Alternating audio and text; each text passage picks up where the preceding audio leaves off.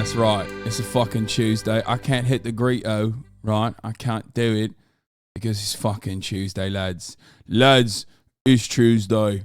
It's fucking Tuesday, lads. That's right. And we're doing footy. It's footy time. Footy's happening. It's Tuesday. Iran versus the United States of America. You sound like the Essex guy in White Lotus. I've never seen White Lotus. Well, I have. Not the second season, though. First season was all right. Just all right. Fucking right in it. Seems like one of those Oscar baits, right? Seems like a fucking award season show. It's like well scored, beautiful scenery, but not exactly great for the fucking mass consumer audience. But it's fucking Tuesday, lads. It's Tuesday, November 29th, 2022, 11:19. And the United States of America, those fucking bastards, those bastards that we lost to 0-0, right? Well, he's fucking doing it, right? He's fucking doing it. They're doing it, lads. They're playing against Iran, yeah? Iran, yeah? I ran on the fucking pitch. I'm a pitch invader, right? Bloody hell, mate. It's a beautiful fucking day in Qatar. Qatar. And that's right. They're fucking playing, man. They're playing.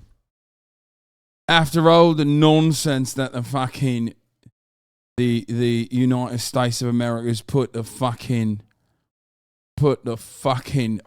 Iranian people through, I think they need a W on this day. That's right. They need a W. That's right. Anyway. Tim Pool drama. What? Yeah, we'll do that.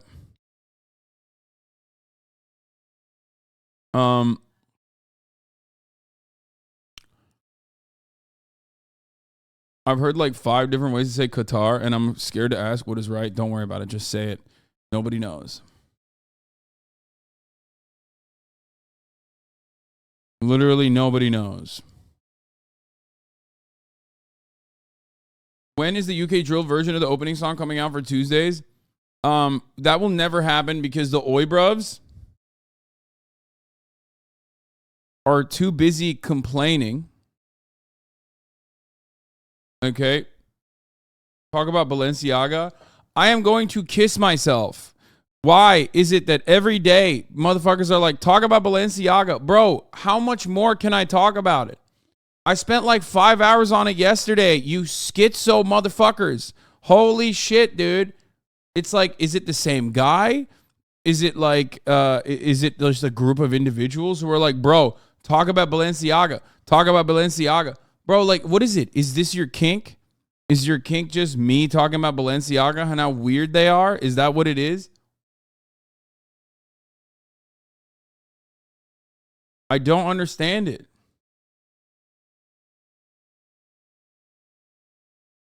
Yeah, I know. We're gonna do the fucking Liver King steroid cycle, alleged steroid cycle leaked. This was a big problem. Ladies and gentlemen, this was a big problem at the gym earlier today, you know? Yeah.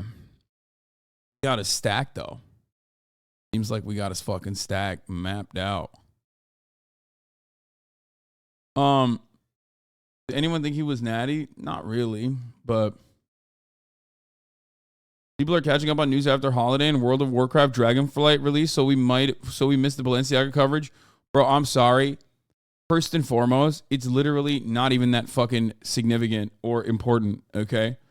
So that's number one. And two, like, if you come back from the holidays, okay, and you're like playing World of Warcraft, which is like, ew, gross, okay?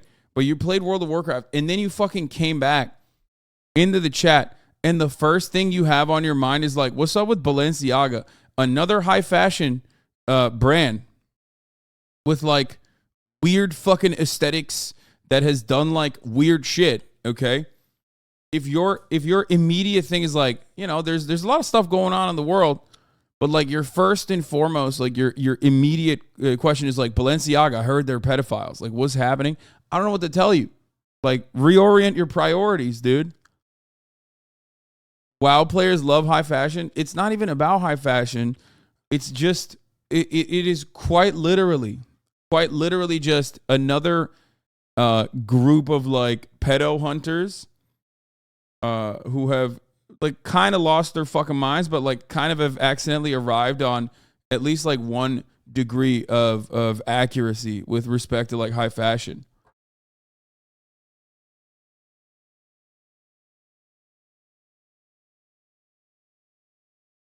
Like, this is how it's like, this is what's going on. You know what I mean? It's like, can't figure out why Balenciaga would delete their Instagram because this seems normal to me. It's like, bro, what is happening? It's like pedophilia. It's pedo hunters. It's pedo hunters paired up with like satanic panic shit.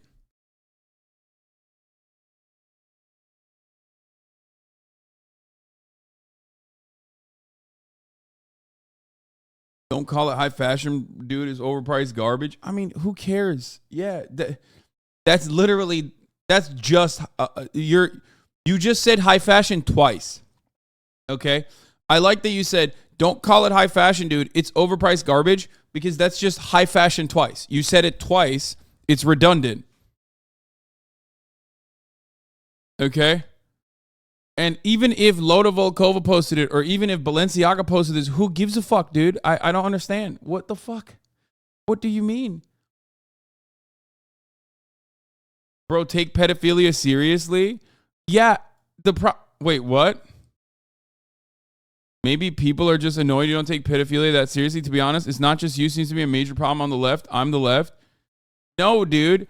I take pedophilia seriously, which is why when I see like some schizophrenic fucking loser on the internet, you know, you picking up fucking pieces of wool and tying it together to create this like massive fucking pedophile conspiracy, I laugh at you because you're fucking insane. Also, this fucking guy literally just said, like, people on the left don't take pedophilia seriously. No, dude, I'm sorry to report this to you, but you need to take medication, okay? Like, that's what's going on in your life. It's clear to me. If you think that there is like this pedophilia that's happening all around the fucking all around the world, and this grooming is happening, and the left is somehow like oblivious to it, when you're talking to a motherfucker whose YouTube account was melted 2 years ago because I did a 12-hour Jeffrey Epstein coverage, okay, and uploaded it in its entirety to my fucking YouTube page, don't come to me about fucking not taking pedophilia seriously. Shut the fuck up. There's Jeffrey Epstein, okay? There is famous Hollywood directors and actors that have engaged in these sorts of things, okay? There's like real instances of pedophilia. There's people like Dennis Hastert. You know, there's Republican congresspersons all around the fucking country that have done things like this. There's Democratic congresspersons that have, you know, done similar things as well. And then there's the Comet Pizza of pedophilia. You know what I mean? The Pizzagate, okay? Which is a fucking insane thing, okay? That's the problem. The issue is I couldn't even talk about my personal news. Like, immediately motherfuckers come in here and they're like, dude, literally, I am insane. Like, I'm a mentally ill person, and this is all I've been thinking about. Please, like, address it. Like, Balenciaga supports Satan. Please, talk about the Satan allegations. I'm like, why?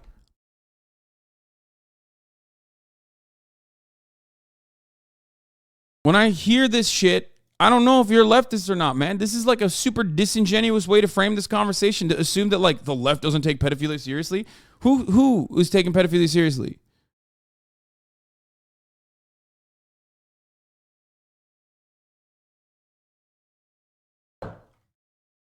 Anyway.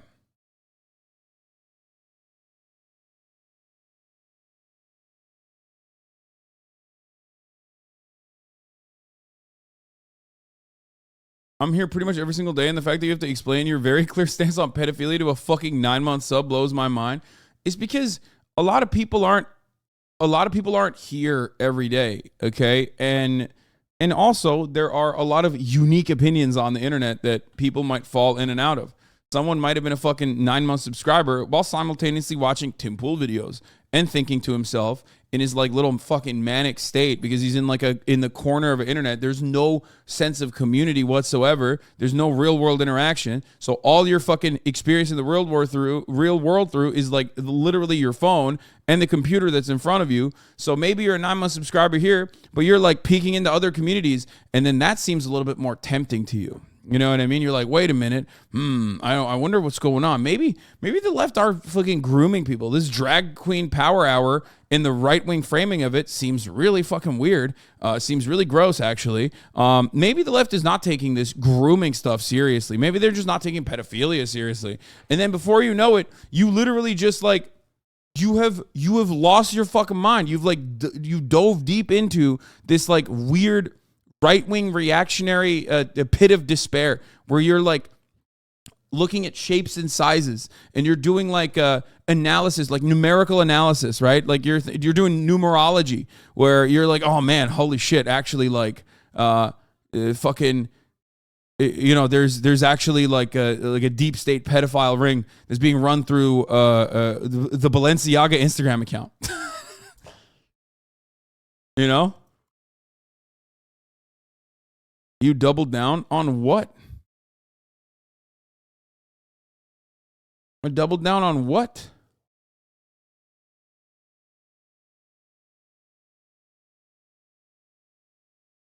Yeah, we talked about the state trooper from VA that drove across the country after catfishing a teenager and killing her family and then burning their fucking house and then getting domed by cops in Riverside or San Bernardino police.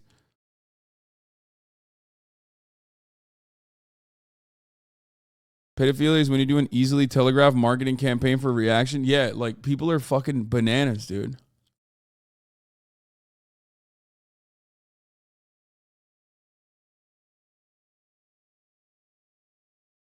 Anyway.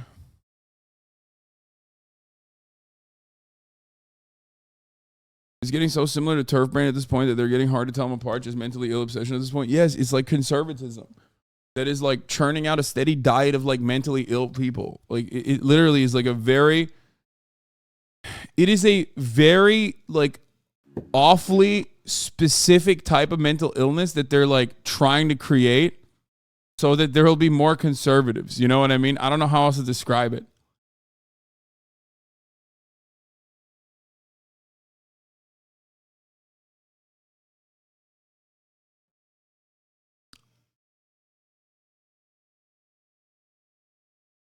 All these fashion brands delete their photos from social media between seasons. Yeah, I know.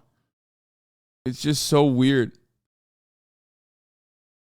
Like, it's so odd. And the worst part about it is that, like, all these fucking pedo hunters on the internet, like, for every one, like, you know, EDP style motherfucker that they catch, okay, which, by the way, for some reason, I don't know what's going on, but EDP not arrested, okay? Just banned off platforms, but like still able to post on TikTok from what I understand. But for every EDP style person that they fucking go after, they're spending like 75% of their fucking time on like, you know, drawing conclusions from like very obviously like viral marketing campaigns from fucking weirdo PhD art majors that love smoking cigarettes and doing ketamine and then think that it's like super aesthetic to show like 90s satanic panic imagery. Okay, if you see an art hoe with a fucking with the turf bangs who smokes like 11 cigarettes an hour, okay, who loves doing ket, like that person is weird. Okay, that person is like a weird, gross art person. Okay, they're not a part of like some intricate like international pedophile ring. Okay.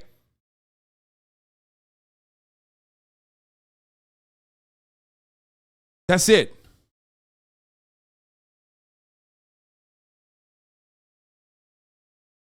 Also, some of them are very hot, the art hoes, okay? No disrespect to the art hoes. I love my art hoes, okay? Do not misunderstand me. That's just a European, to be honest. Yeah, I mean, that's like literally everyone in fucking... I feel like Williamsburg is like a dated reference at this point. Like, this is... This is like, East LA gentrifiers. I fucking don't know what else to say, but like they're trying to be European. They're trying to look European. Boyle Heights, Bushwick now, baby. Yeah, Williamsburg is like dated now. It's like Williamsburg is now all techie weirdos, right? Yeah, Silver Lake is what I'm talking about. Yeah. Art hoes don't need your reassurance. They have Ket. True.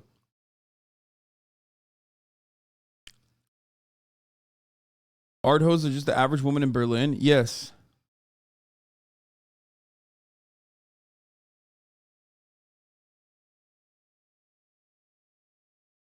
Anyway, hey, some of us still keep it classy and only do coke. I think Ket is, I am not going to get into illegal drugs and which one's better. I was about to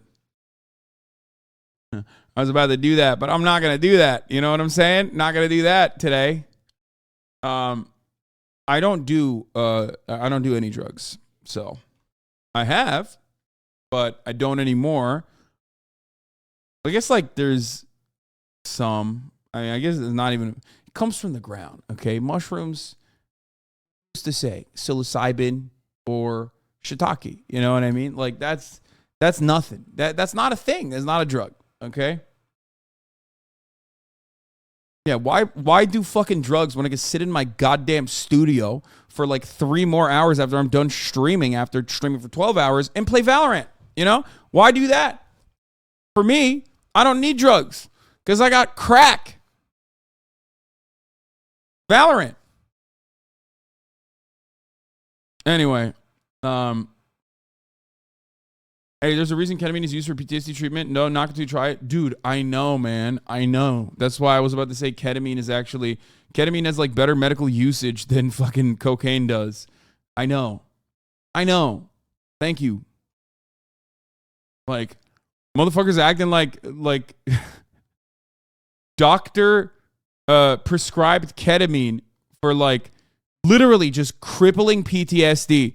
Like people who are straight up multiple time rape victims, or people who are like fucking in war and watch their shit get blown off, getting ketamine treatment, to art hoes eating ket on the fucking weekends.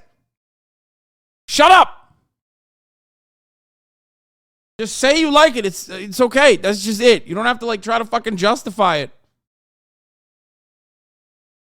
Yes, ketamine treatments are very common now. It's something that people do.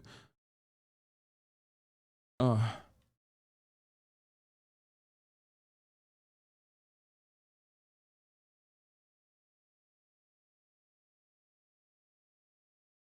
hoes are real people. Yeah, I love art hoes. I'm a refugee from Syria, and these art hoes gave me ket therapy. Not gonna lie.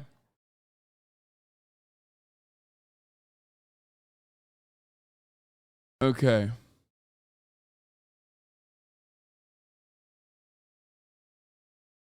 Where was I? Where the fuck was I? We're gonna talk about Liver King and shit too, but here I need to blast off. I forgot before I forget. Okay.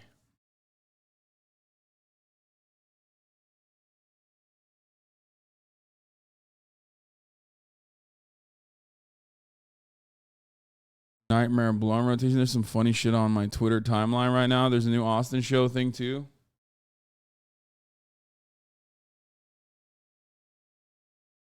Okay. USA versus Iran on the pitch. Liver King. Steroid allegations.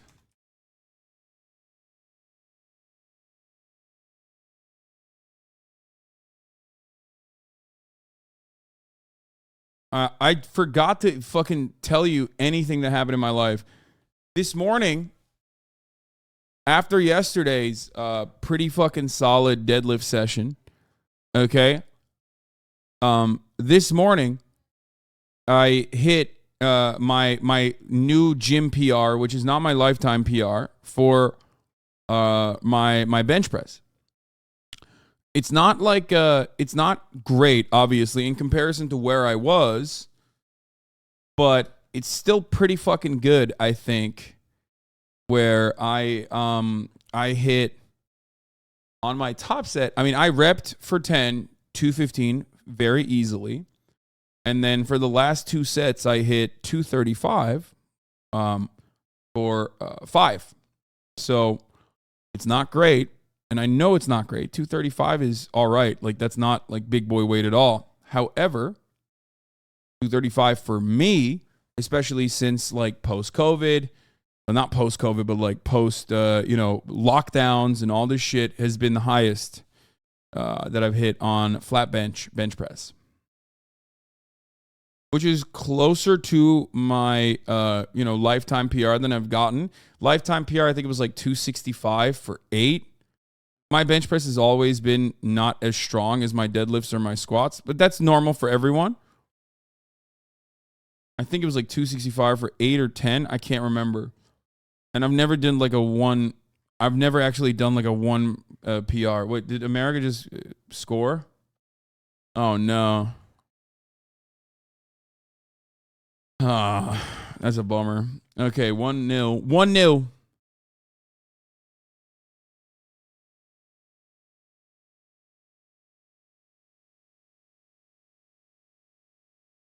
A bench as heavy as your squat would mean you have underdeveloped legs. Yeah, no, I know. I'm just saying that like my deadlifts and my legs were like adequate. I was strong, like decently strong for both, but never like super strong for my bench press.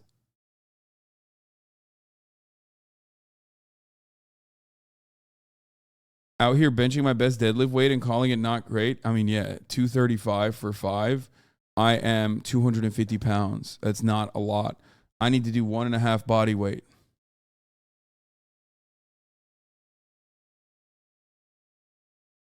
Eventually. One day.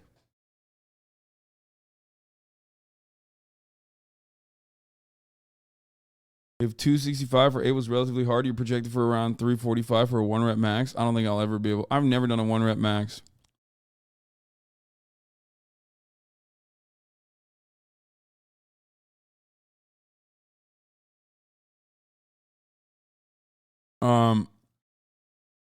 You have the game on the second screen? No, I'm just looking at my chat. Who's watching it on the other screen?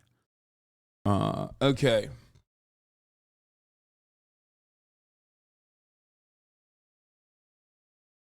I mean, at the moment I'll be happy with like benching my body weight. But we're not going to get there anytime soon. Liver King steroid allegations.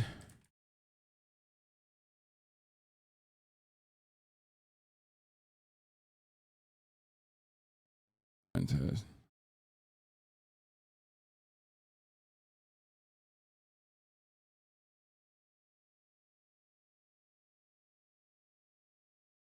Walkout of Tim Pool's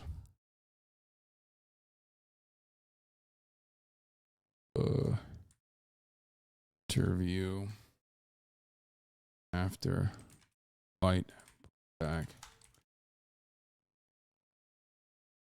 Oh, also, we might watch Community today. We might start the new React arc today. I did a 5x5 bench with 235 a couple days ago. That's pretty good. I mean, I don't know how much you weigh, but like once you get above 225, oh yeah, rail strikes too.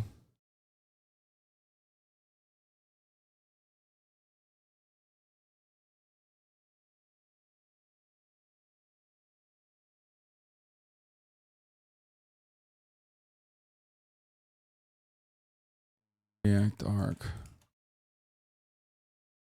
Did Big A convince you? If you watch the latest podcast, the latest episode of Fear and, you will hear Big A not convince me, try to tell me to not watch it. One Piece update is Nico Robin is my queen. That's all I'm gonna say. She's the GOAT. Who has the how's your arm with that bite? Dude, the fucking bite came back. It's weird, dude. Look at this. Speaking of the arm bite, the bite came back, guys, and it's like I don't know what it is. It's just, it was gone and now it's back. How weird is that?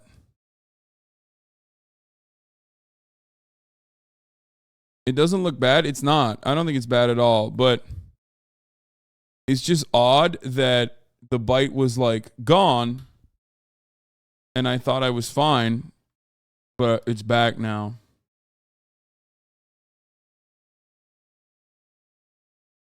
The eggs hatched? I did 405 on a bench a few weeks ago wearing your new merch. Felt the power of socialism flowing through my body. That's insane. I've never hit fucking 4 plates on bench. That's psycho. Like unimaginable.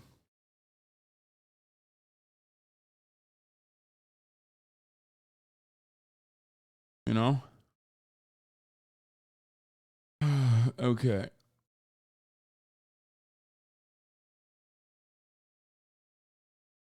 Dua Lipa accepts her red card and joins the IWW. That's literally not true. That's so fucking stupid. Does anyone have a good blast off meme, by the way? The blast off meme? It's a cat? No, it's HasanAbi. Okay. I'm saving that. That is the blast off meme.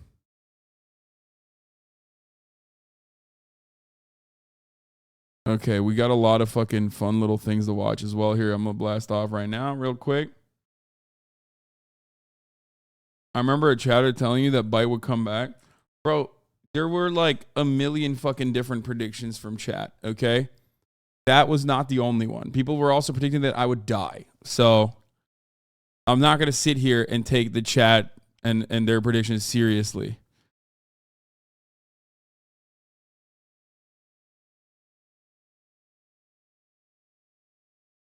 Sometimes you look like a ginger. I do have a red beard sometimes in the summer. Get that bite check. That could be MRSA. What? No, it can't. I don't know if you mentioned, but the podcast is out. Yeah, we're gonna do that in a second. Here, juice it, juice it, juice it, juice it, juice it. My beard turns red sometimes, and I have hella freckles. So I guess like I have, I'm ginger adjacent. Like I don't have the card, but I'm telling you, it's just an Aedes genus mosquito. There's a lot of them in SoCal now. It's fine. Chat are maniacs. Yeah. Chat literally said that it's MRSA. Okay? Like something that you can unironically see, okay? Like a bacterial infection that is so gross and like I think smelly too. Like I walked into a fucking hospital with an open wound, okay? Like a knife wound in my gut. And then some bacteria got in there and now I have MRSA. Like that's what you're talking about, okay? You are right. You aren't one of us. Know your place.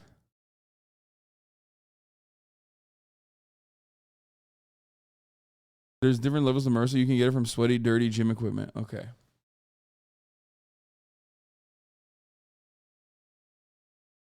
Right when he's upset about a few Albanians dancing. Not an invasion? Wait, why? Bro, these are the least patriotic Albanians, dude. What do you mean? They're celebrating Dua Lipa's getting a citizenship.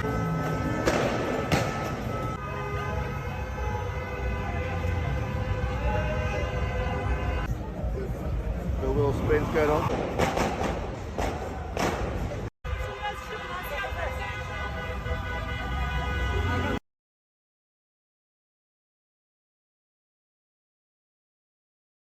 Okay, can we just stop fucking talking about this little bite that I have? Jesus Christ, dude. It's not a big deal. It's just itchy. I had a classmate that was Albanian, and it was all she ever talked about. Independence Day, actually. Man, shut up. No, it's because they're... No, dude, it's because they're fucking celebrating... I'm telling you, dude. They are... I told you it was a huge mistake to talk about that. Yeah, it is a real huge mistake. No, they're celebrating Dua Lipa getting a citizenship. Also, like, why is this an invasion? Like, I don't understand why this would, bro, if this is your idea of an invasion, like, what's happening? Do you think when like the UPS delivery guy shows up at your door, you think you're getting a home invasion? Like, what's happening here? Not an invasion. No. It says not an invasion. Yeah, no, that guy is being fucking racist, dumbass. Like, he's saying it is an invasion. Like, not an invasion, by the way. He's being sarcastic. How can you not read sarcasm, dude? Jesus Christ. You're such a liberal. Yeah, I'm such a liberal, bro, because I don't fucking shit my pants when I see a bunch of people like celebrating the Independence Day of their fucking nation of origin, okay? Yeah. No, you have to literally piss, shit, and fucking die from having an aneurysm the moment that you see someone. Like, these people are white too, by the way. They're just Muslim. That's it. Like, yeah, I'm a liberal because I don't fucking want to immediately froth out of the mouth and like have an uncontrollable aneurysm that causes me to fucking die at the first sight of like someone being like, I'm actually a first generation immigrant.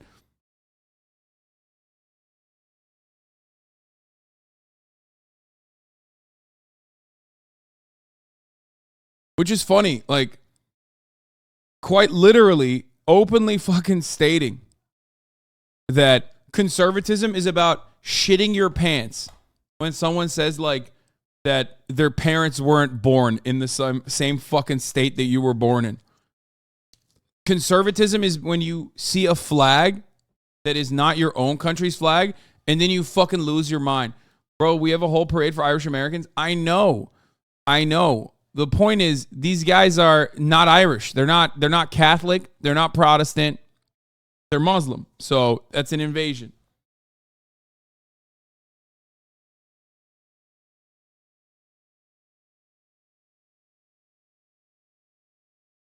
By the way, let's take a look. This guy's a cleric in holy orders. What is this? Fr. Calvin Robinson, a media personality? So what's up? He's just like a racist preacher? Is that what it is?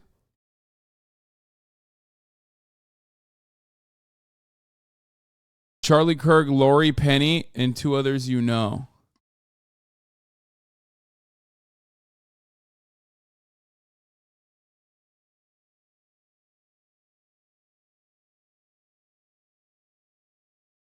Bro, this dude is also like, he's black.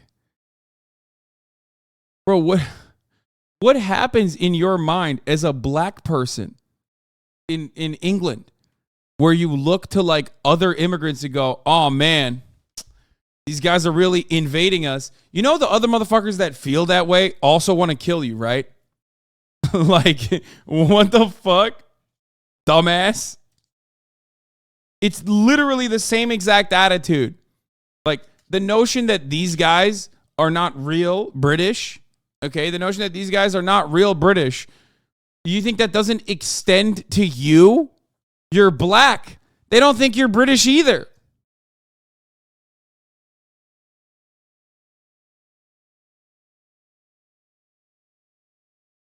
Calvin Robinson. Right-wing British political commentator, broadcaster, and clergyman who was a deacon in the Free Church of England. He was a video games journalist? Oh my God, dude. Oh my God. Oh my God, he was a video game journalist. Oh my God. He taught computer science and then went right-wing as fuck. Video game journalists are like either become socialist HasanAbi heads or fucking right-wing goobers and nothing in between. Holy shit.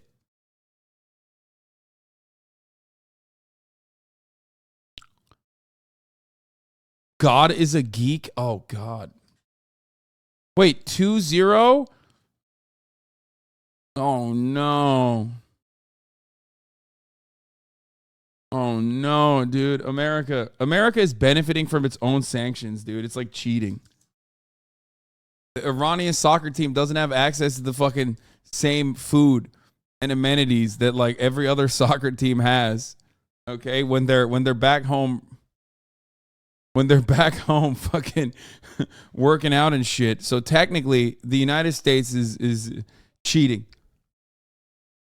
We need to feel bad for Iran, not going to lie. Yeah, man, the Iranian people need a dub, okay? They're getting fucked over by their government. They're getting fucked over by America. Like, they need a dub. This would probably make them feel good.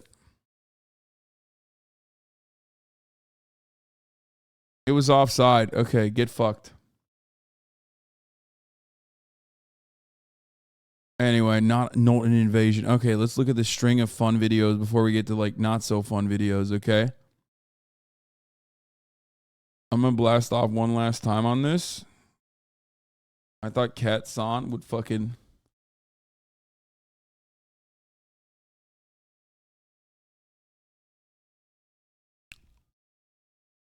Dav crying at Pixels again? Where did he go? He like just stepped off over there in line. Is this a spoiler? It is. Oh my a spoiler. god, when he saw... I'm gonna cry. Bro, you literally just posted like the end game sequence. Luckily I have no idea what just happened, but you literally just sent me the end of the fucking game. That's insane, okay? Like, you have the end game credit sequence, dog. That is a psychotic thing to do, man. That's crazy, bro. What the fuck? My man really said, yo, check out this fun clip. That is the end game credit sequence, dude.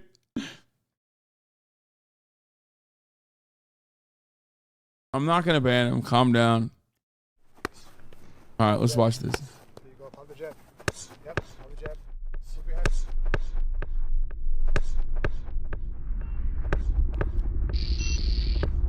Luckily, I have no idea what that was about, so it's fine. I didn't understand it.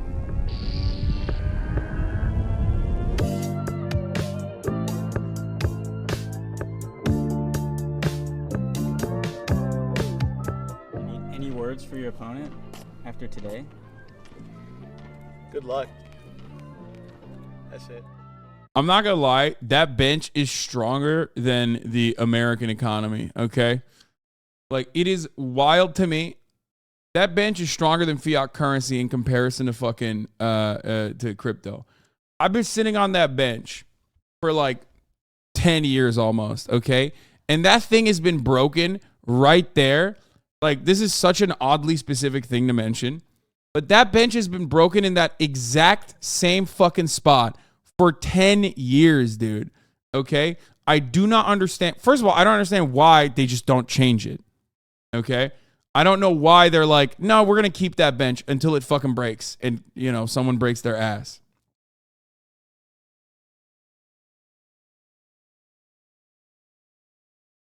Bro, it's not even a joke. I've been going to that park for 10 years, brother. That bench has been there. And it's been fucking... That bench has been there, and it's been broken in that exact location where you can see, like, the insides of it. You know what I mean? Like, you can see the guts of the fucking wood.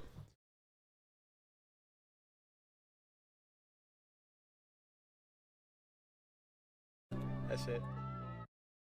And I'm pretty sure that bench has been around for even longer than that. Okay, Nightmare Blunt rotation. What is this? You're gonna make a How take. would I slip up? You're gonna have a dog shit take because I know what you really think, bro. Oh. I know what you really think about Jesus. about your Nvidia stocks and the poor. I know everything what you think. What do I think about the poor? Wait, Oh, why, the are poor? you, why are you leaking his private conversations, which I've heard as well? Oh, well, that's a great question, Hassan. The reason why I'm doing it is because it's time to take back what's ours. Yeah, well, you're a hero. You're a hero for Dude, doing this that. guy, we were trying to board a fucking flight, and he kept saying, "We're gonna take back what's ours." Hey, you know the code word? I would code word, we're gonna walk take by back him on what's the ours. aisle and be like, the trigger phrase is He's ravioli. literally talking like a fucking terrorist, and he looks, you know, he's skinhead. What? What do you mean? He's literally. just Oh, okay. whoa, dude, you're being messed up that's what right I'm saying. now. That is fucked up. Slip up number one. If I'm judging, then how about the lady next to me who's hearing him say the trigger phrase over and over? Yeah, To be fair, though, she to can be take fair- back what's ours. You're gonna make a How take. would Yeah, he was being baldest. Trigger warning.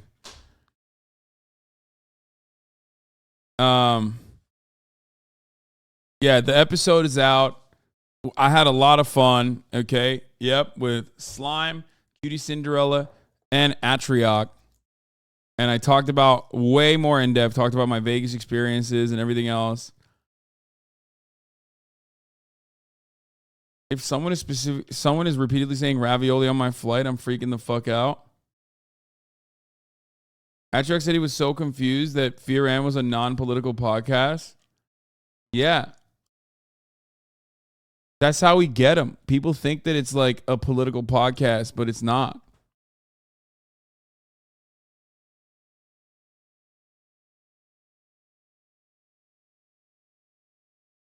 Is Will ever going to be on again? Yes. Will is back this week, finally.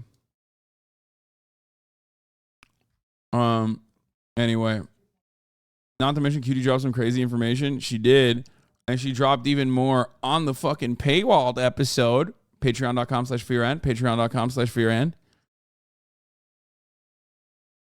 Okay.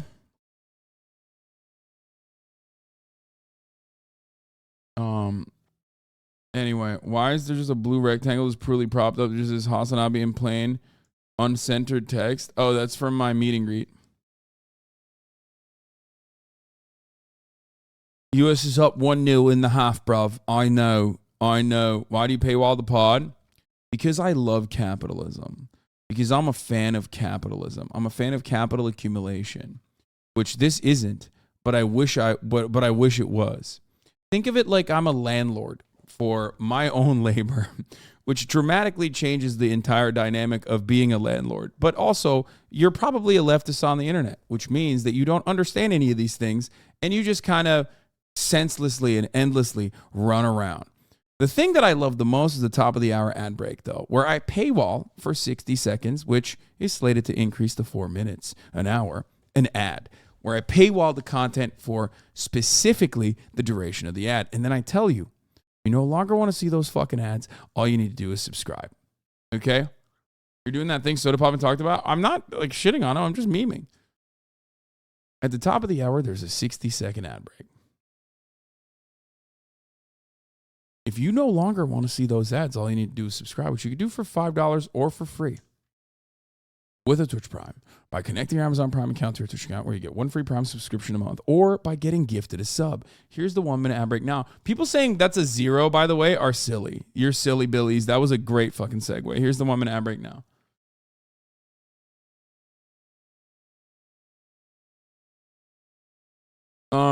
MBX 220, thank you for the 5 gifted subs.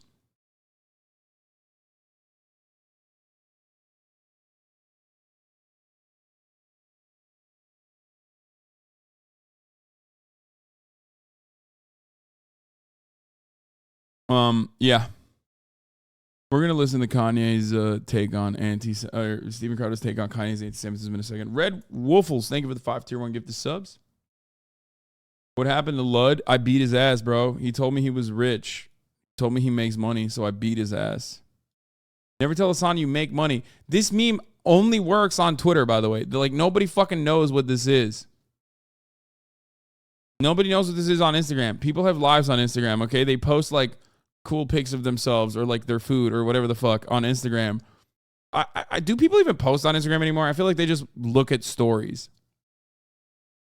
Instagram has become the story posting app. Like I rarely ever post on Instagram. I just only post stories. Does HasanAbi ever divulge a Spotify Wrapped? There's that privileged information. I don't have a Spotify Wrapped. I don't even have a personal Spotify. I share one with my cousin in Turkey. So I don't even know what the fuck that Spotify Wrap would look like.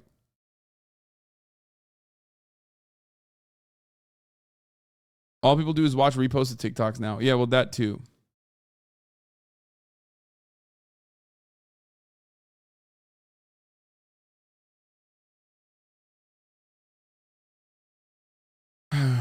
Anyway.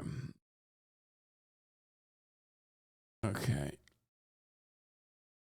You're literally an artist on Spotify. Am I? The first 3 posts on my Insta are always ads, and then it's posts I've already seen. They really fucked up the app trying to be TikTok. Yeah. When you're at the gym, what do you listen to? Now I listen to the Get Turnt playlist on Spotify. That's what I've been listening to. I like getting turnt.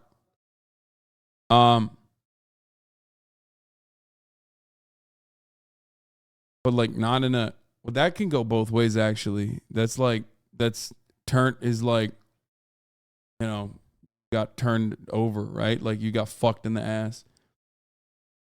I think Get Turned is better than fucking Boss Bitch Playlist. I like that playlist as well. And then Rap Caviar. Listen, man, I don't have enough time to fucking figure out what's good, okay? I used to be like a ear milk Andy, okay? I literally would go to like all the blogs to figure out who the new artists were, especially when I was like really into EDM and shit, okay? I used to used to curate my own playlists and stuff. I just don't have time for that now. I literally go to Rap Caviar and you know, Get Turned, Boss Bitch.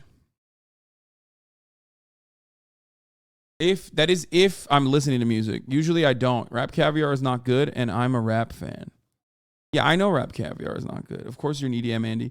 No, I used to. Ear Milk? You mean Earworm? No. Ear Milk is like a 2008, 2009 blog that would post. Like there was a bunch of blogs that I used to go to that would post like up and coming musicians and shit. There was another one. Fuck, what was it? Like it was like 8. There was a bunch. You guys don't know anything. Like I've been around the block, okay?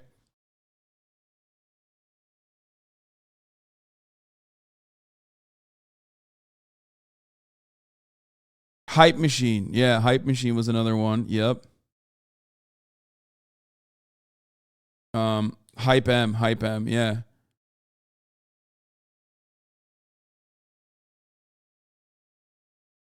Stereo Gum. I mean, not Pitchfork. Anyway, yeah, all this shit back in the day was on blogs before like TikTok, before Facebook was popping like that. A lot of this stuff was on blogs, and you would have to go to that Piff was a shit back then. Yeah, you would have to go to blogs to find like the up and coming latest and greatest artists and shit like that. Yeah. Explaining blogs makes me feel so ancient. Blogs are just like shitty websites. That's it. A shittier version of a regular website. I'm sure they still exist. I just don't really care. All right, let's watch this. This is a new up-and-coming show, apparently. By the way, I've never flown a plane before at all. This December, Hassan, you're pulling up too much. Oh, shit. No, don't worry. Oh, we're going to crash. No. Captain Austin Show and one streamer. Good afternoon, ladies and gentlemen. From the flight deck, this is your Captain Austin speaking. We'll take to the skies in a real commercial jet. Today I'm joined by my first officer to my right and lead flight attendant Donna in the back. Hello, everybody! We're anticipating a fairly smooth ride today as we make our way down south. What could go wrong? Tonight, trouble over San Francisco. State authorities are tracking a plane experiencing severe weather conditions that may require an emergency landing. So we're going to have to fly the plane on our own. Oh my fucking... Hassan, this is going to require a lot more focus than I'm frankly, not very capable of. Air traffic control is having trouble reaching the cockpit. I wonder what this does. Hassan! Their only hope is a man that goes by Captain Show, whose only training has been in Microsoft Flight Simulator. Let's all take a moment to pray for the passengers. This is so good. Bank angle. Bank angle.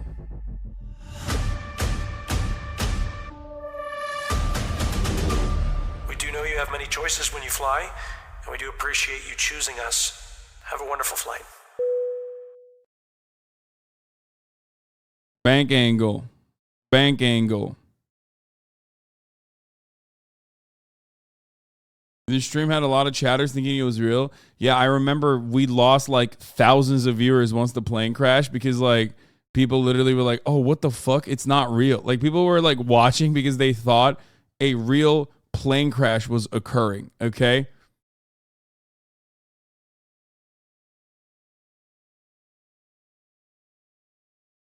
Anyway, so yeah, Austin's got a new show. That's fire. Let's take a look at the USA-Iran. The World Cup for the USA. Tensions are high this morning, hours before the USA and Iran play a deciding match in Qatar. The U.S. must win to get to the second round. Now, the tone of this game was set by a fiery news conference yesterday when the Americans had to play defense. HasanAbi has more from Qatar. As the U.S. warms up to face what could be its final foe on the field at this World Cup, This is what the game is gonna be like. several Iranian state media journalists took aim last night at the team's coach and captain Tyler Adams. You say you support the Iranian people, but you're pronouncing our country's name wrong. Our country is named Iran, not Iran. Please, once and for all, let's get this clear. With questions about immigration, inflation, and racism. Are you okay to be representing the U.S.? Meanwhile, there's so much discrimination happening against black people in America. My apologies on the mispronunciation of your country. Yeah, that being said, you know, there's discrimination everywhere you go. In the U.S., we're continuing to make progress every single day. And Adams says his team is focused on the match.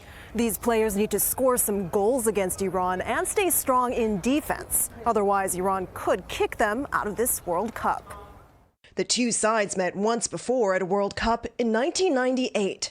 Iran's team handed the U.S. team white roses, a sign of friendship despite political friction. Iran defeated the U.S. 2-1. But this... Yeah, what happened since then, you know? I mean, even back then it wasn't great, but, you know, Iran was considered to be a part of the axis of evil, okay? Iran was considered to be a part of the axis of evil for no fucking reason, despite unironically being a state enemy to the state that did 9/11. America was just like, yeah, no, Iran, they're doing it. They're doing the terrorism. Watch out.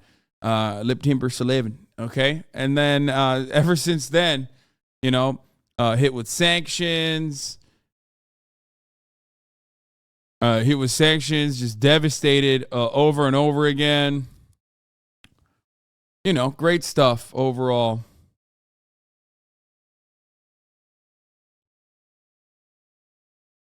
The BBC commentator for the England game mentioned USA and Iran and said, try to keep politics out of football here. I mean, everything is political. Football is political. They asked the U.S. why our warships are off their coast. This year's tournament takes place as anti-regime protests rock Iran. Protecting the Iranian regime again. Pepe laughs, says Kurdistan Kurdish. Yeah, dude, totally.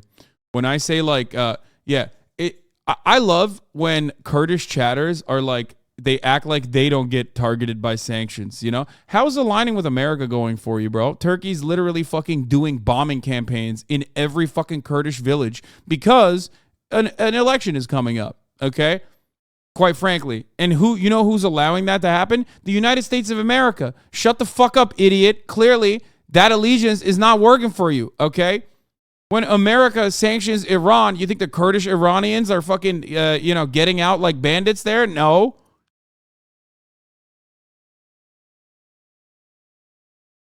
Turkey does something bad, blame America? Bro, are you fucking stupid? Turkey is a NATO state. They're literally bombing fucking northern Syria, the northern Syrian corridor currently. Okay, specifically so they can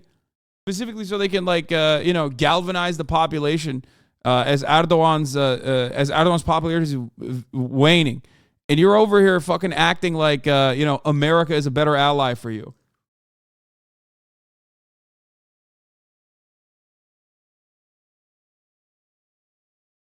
So dumb. So fucking stupid.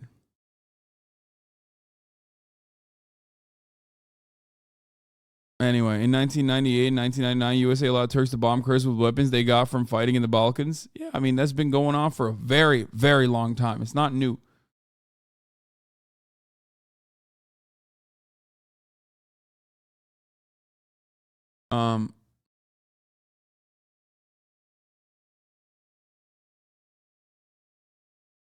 Kurds believe that they're going to get a country by being enemies with every single neighbor and being friends with the U.S. First of all, there are 35 million Kurdish people that are displaced. Okay? Like, it is understandable for Kurdish people to want a nation state.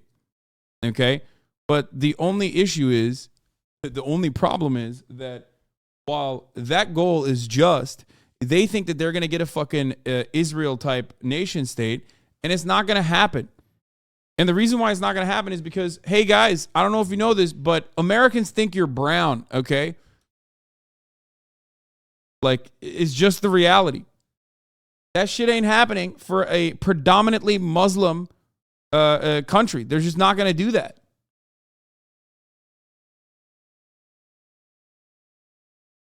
And also, you know, the Israel state formation isn't necessarily great either. It's caused a lot of instability in the region if you are unaware of this. And yes, it's not like the Kurdish neighbors or the nation states where Kurdish people live in have been kind to the Kurds. It's just not, that's not the case.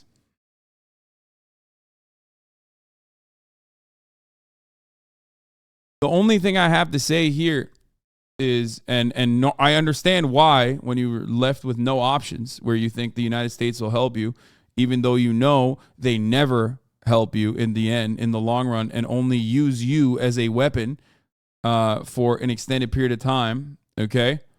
They only use you as a weapon, and then they fucking throw you aside and let Turkey come in and just bomb the shit out of you. This guy says, yes, we should ask our neighbors nicely. Bro, this is what I mean. Like, I unbanned them, by the way. It could have been a ground invasion instead of airstrikes without USA. Pepe laugh. Yes, we should ask our neighbors nicely and let us give their land. That will work. Like, what's up, dude? You wanna try and do it Israel when an Israel is not happening for you. It's just not gonna happen. You're Muslim, okay? They don't care. You are infinitely more beneficial to the United States of America as a group of militias, like organized militias that they can fucking funnel weapons into to like push towards different targets in the area whenever they want to fucking cause instability.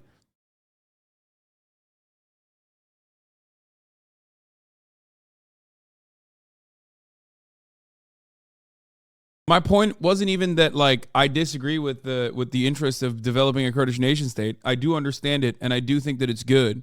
Like, I think that is a just cause. The issue, however, is that when you talk about like America's sanctions on Iran, and I say that is like unjustifiable because it's like harming people that are living inside of the Iranian borders, which includes the same fucking Kurds that the Iranian government is currently murdering, okay? You don't turn around and go, yeah, lol, defending the Iranian state. That's not what I did. I'm defending the Iranian people, okay? Which includes Kurdish people living inside of the borders of Iran. You think like when you can't get fucking medicine vials, so you can't stock up on medication for yourself and your family if you are living inside of Iranian borders as a Kurdish person, you think that like that's not America's doing? What, you think like Kurdish people have like a secret recipe to be able to avoid stocking on medication by making their own vials or something? Like what? How's that gonna work?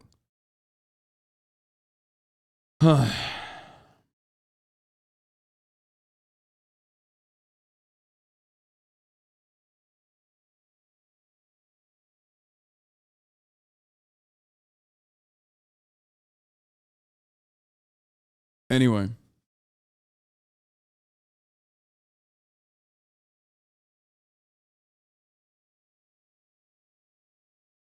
Honestly, I think there would be a Kurdistan if they never used terrorist attacks. That's not the case at all. That's a crazy fucking take. Terrorism is just violence that is considered to be inappropriate, okay? Because it's not being done by a state actor, but instead by a militant formation inside of the state against the state, okay? That's the only distinction between what Turkey gets to do and what Kurdish militias don't get to do, okay? No nation state would exist without what you would consider to be terrorism. That's just not a thing. Of course.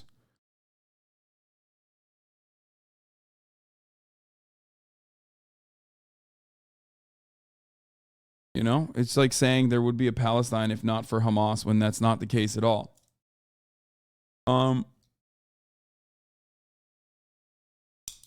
Anyway, regardless, okay? Regardless, it is all subjective. You know, I have boundaries on what I consider to be unjustifiable.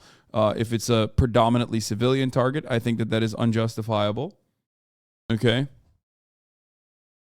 And inappropriate, but that's it.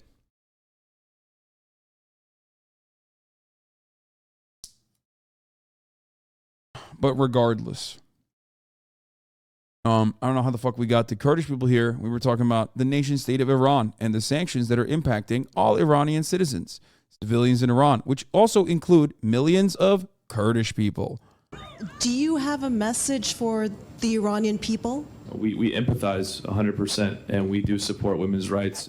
Journalist Grant Wall says Iran's players feel additional pressure. The Iranian team is not playing as well as they did in World Cup qualifying, and I think part of that is they're under a lot of stress. This Iranian player said, "We'll do our best to make our people happy." We saw Iranian players refuse to sing the anthem of the Islamic Republic before their first game here, a sign they don't support the Iranian regime. But when it comes down to it, they're here to win. If they do tonight, the U.S. will be going home. Vlad? All right, Roxana, we're still rooting for Team USA. But again, shout out to Tyler Adams. The way he handled that. I love that he apologized for mispronouncing the name. And then to say, yeah, we have some problems here in this country, which we do. Lots of work to do there. Yeah. But I thought he handled that so well. And please, at the end of this game, it's very unfrustrating. Somebody score. I hate when you watch 2 or 3 hours. Beautiful game. Americans watching soccer play out, upset that nobody's scoring. Neon got a haircut. She's looking good. Good for her. You guys sent me this earlier. My docket. I'm going to close some of these tabs now. Okay. One of my Valo carries, for those of you who don't know, because you're in the morning squad and you don't actually watch me play Valorant.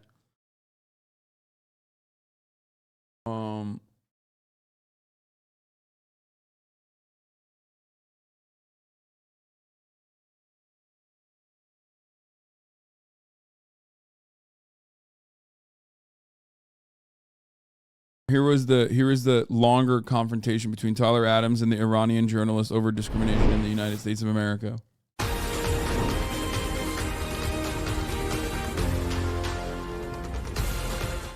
Now, the other game in England's World Cup group tomorrow will be USA against Iran. It'll have a huge bearing on who qualifies for the knockout stages. Both countries have been holding news conferences today that have been more about politics than football. Our senior reporter. I did play well last night. I played really well last night. I had a 19 kill game. Like, I was kind of cracked. Reporter Tim Thornton was there for us, and he joins us now. Afternoon to you, Tim. It seemed very much that the game took a back seat at these two press conferences. Are you mad that so many of your viewers don't watch you game? I mean, I'm not mad. I do think that it's like... I do think that it's a fun experience for everyone that has like originally turned around and said like, oh, I didn't used to watch you game, but then I like I gave it once. I gave it a shot one time. And I actually really enjoy it now. The reason why I get upset is because people immediately leave as soon as I start gaming and they don't give it a shot. But when they do, they enjoy it because it's like a lot cozier. It's a lot more chill. You know, but unfortunately, there's a lot of news perverts in here.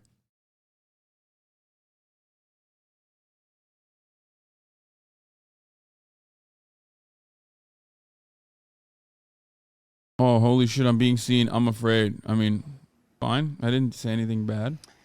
Yeah, it certainly did, Rob. It was very, very strange, to be perfectly honest. A lot of direct questioning and a political undercurrent throughout the course of both press conferences. We'll start with the USA because there was talk about the US Soccer Federation's decision not to use the Islamic Republic of Iran on their social media, the flag on their social media post. That was one of the questions that was asked to the USA head coach Greg Berhalter. He apologized for that. He said the players weren't aware of that, but they offered their support to Iran, and he said he wanted to concentrate very much on the football. There was then a very direct question to the USA captain Tyler Adams that came from an Iran State journalist. He asked the question about what it was like to lead a team where there was racism in the country. He talked about Black Lives Matter as well. And this was the response from the USA captain. Pilot, this question is for you. My name is Mila Javamardi from Press TV. First of all, you say you support the Iranian people, but you're pronouncing our country's name wrong. Our country is named Iran, not Iran. Please, once and for all, let's get this clear. Second of all, are you okay to be representing a country that has so much discrimination against black people in its own borders?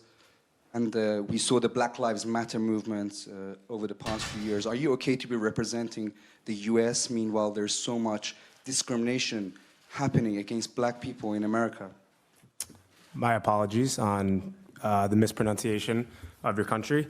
Yeah, that being... I think the point he was trying to make is that, like, the Iranian players represent the Iranian nation, but more importantly, the Iranian people.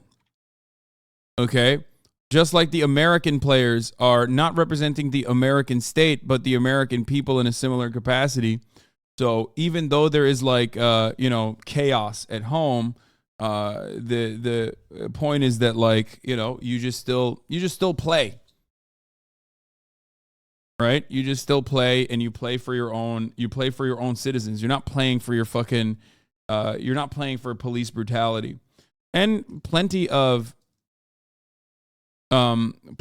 people have criticized the American nation state as well. I think it's perfectly acceptable. It's just whataboutism. You're reading too much into it. He's saying shut up and dribble. Wait, what? Bro, Iranian players get asked that question nonstop. The fuck do you mean? You said this kid is 23. How old are the Iranian players? Like, is it okay when they're 25? Is it okay when they're 26? What do you mean?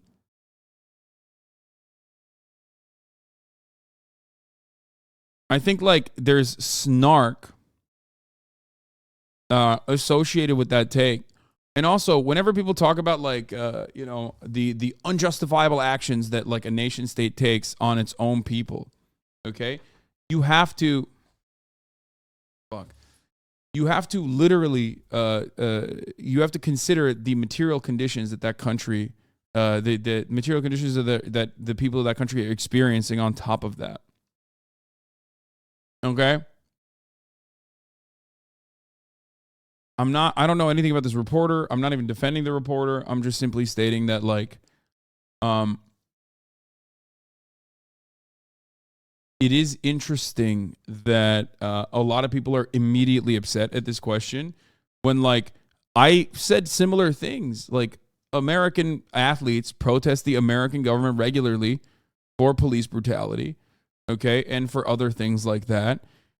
And, of course, the American state's oppression and the American state's, like, enforcement mechanism is not going to be as brutal or as gruesome as Iran's state oppression, because Iran's material conditions are very different than America's material conditions.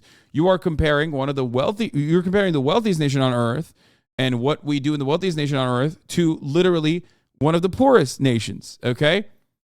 One that is left behind by design as a consequence of worldwide sanctions. This does not justify the Iranian state's actions against its own people, and it's not even equivalent. Like, there is no moral equivalence, of course. What Iran is doing is horrific. What Iran has done is worse. But for some fucking reason, everyone always turns around and uses that as an out for, like, America's crimes. When we're in America, we're talking about American politics, or we're talking about, like, American citizens. Like, I don't know. Iran doing awful things to its own protesters doesn't all of a sudden make it, nicer to should sedate you into not wanting better conditions, better material conditions for American citizens. Being said, there's discrimination everywhere you go. One thing that I've learned, especially from living abroad in the past years and having to fit in different cultures and kind of assimilate into different cultures, is that in the U.S. we're continuing to make progress every single day. You know, growing up for me, I grew up in a white family with obviously an African American heritage and background as well. So I had a little bit of different cultures, and I was very easily able to assimilate in different cultures. So you know, not everyone has that ease and the ability to do that, and obviously it takes longer to understand. And through education, I think it's super important. I think he also did a decent job navigating through the questions. In my opinion. You just educated me now on the pronunciation of your country. So yeah, it's a process. I think as long as you see progress. He's just trying. Everybody's shitting on him. Like, he's just trying to fucking navigate through the space in the least like you know, edgy way possible. Song speaking is like a class because once you zone out and then you go back into paying attention, you're so lost. Wait, what? So some tough questions there for Tyler Adams, Tim. What about the Iran head coach, Carlos Queiroz? What did he come up against?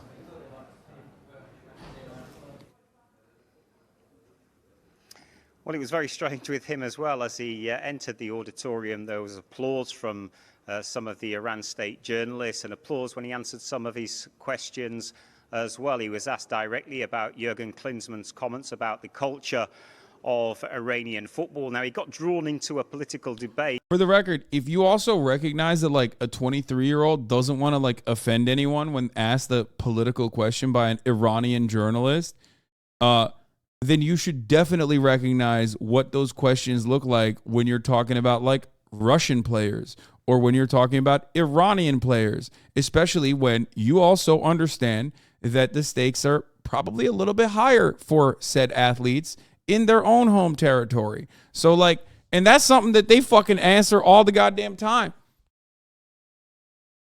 You know?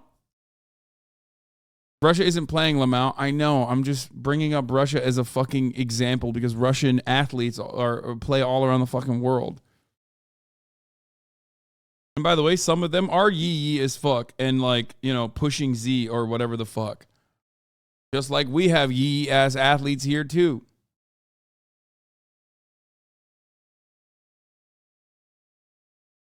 Yeah, look, I agree for the most part, except for the case of Ovechkin and other players who would platform Putin and actively promote his crack-ass talking boys. Yeah, dude, what do you think you think Aaron Rodgers is a normal guy? You know what I mean? Like, come on, bro. Yeah, they're fucking athletes. Yeah, they have fucking sick, twisted, reactionary sickos in every part of the fucking planet. Earlier in the week at his last press conference, not today, though he played that very much with a straight bat and said he didn't really want to comment on that. And he talked about respect and principles. He also Brett Favre literally stole from a children's fund, dude. Mr. Wrangler commercial ass Brett fucking Favre, dude. Like, these guys are not exactly great, okay? There's plenty of great examples of athletes, okay? And then there's athletes who are just awful. Other countries talk shit about the U.S. when it's way more socially progressive than them. Says Ron Paul fan. U.S. is one of the most socially progressive countries in the world, right? U.S. is the wealthiest country on the planet, okay? It is the wealthiest country on the planet. It should be the most socially progressive country on the planet. And yet, regardless of some of the amenities, like not murdering people immediately for the crime of being gay, you still have plenty of examples where you have right-wing sick freaks that are institutionalized with their insanely anti-LGBT rhetoric that end up allowing other psychotic, stochastic acts of terror to occur in LGBT communities, okay? You are talking about the most progressive country on the planet. It should be the most progressive country on the planet, okay? And yet it still doesn't have fucking healthcare, statewide healthcare. That's insane. We don't have public housing. We don't have social housing. We don't have fucking national healthcare, okay? Despite the fact that this entire economy is propped up with blood, okay? Brown children's blood and oil. You also are talking about a country where 9 unelected sick freaks with bathrobes on got to decide, well, not all 9 of them, but got to decide that, like, women can't fucking get abortions anymore. It's, like, no longer protected. So, yeah, you win some, you lose some, brother, okay? What's going on? It's not perfect, but it's a lot better than most when it comes to equality. Okay, well, in a country like Turkey, there is literally public health care. Okay, there's private health care and there's public health care. Guess what, though? Turkey also, on top of that, allows you to get a state-sponsored abortion if you want to. So there's places where they have better amenities, even in a country like Turkey. Also, Americans love avoiding the entirety of Europe. For some weird reason, whenever we talk about like countries, it's always like, well, you know, in comparison to fucking Ghana, America is very progressive. In comparison to Iran, America is very progressive. It's like, bro, there's like so many fucking countries right there on the map, dog. Canada is right there above us, which is like the NA version of an EU country. Like, why? Why are you looking at places that, of course, have more reactionary governance formations as a consequence of constantly being a fucking state of war by Western profiteers extracting their their natural resources? Like, you're literally, it's just the maximum level of cope.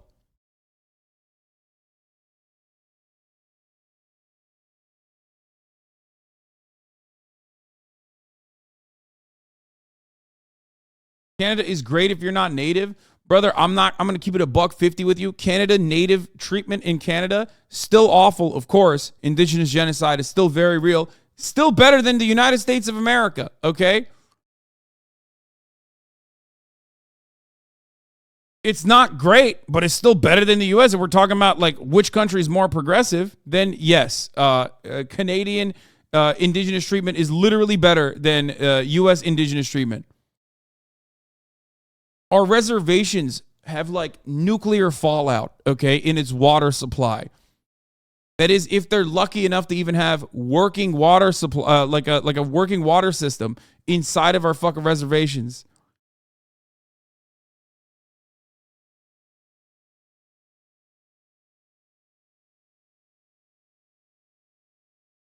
And yeah, I didn't say it's like a lot better. I'm just saying it's still better in comparison.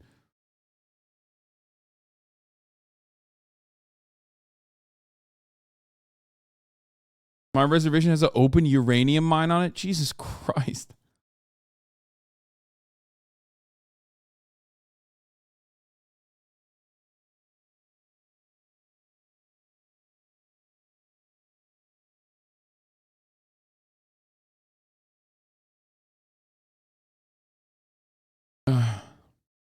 Asked about the flag, and his response to that was to talk about the importance of this game for the Iranian people. And he talked about the mission to bring a smile to the faces of the people for at least 90 minutes.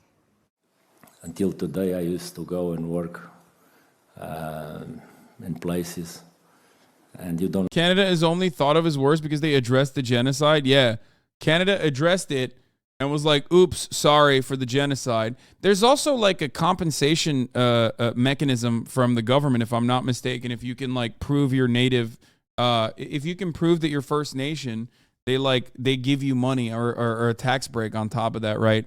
Don't they? Isn't that a thing? There's like a tax-free card, something like that. Comparing Canadian treatment of First Nations to the USA is like comparing a 4.5 shit to a 5 shit. Okay, my point was, it's still, like, the conversation started because I said, America is not the most progressive nation on the planet, even though it should be, okay? And Americans love fucking acting like other countries don't exist. Canada, albeit marginally, okay, when it comes to the treatment of indigenous people, is still marginally better than America, but still significantly better when it comes to like social progressivism in the fucking country in comparison to the amenities and also some of the social safety nets that it offers. That doesn't mean it's fucking perfect. I never say Canada's great, okay? Make no mistake, Canadians. I'm not saying your country's good. It's shit. It's just less shit than America. I'm talking to a fucking psychotic American here who literally thinks that like other countries don't exist.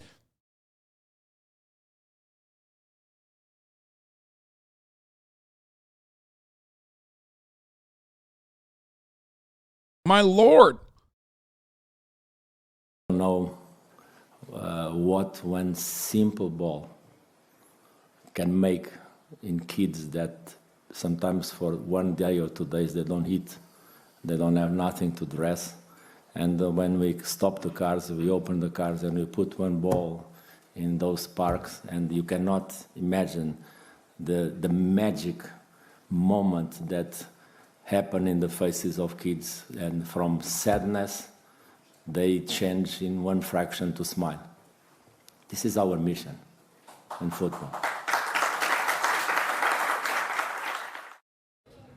But as we mentioned, Tim, it is a massive game for both nations tomorrow. So was there much chat about the match itself? Chats like that. It's interesting that the countries our State Department says bad stuff. Wow, or they don't understand how much prod we eat. Yes. A lot of people don't fucking understand. Yeah, I did see Kai roast my drip. I did. And me and XQC and Ludwig, we saw this yesterday. Yeah, it's just like, it's American copium. Okay, it's like the highest level of American copium, which is when you look at like other countries that are bad and you go, oh, that country is so bad. Like, you're not the United States of America. And for a brief moment, it makes you feel good, right? You're like, oh, at least we're like talking about someone else who's bad. And then someone like myself comes around and says, well, you know, we're bad too. Remember how bad we are? Because like we are in America right now.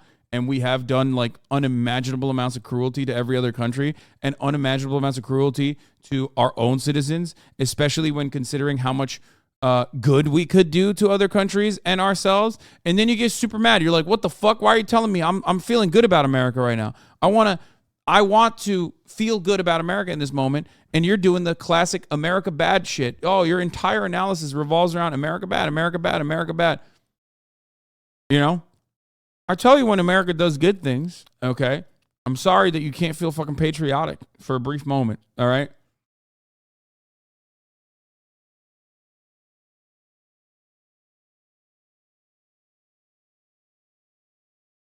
The observation that America is not perfect should be an argument enough to try to improve our nation. Exactly.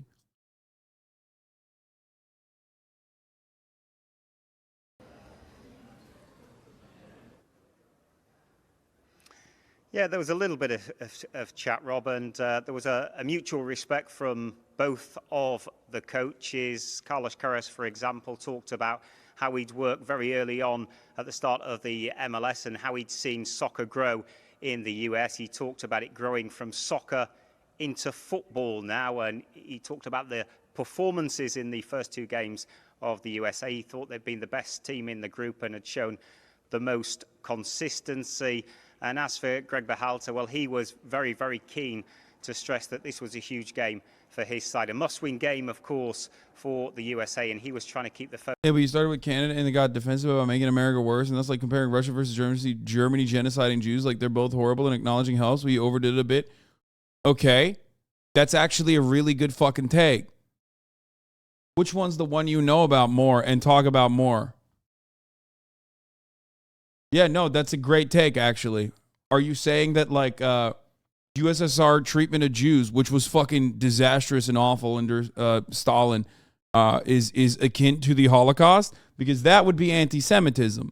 You would be dealing with anti-Semitism, even like ADL and all these other fucking organizations do not say that. Like the Never Again Foundation or all of these other fucking literally all of these organizations that would consider that to be like minimizing the impact of the Holocaust.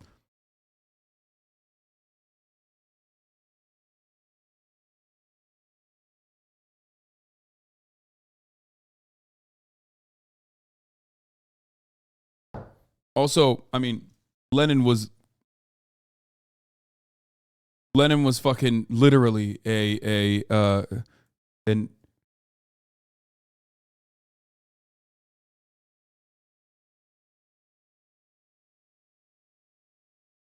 Lenin was definitely pro Jewish people. He was talked specifically about anti-Semitism. So anyway. Focus. You see the writer of Andor says he based the hero on young Stalin. I did not, but I did actually feel that off of like the things that he was doing. I mean, come on, bank robbery. Jews were literally treated worse under the Russian Empire than the USSR, aside from the Stalin years. Yes. I don't think that chatter is talking about the Tsar, though. I think that chatter is talking about the USSR under Stalin's rule. Anyway.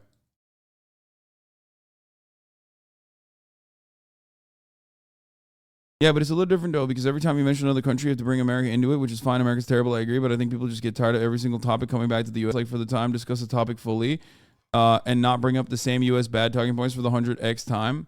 Yeah, that's, again, copium. It's because you want to fucking feel better about America for a brief moment. I'm an American citizen. I want to make this country better. My job is to agitate you. My job is to fucking educate you. My job is to show you America's issues, America's failures. Because if America fixes its shit, it'll make it easier for other countries to be able to fix this shit as well. If we're talking about a USA-Iran game, there are like 1,100 different fucking points that I could point to with respect to like what America has done to Iran that has led Iran to become the country that it is. Okay? You just want to be coddled about America. You want to feel good about America in comparison by thinking about how shitty Iran is. But then, like, it's fucking crazy. It's crazy not to bring up America's faults and failures in that conversation, which I haven't even gotten to aside from, like, the sanctions, you know? Do people from comparable nations like New Zealand or the Scandinavian Peninsula come to the U.S. and fucking hate it? What does that tell us? Yeah, they don't want to talk about that. America bad check. What do we do to fix it? What do you do to fix it? What do we do to fix it outside of sitting here complaining every day? Great fucking question. I talk about this quite frequently as well. Okay? As it stands, Americans do not even have fucking class consciousness. So the first stage, or what I try to do, is at least instill a little bit of class consciousness within the American population, at least as best as I can in my little pocket of the internet, okay, a little corner of the internet.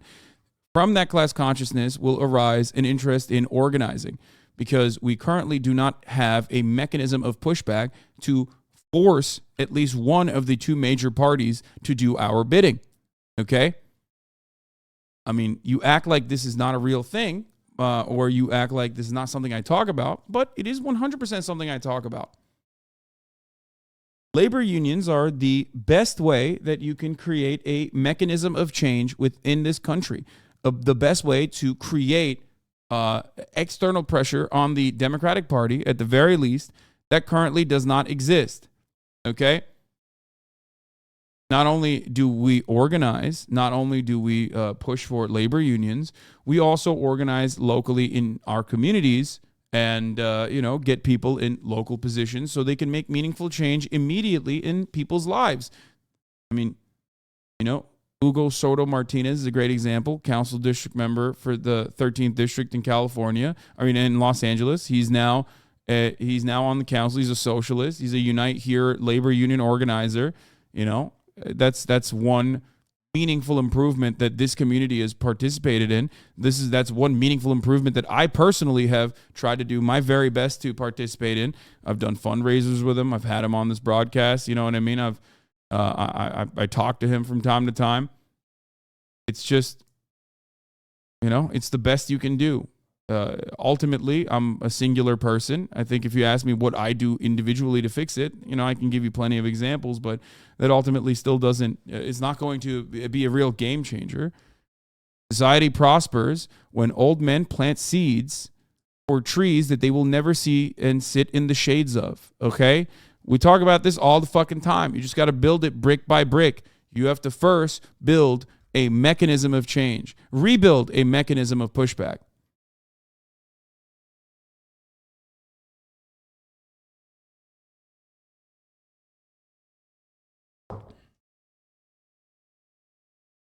Were the sanctions good? No, the sanctions are unjustifiable and awful. Anyway.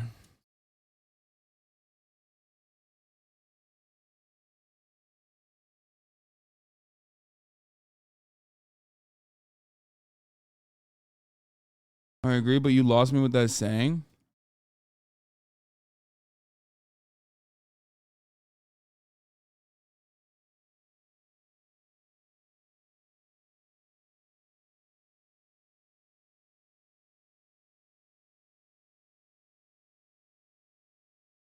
Very good and calm answer to a question that you're asked 5,000 times a day. Yeah, and oftentimes it's like a very snarky way of asking that question too.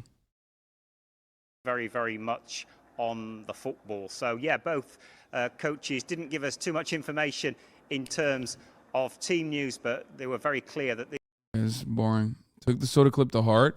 I did take the soda clip to heart. I don't want people to think I'm a fucking asshole. What is this? The Luthen speech from Andor? What? I don't care about fucking Andor, man. Shut the fuck up. So silly.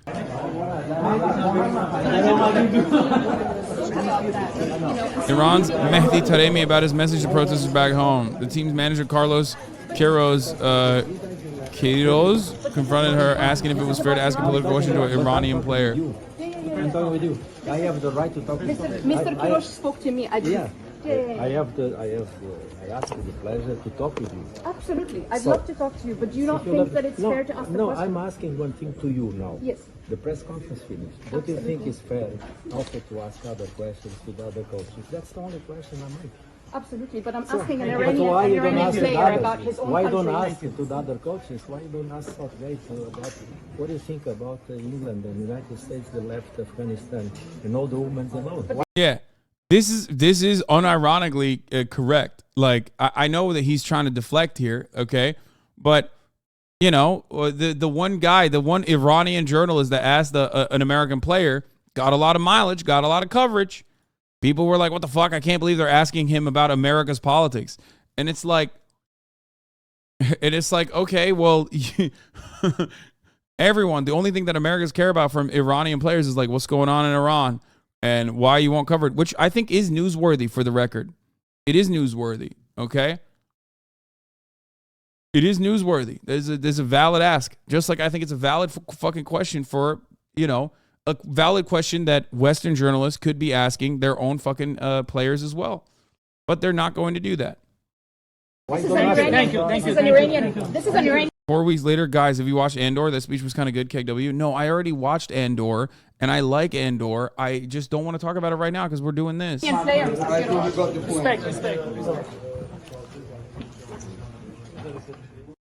going to be. Anyway, there's a protest in China, and there's also a possible rail strike to threaten the U.S. economy. There's a lot going on, okay? Yes, a POG, Andor. I watched it. It's great. I like it. The U.S. okays $1 billion arms sale to Qatar during key World Cup match. Nice. Who's paying? Brother, you have an American flag. You know who's paying.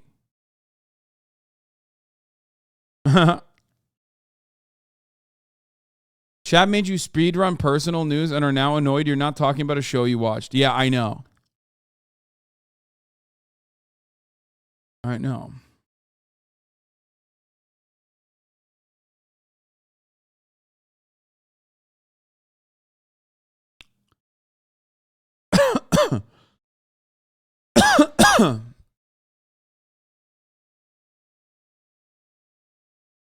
Quick clip. Bruce and Kai played COD yesterday and triggered some Trumpies. Captain Bud Light and Captain Mountain Dew. Whoa. Okay, chill about fucking... Okay, dude. Bud Light, I understand. Mountain Dew? Come on now. Yeah, shut up. Holy fuck, you are a big nigger, aren't you? And you're a fucking raccoon, broke bitch that lives in shut a the fuck up, raccoon, porch monkey. Eat fucking dogs because you're so fucking broke and poor, you dumb bitch. And you voted for Trump, nigga. Suck my dick. I'll piss in your red hat. Damn right. Why the fuck would I vote for Joe Biden? Look what he's doing to this fucking country, you liberal piece of fucking dog shit. Look what he's doing to our fucking country, you liberal nigger. Fucking retard. Shut the fuck up, nigger. Just the average COD lobby experience, you know? Just the average, normal COD lobby experience. That's, don't know what to tell you other than that. Just the least insane Call of Duty lobby, dude.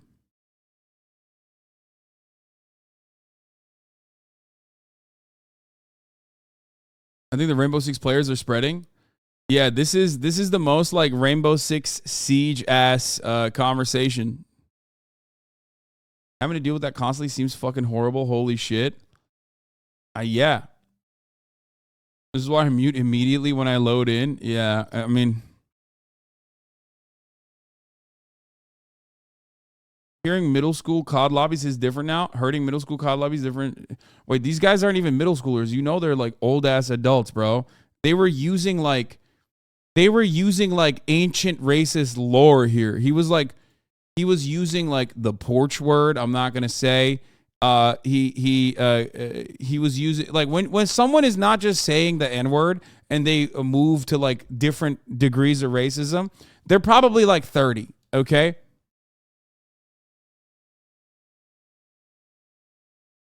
Like that's just like you're playing the old classics, you know, the old hits at that point. You're like Golden Girls racist. He was doing the racist equivalent of a wizard casting spells. Yeah. Vintage racism.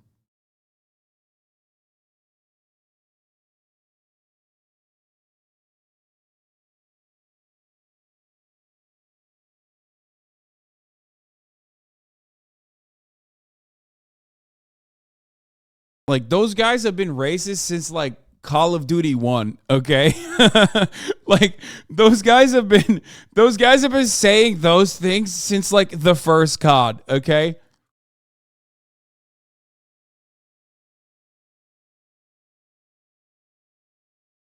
Yeah, they were doing it at Medal of Honor. Wow, someone said Medal of Honor. Medal of Honor mentioned. That's cool. What a great game.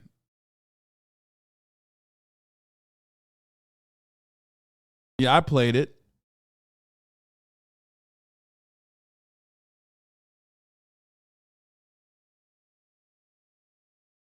I think Call of Duty 1's single player story was probably the greatest though.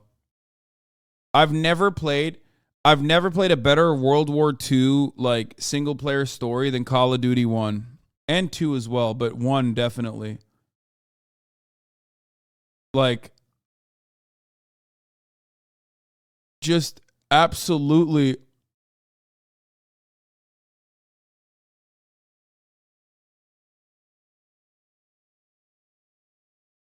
like when you're playing on the Russian campaign and if you try to run away, your fucking lieutenant shoots you.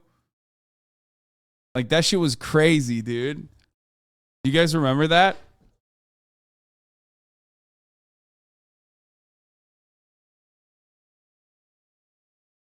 Yeah, if you went in the opposite direction instead of rushing, your fucking your lieutenant would just shoot you. Granada!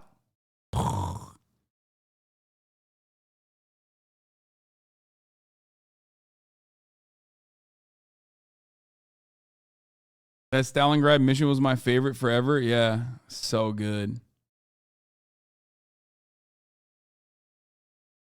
Anyway, and you only had ammo, no gun at first. Yeah, they fucking drop you in there, and you're just like walking around. No, you had a gun, but no ammo. They gave you a gun, but you just didn't have ammo, and they're like, rush.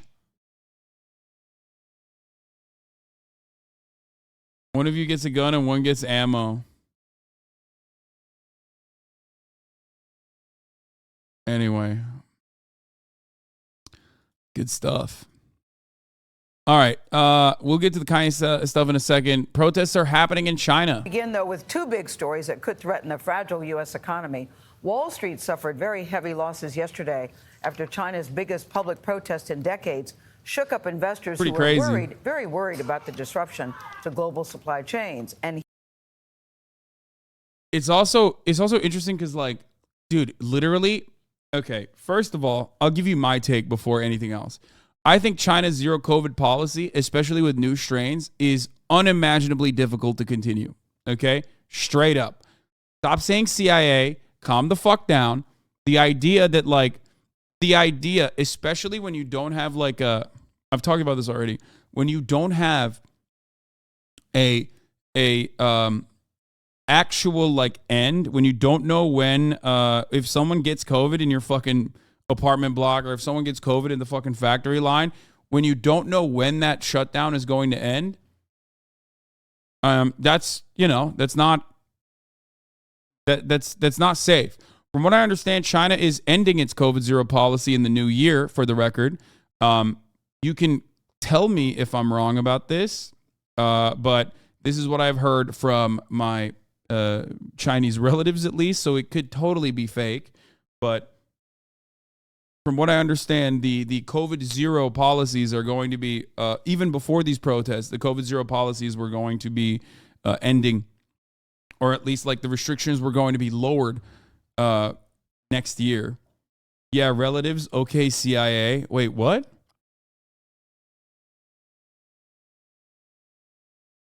Now, I find that to be conflicting because from what I understand and everything I read, it feels as though what do you call it? Like, this is a big part of the Xi legacy. It's true they're planning to, but the local governments are dog shit at enforcing the zero COVID policy with maximum cruelty, especially in Xinjiang.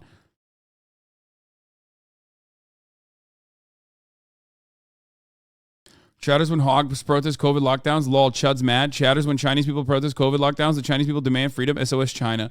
Yeah, that I was going to mention that. Now, of course, this is, if you wanted a fucking zero COVID policy, this is what it looks like. This is a government enforced zero COVID policy. And I think that they did a really good job originally in the beginning. And I think that now moving into the state of COVID and the way that COVID works now and the way that like the rest of the world is treating COVID now, it's fucking virtually impossible. Sorry, I saw some chatters with the CIA joke seriously. Did you see the only people that have gotten COVID in China are vicious mommy blog vloggers? Wondering what you think about this? What?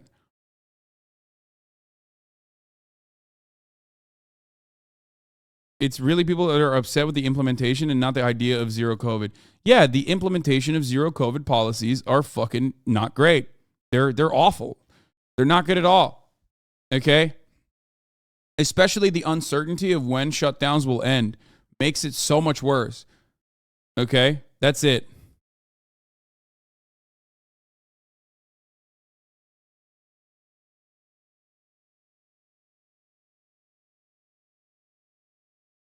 I get the impression it's Western media blowing it way out of proportion, but many people were still upset for very long. I think that it's Lamau, you thought they handled it well and they fucking welded doors shut on apartment buildings. Look, we've fucking addressed that like a million times over. Yes, China in the beginning addressed COVID very well. 100%. The apartment's doors being welded shut were literally fucking exit shit, numerous exits, okay? That they closed down specifically so they could filter people in through one area where they could fucking take a look at where they could control the people moving around. You are literally using 2020 propaganda that reactionary sickos were like saying was happening in China. They didn't weld every fucking door and kill a bunch of people. Remember when motherfuckers were saying China is actually ordering a bunch of urns because they're just, killing millions of Chinese people and then fucking burning them and crazy amounts of insane shit. Yeah, it's a fire safety hazard. I do agree with that. But, it seemed like they had bigger issues.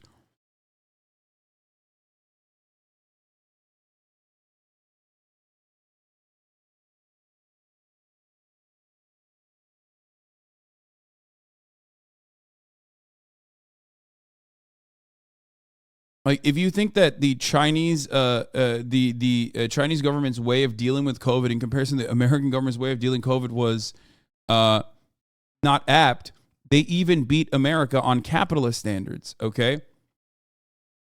Like, manufacturing halted for a brief moment, but they were able to fucking literally open up way before the United States was able to. And also on top of that, they were able to just straight up fucking No pen, please. What? Oh, oh God, they're talking about soccer still. Ay, ay, ay, ay, ay.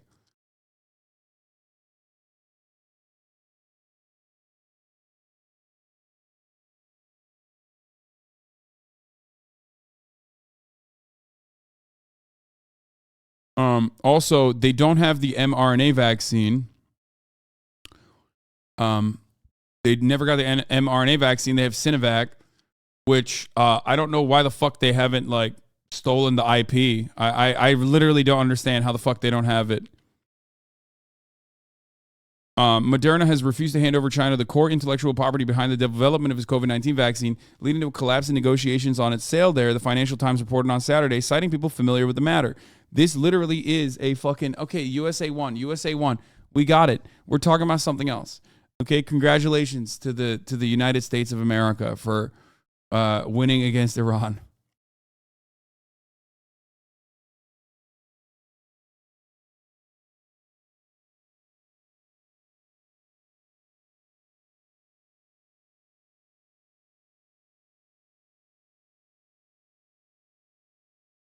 The Cambridge, Massachusetts-based pharmaceutical company turned down China's request to hand over its recipe for its mRNA vaccine because of the commercial and safety concerns, the newspaper said, citing people involved in negotiations that took place between 2020 and 2021, adding that the vaccine maker is still eager to sell the product to China. The company had given up on its previous efforts to access the Chinese market because of China's demands that it hand over the technology as a prerequisite for selling to the country.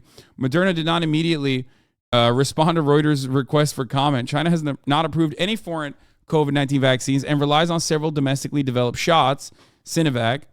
In September, Moderna Chief Medical Officer Paul Burton said that the company was keen to collaborate with China on supplying its mRNA-based COVID-19 vaccine to the country.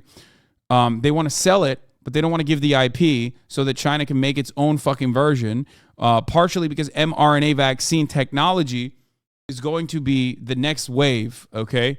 Which it already is becoming the next wave. mRNA technology with respect to like dealing with COVID might not be like incredibly fucking goated, okay? mRNA technology might not fucking cure COVID or whatever the fuck, but ultimately it is a medical wonder that could eventually lead to promising results in curing HIV, like becoming a vaccine for AIDS, okay? So part of the reason... Bro, people are still talking about USA. I want to end the stream, dude. Why do I do this? We got fucking like 5K people coming in immediately after the game ended. Okay, man, I know. I got it, okay? America won. Congratulations. I know. We know. Here, I'll change my title. Not that anybody looks at it.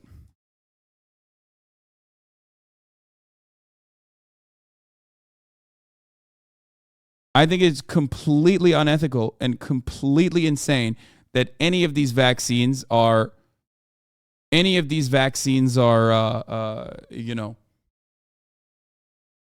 paywalled or their intellectual properties being safeguarded. Now you remember how it is outside the U.S. football session is mad lol. I know, I hate it. It's like triggering my PTSD.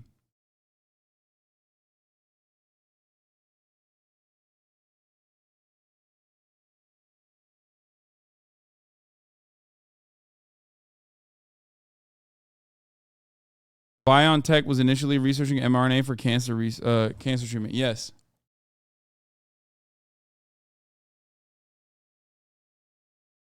They've been trying to have an excuse for mass test mRNA tech for years. COVID gave it to them. They don't want to give it away to China before making back money for R&D.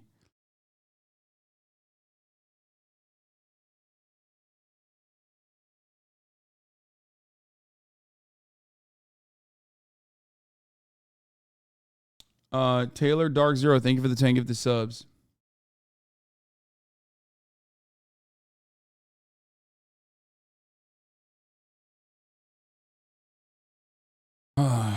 Anyway, welcome back to all the chatters who are here to experience the news now that America is advancing to the next group, right? The next stage. Trinrek, thank you for the 5 gifted subs. I will welcome you in the most American capitalist way possible by telling you at the top of the hour there's a 6-second ad break. If you no longer want to see those ads, all you need to do is subscribe, which you could do for $5 or for free with a Twitch Prime by connecting your Amazon Prime account to your Twitch account. You get 1 free Prime subscription a month. Use it on your favorite broadcaster. Okay?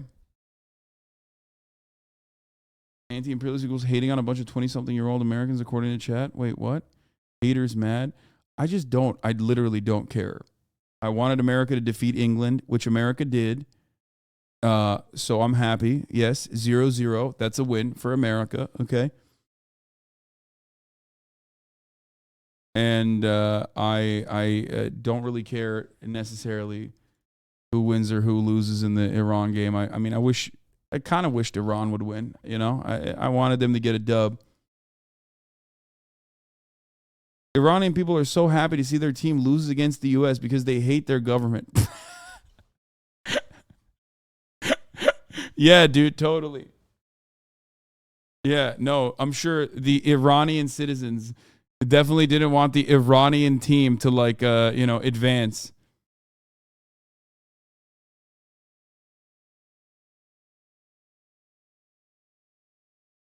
Coda Ryu Zone, thank you for the 10 gifted subs.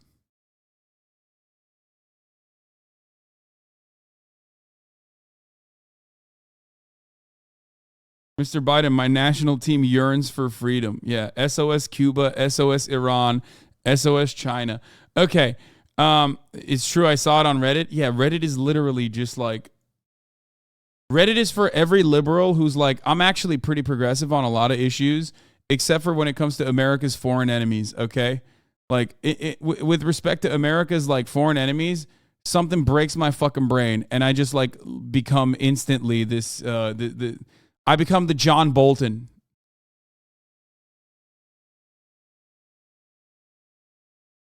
Literally, it's just so odd.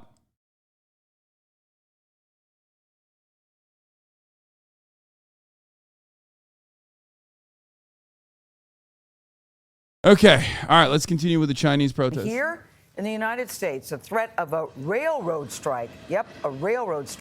Wait, what the fuck? They got to talk about the Chinese protest more, right? Could disrupt holiday shipping big time. President Biden is now asking Congress to block that.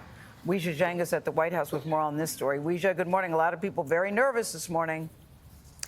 Good morning, Gail, and rightfully so, because both of these conflicts could disrupt the supply chain, which would send a... Okay, we'll do the railroad strike in a minute. I want to see the Chinese protest. Beijing. And Selena, you have been covering this now for a long time. You have seen this build up. You're there in Beijing in person. How are authorities responding tonight? Well, when I went to those protests in Beijing, those people there, they were determined to make their voices heard. But at the same time, as you showed there, China's giant censorship machine is in overdrive, determined to make it as if those protests never happened, erasing videos, comments of the protests across the country on all Chinese social media platforms. State media, meanwhile, completely ignoring it all and publishing headlines reiterating that zero COVID is scientific and effective. But the protesters in China know that this is the system they're up against. They chant, Xi Jinping, step down. An extraordinary show of defiance in China. In Shanghai, they chant for freedom, democracy, and end to COVID lockdowns. Even targeting the Communist Party and the Supreme Leader himself. Unprecedented protests are erupting across. Is this event a black mark on socialism? What? Why? Bro, like, first of all, this has nothing to do with socialism. This is a government that is, I think, using as strict protocols for a policy that is COVID, like as a COVID zero policy. Like, this happened in Canada. This happened in America. This happened in every fucking country. What the fuck does this have to do with socialism? Is America socialist, bro? I mean, is China even socialist? Is it actually transitional? Okay? That's an entirely different argument for a totally different day. Okay? But these kinds of protests happened literally everywhere. everywhere.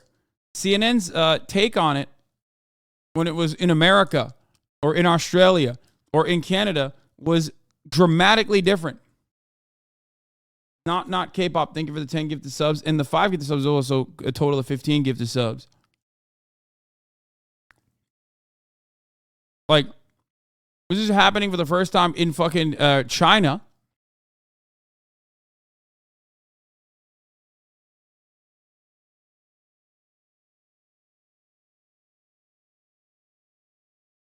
And I think it's valid for... That's definitely not what they're chanting, by the way, especially since they never mentioned Xi. Okay, it doesn't matter. I think that these protests are valid, for the record. I do. I think that, like, I don't know if it's, like, regional governments not handling the shutdowns with adequate care. I don't know if it's, like, Xi Jinping's personal interest in, like, maintaining a COVID-0 policy as a part of his legacy. I don't know if it's, like, their genuine fear of, like, long COVID having generational impact 10 years down the line, okay? Or maybe a combination of all of these factors that I just mentioned.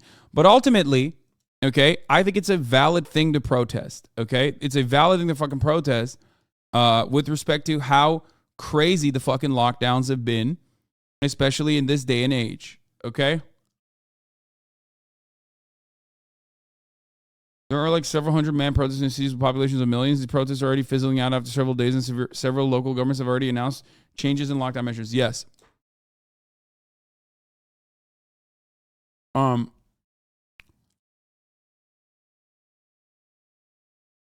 It's a valid protest considering that the shutdowns are some of the most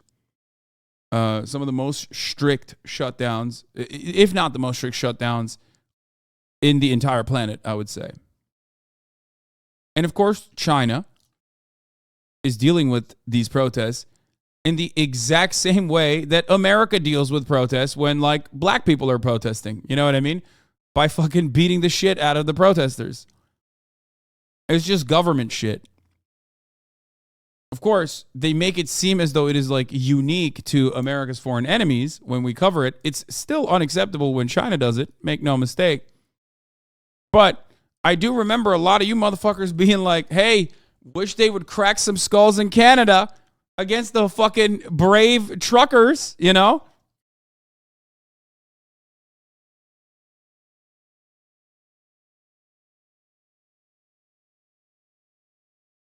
China, from major metropolises to elite college campuses, even far-flung cities. Searing nationwide anger, triggered by a deadly fire in China's far west Xinjiang region. Water unable to actually reach the fire blazing from the high floor of the apartment building. Videos indicate COVID restrictions prevented fire trucks from getting close enough, apparently blocked by fences and metal barriers normally used during lockdowns. In the building's chat group, a mother pleads, help us, my kids are dying, we don't have enough oxygen. At least 10. Every time something like this shit happens, there's like some fucking psychotic, what do you call it? Some psychotic fucking like regional leader or whatever that's like, no, we got to do this, okay? And then that dude gets executed, okay? But of course, that doesn't make it to the fucking news. That never makes it to the fucking news, and they're literally like, they just leave it off like this, as though this is like the normal work of like China's COVID policy, okay? People died. The nation grieving the deaths of victims that likely spent the last months of their lives trapped in that building. Most of Xinjiang has been locked down for more than 100 days. The protests even spilling into the capital. They're chanting that they don't want COVID tests, they want freedom. And many people are also holding white papers in their hands, which is a sign of solidarity against censorship. They sing and cheer, shout to be unsealed, and some even break down into tears. A man with a loudspeaker shouts, "We always support the Communist Party, but we want democracy and freedom." I asked a protester. As is always the case, the worst of the worst with respect to like restrictions, shutdowns, or even like treatment overall from state authorities and state enforcement is going to happen in places like Xinjiang, where the Chinese government is notorious at handling the people there in the worst way possible. So just, remember that. But the only reason why I'm mentioning this is because if you literally think that this is going to lead to like some kind of fucking erosion of trust in the government, or that this is going to destroy the Chinese government or whatever, you're mistaken. Like many protests that have taken various forms in China in the past 20 years, those unfolding now, one should erode the idea that young Chinese who tend to drive these movements have largely been pacified by the CCP or made blindly supportive of it, should not get people's hopes up that it will ultimately yield any real political change, much less threaten CCP's hold on power. Yet again, getting deja vu from 2008 melon mine scandal, Wenzhou train crash, Wuhan protest, Beijing floods, Southern weekend protests, Tianjin explosions, Under the Dome, initial COVID outbreak, events that made a sea change look almost inevitable, then quickly petered out. Also getting deja vu from all that there hasn't been anything like this since 1989 talk. Here are some articles. In 2020, coronavirus, a big shock to the legitimacy of the ruling party. I think it's only second to the June 4th incident of 1989. It's that big, said Rong Jian, a writer about politics in Beijing, referring to the armed crackdown on Tiananmen Square protests that year. The demonstration on the streets of Hong Kong present China with its biggest political challenge since the pro-democracy movement was crushed in and around Tiananmen Square in 1989. The parallels between demonstrations in Hong Kong and now, and those in Beijing 25 years ago are eerie. The striking journalists have been supported by crowds of demonstrators by some of the most prominent actors using social media to broadcast the message to many millions of online followers. China is doing one thing very well, okay? You want to know what it is? It's materially improving the lives of literally as many people as they physically can. Are they fucking brutal? Absolutely. Are they oppressive? Absolutely. Do they control information flow? Absolutely. But you know what they're doing that is causing people to not fucking, topple the government? It's not the brutal, oppressive structure of the Chinese government that is stopping people from literally taking up arms. You have a country that is famous for its peasant rebellions, okay? These motherfuckers will use rocks and sticks and stones to fight back if they have to. The main reason is because they like the high-speed rail. They see the Chinese prosperity, okay, which is the way to, have a more patriotic approach to socializing certain sectors or forcing rich people to hand over their profits and shit like that. Chinese people understand that the government is fucking ruthless and oppressive, but as long as they keep their fucking head down, okay, they are making China prosper together. They have a social cohesion that is also justified by the genuine improvements that they've seen over the course of the past 20 years. They are in their fucking 80s and 90s era right now, where you have like a robust middle class, okay?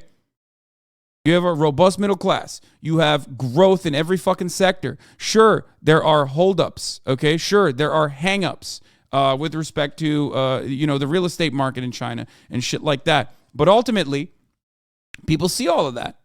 People recognize all of that. People experience it. And that causes them to go, yeah, this is really fucked up. It is fucked up. Okay?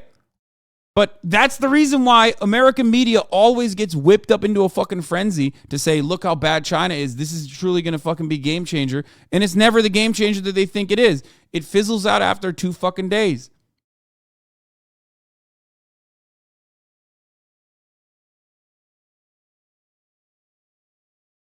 It's crazy. It's something that you guys here understand, okay? You guys here understand that reality.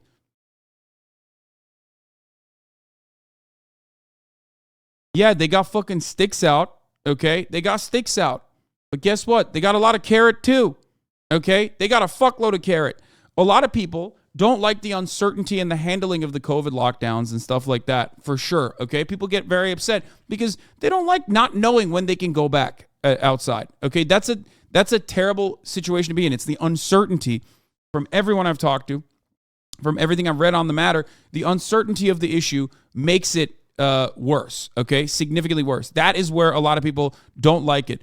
That is where a lot of people don't like the impact of the fucking shutdowns. But also simultaneously, they look to the rest of the world, okay? They look to the fucking rest of the world, and they see millions of dead people from COVID, and they think, yeah, we kind of did a good job overall.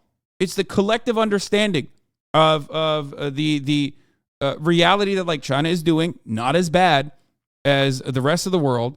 And it's another instance where you're just like, yeah, you're supposed to put your head down and, you know, and keep on trucking.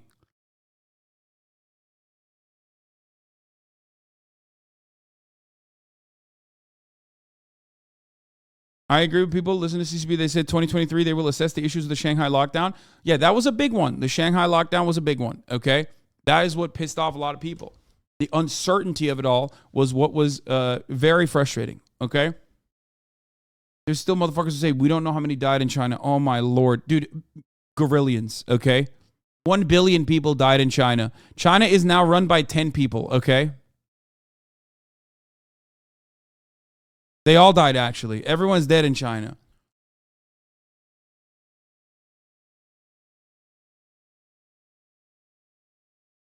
That's American copium. That's nuclear grade copium. Imagine defending China doing this bullshit. I'm not defending it at all. I'm telling you very clearly that China's COVID-0 policy, while good before the vaccines were out, has led to, especially with uncertainty, that they still maintain a COVID-0 policy after the invention of fucking vaccines, which unfortunately they do not have. The mRNA vaccines that they do not have, that's better than Sinovac from what I understand.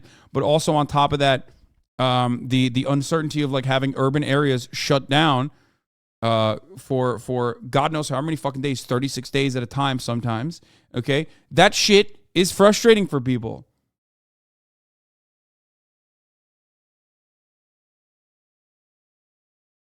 No, they do have vaccines. They have Sinovac, but they do not have mRNA vaccines, unfortunately. And they've been trying to get it, but Moderna, for example, has refused, as I showed you, has refused to offer the vaccine IP, and they just want to sell it to China. They don't want China to have the IP.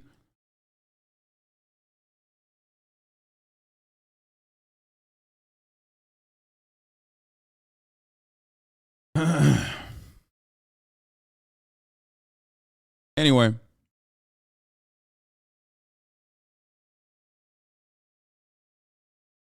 That's not okay. Anyway, that's not to say the unfolding events are insignificant. They're clearly a very big deal, but in the moment, we often get overexcited and underestimate the party's ability to handle these things and make them virtually forgotten, at least publicly, within a very short time.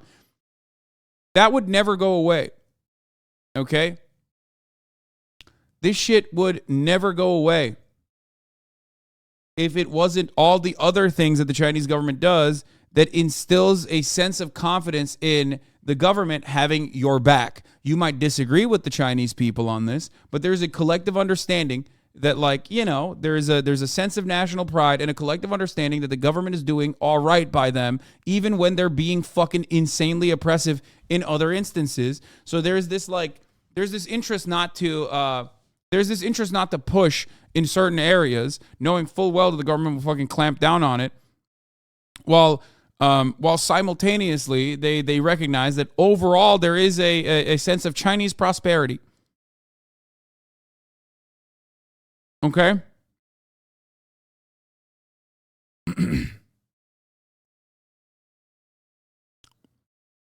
So, but I also won't be surprised if this massive rebuke of authority is also forgotten in the next few months when the next round of simplistic young Chinese have become so pacified by the CCP and brainwashed by patriotic education and censorship articles come out. Maybe this will have an effect on zero COVID policy, which would be big. But often the lasting change that comes from instances of mass protests is the CCP learns from them, gets more paranoid, and the stability maintenance apparatus gets even more sophisticated and draconian. I think there's truth to that as well. This is a little bit more anti-China than my approach, I think. But there is truth to that. They do get more sophisticated, for sure, in tracking dissidents and shit like that. But also simultaneously, you can't track every person. There is not enough tools in the tool belt to fucking control billions of people, okay? So you got to do something that China has done very well, which is offer them things that make them feel like they're doing all right. More deja vu from past events, insisted that this time is fundamentally different, but this hurts people's kids. This is public transport everywhere. This is public transport everyone uses. This is air everyone breathes. This is calling for free speech. This is a deadly outbreak that affects everyone. Maybe this time is fundamentally different. To reiterate, what's happening is a big fucking deal. Never say never when it comes to mass movements in Chinese politics, but I long ago learned to temper expectations when the initial feeling is, wow, what an unprecedented rebuke of authority. Can't help but remember most vividly in 2013 Southern Weekend movement, when it seemed like the cat was out of the bag, a free speech movement that has started back could never be stuffed back. Instead, we got Document 9, an incredible wave of repression, basically the end of an era.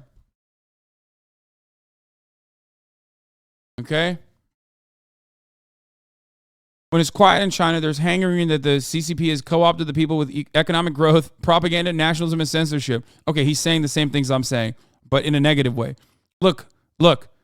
Co-opted the people with economic growth is a psychotic approach, dude. This is literally when people were saying, like, China's actually pacifying the people by building high-speed rail and, like, heavily urbanizing their country.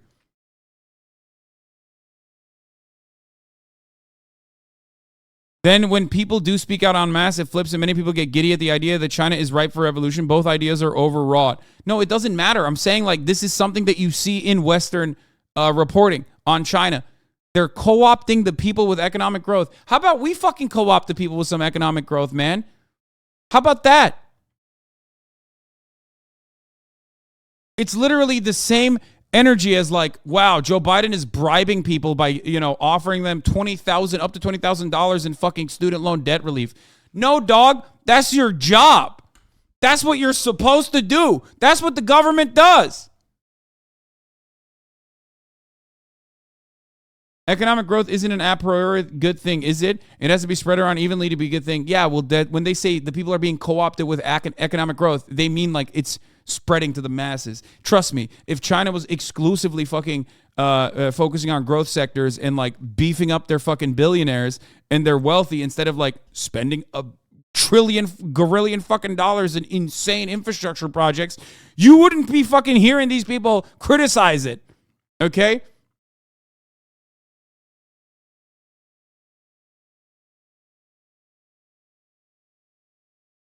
Oh, wait, isn't that what the U.S. does, though? No, the U.S. does the other thing.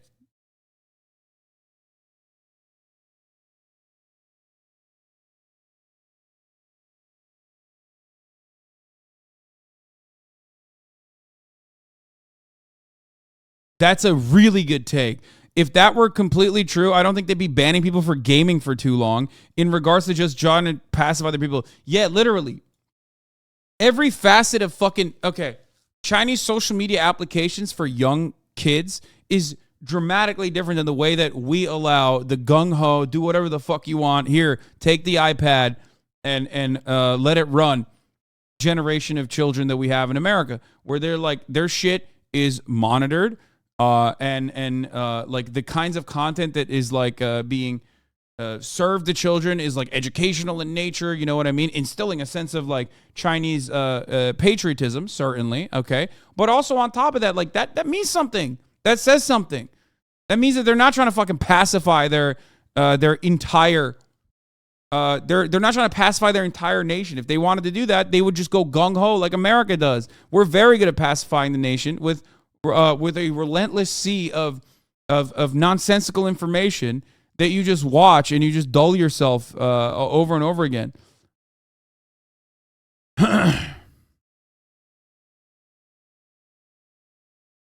The U.S. does all the repression of state violence and surveillance, but without any of the economic growth and prosperity. Thank you. That's my point, which is why I always say, listen, if this shitty fucking hand that American people are dealt where they have to deal with like fucking not having working water in certain neighborhoods, not having fucking water pipes that aren't corrosive or full of lead in certain neighborhoods, like poor neighborhoods, or having to live on the fucking streets because they've been priced out of the housing market. Like all of that sort of shit should be eliminated if the American government is going to fucking keep cracking on people's skulls every time there's a protest.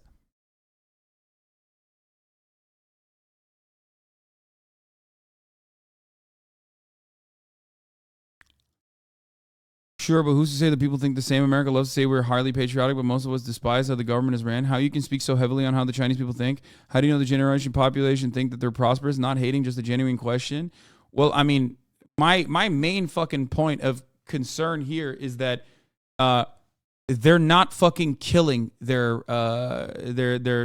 state government enforcers. You know?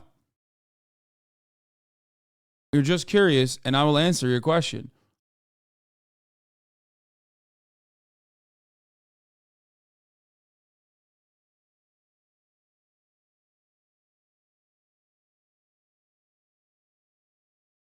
Speaking of China, what's your take on the Western media is calling draconian COVID measures? I think the Chinese, U.S. economic growth this year is outperforming China, but that doesn't help your argument. Wait, what? You're saying that? You mean U.S. economic growth this year that's outperforming China? I mean, first and foremost, I literally told you that like the Chinese COVID lockdowns, Libstini, originally were good. Okay. I'm not talking about right now. I do think that China's COVID zero policies are bad. I already told you. Also, this is a sad and silly and pathetic dub if you think that this is like a big dub for you. Apologizing for the Chinese government. Come on, bro. Come on. Oh, my God. Oh, my God. Oh, my God.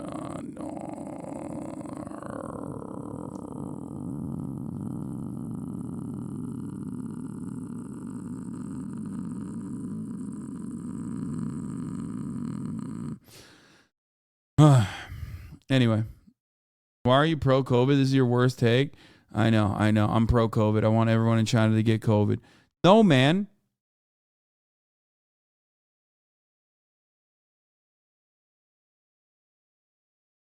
Look at my prior post. I didn't criticize China on COVID. I know. That's why I'm saying, like, you're a fucking idiot for bringing that up. You literally admit, I'm going to take a seat on this one. After our COVID death toll, January 6th, multiple state capitals surrounded. Even a Western simp like me doesn't think like this is going to change anything, although these COVID lockdowns are having a material effect in the cities. And that is a factor, not just enough to lead to a bigger movement. Yes, because guess what China's going to do? Okay? They're going to recognize that they can't continue to fucking have endless lockdowns and lower the restrictions. And this is something that I also stated. Okay? 2023 is when they will most likely ease the lockdown restrictions in China. So the officials who fuck up lockdowns are punished by the CCP. That's absolutely not true. Both the secretaries who oversaw and managed the lockdown in Shanghai and Beijing, which were absolutely terrible, were promoted to the Politburo a few weeks ago. People are really mad about that. No, that's not what I'm talking about. I'm talking about like the specific instance in Xinjiang where there was a fire that happened. They do actually punish people that that will mishandle certain things, which never gets any coverage whatsoever.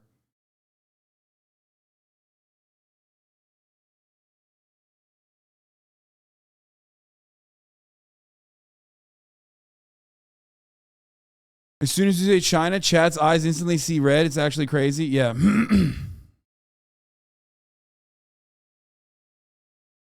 China eases COVID in some areas after protests. What is this?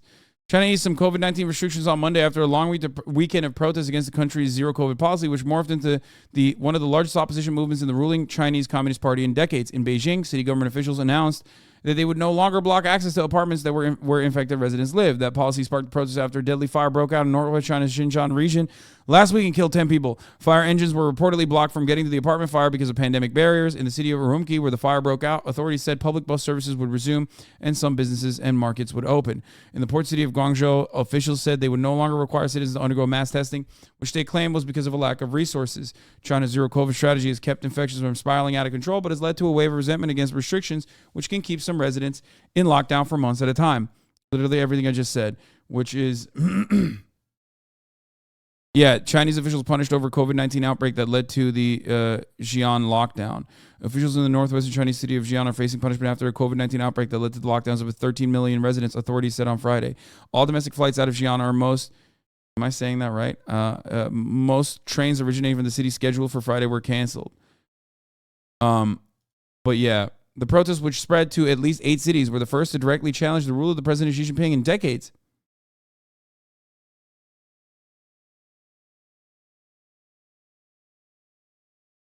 The West doesn't report when authorities are punished for mistakes. Yeah, I know. That's what I was saying.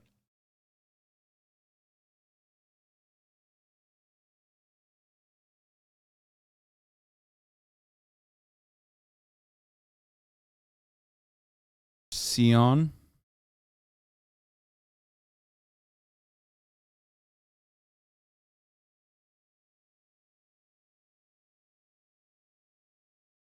Xi'an.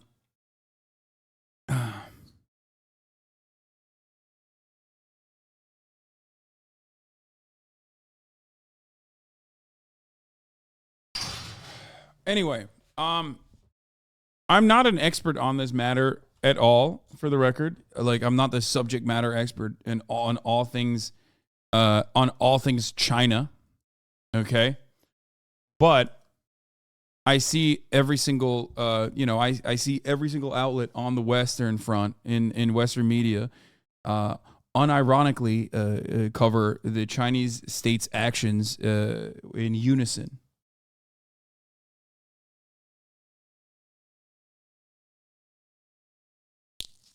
You know?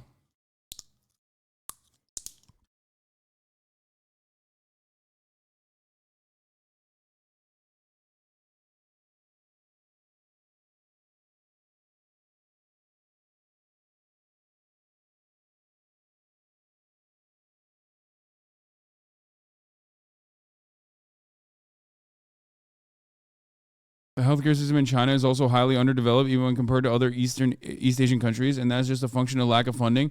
They have a pretty low doctor population ratio and hospital and ICU population ratio. This is one of the areas where they failed in infrastructure. Plus, they also have a huge anti-vax population and the elderly population for some reason. Oh, this is true. Yes, Schadenfreude, which is Indian and also hates China, unrelated, but is our Indian correspondent in the chat is unrelated, is correct on that. China's healthcare infrastructure is actually probably their weakest spot. They're also not great at dealing with like homeless people or allowing free travel to poor people from place to place. Let's be real. There's a lot of issues. This is a very, very poor country that is no longer very, very poor and became not very, very poor over the course of a very short period of time. Okay?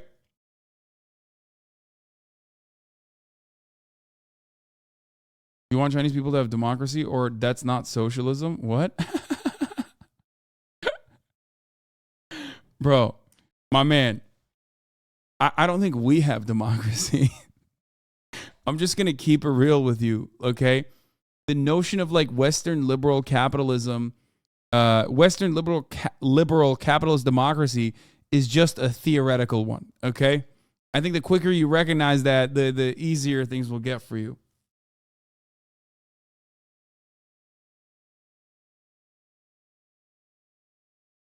Like, I want democracy. I'm a fan of that.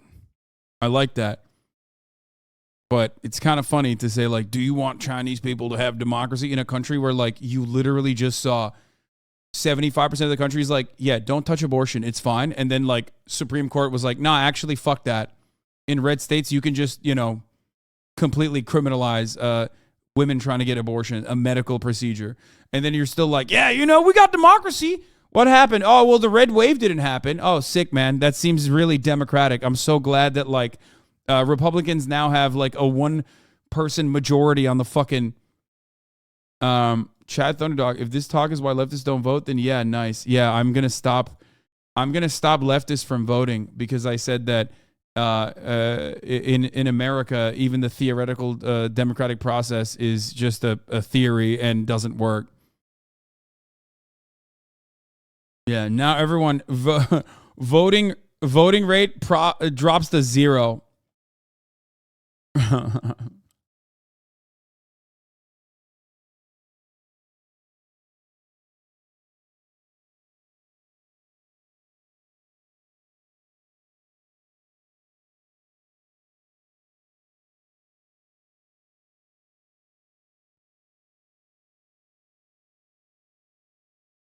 Anyway.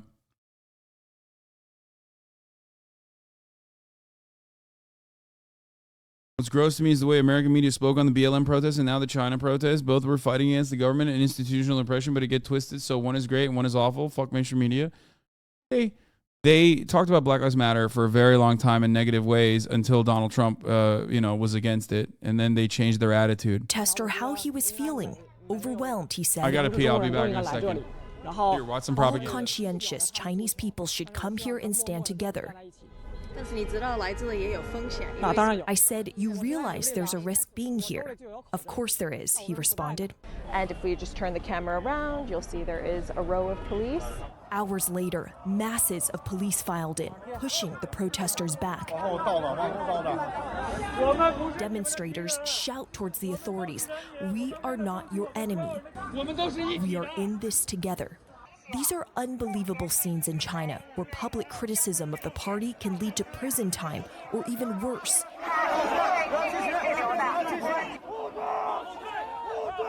In Shanghai, police arrested roughed-up protesters, violently dragging them into cars.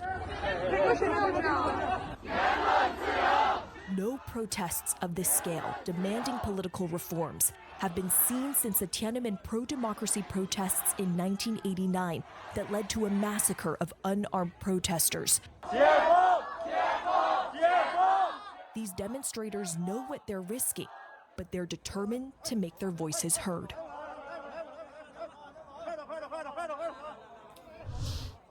And Aaron, there is now a heavy security presence in places where there have been protests, including here in Beijing. Last night, I went back to that exact place where I was the day before there at the protest, and we filmed video. When we drove by, you can see that it's eerily quiet with a giant row of police vans parked with their lights flashing. This is a stark reminder that this is a police state with far-reaching security, surveillance capabilities. It's also a country where social media like Facebook and Twitter are banned. The main messaging platform is monitored by authorities. It's not easy for protesters to communicate, mobilize, and continue to have their voices heard in China. But while the authorities, they can snuff out evidence within China of what's happened here, that anger, well, it's not going away. Incredible. All right. Thank you so much. Selena Wang, as you can see, in Beijing and was at the protest there this weekend. It is stunning, Selena, showing that image of the day after, just with all those lights on and completely blocking off. I want to go now to Yanjun Huang, who's a senior fellow for global health at the Council on Foreign Relations and author of Toxic Politics, China's Environmental Health Crisis and its Challenge to the Chinese State, along with Ian Bremmer, the president and founder of the Eurasia Group and the author of The Power of Crisis. So, Ian, it is really amazing seeing Selena there on the streets, right, amidst protests. New chat just dropped on Chinese TikTok. Oh, yeah. This is not a new chat. This is an old chat. The fuck do you mean? This is not even a new chat. Why is there no political commentators to cover politics outside the U.S.? Is it a hard job? Well, I think a lot of people don't want to. First of all, people do cover it, but not a lot of people cover it with my kind of perspective because, I mean, literally look at the chat for the past hour and you will understand why. People want to make themselves feel more comfortable about their particular circumstances, their set of circumstances. So, like, one of the easiest ways you can do that is by saying, oh, Hasan just hates America and loves China. Like, when I'm talking about nuanced subject matter, they will say Hasan actually has an unnuanced approach to it. And he loves China and hates America. And that's it. That makes me feel a lot better about my perspective.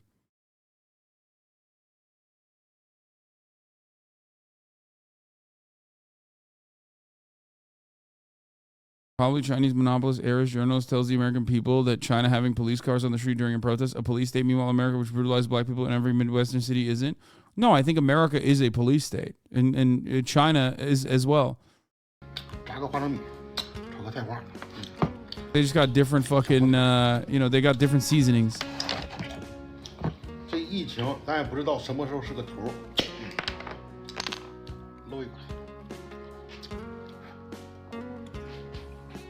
What a goat. What a fucking king. Bro is a Chinese spy? Yeah, totally. Dude, I wish. I do want to go to China so fucking bad, but I'm a little worried about some of my coverage over Xinjiang and the treatment of Uyghurs in Xinjiang is the reason why I'm a little worried about what could happen. I do want to go so fucking bad though. I want to go, oh God. They don't know about you, bro. Trust. I don't think so. I don't think that they would you know.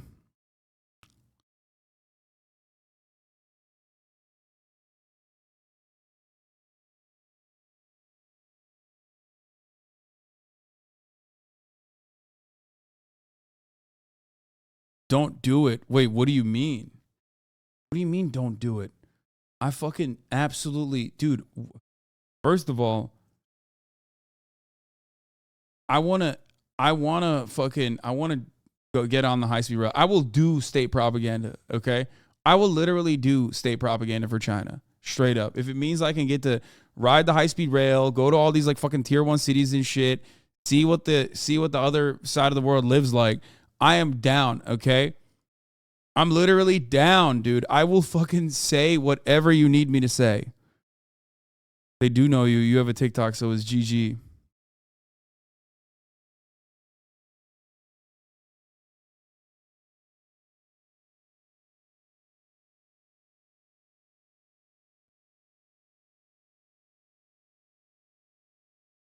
On your John Cena arc, dude, I'd make John Cena look like a fucking disloyal state dissident, okay? With the amount of dick riding I would do for the CCP, John Cena would literally look like Adrian Zenz, okay? With the amount of dick riding I would do. I would do David Beckham style agitprop 100%.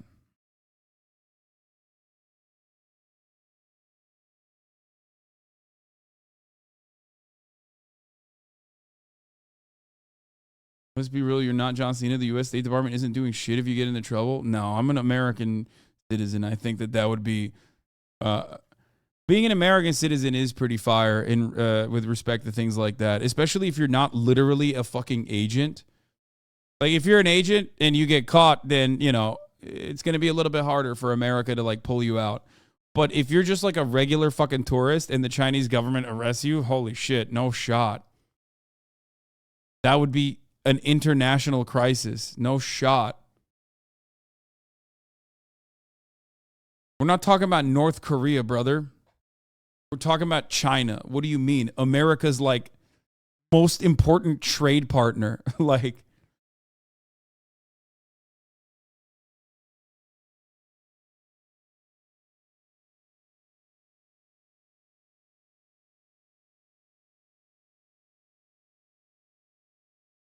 Starting an international crisis would like anyone caring about you? Yeah, no, I don't think that it would be a thing. But, you know, I just don't want to risk it still.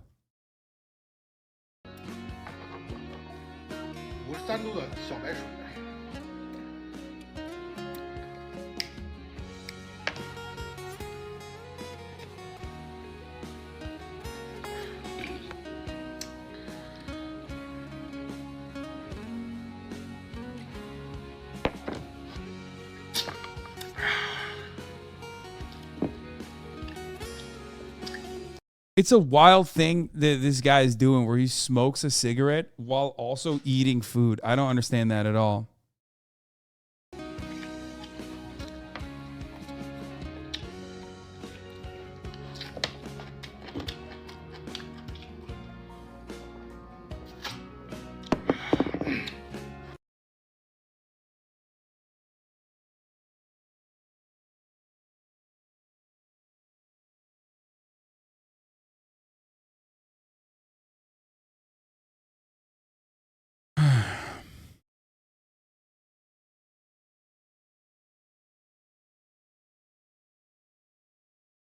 Oh no, he's becoming American. He's basically racist. Wait, what? Smoking in between food is crazy. Smoking after food is the best.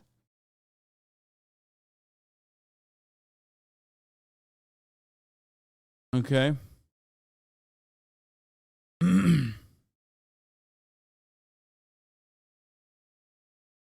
Oh, here, smoking is banned indoors, but a lot of places don't enforce it.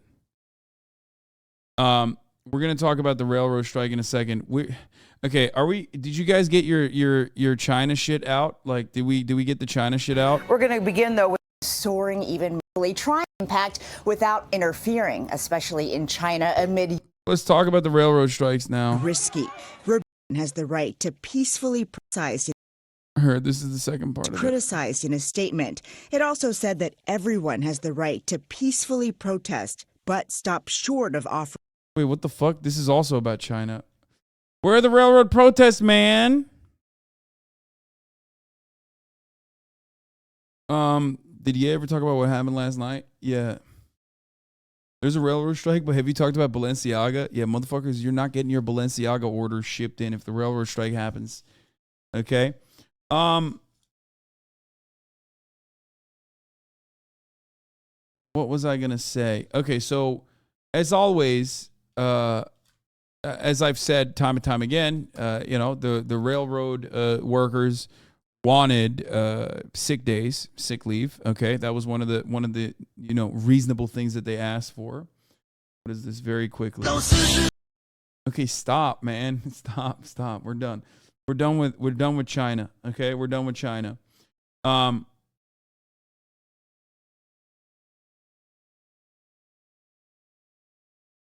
Marco Rubio, the railways and workers should go back and negotiate a deal that the workers, not just the union bosses, will accept. But if Congress is forced to quit or is forced to do it, I will not vote to impose a deal that doesn't have the support of the rail workers. What the fuck? What?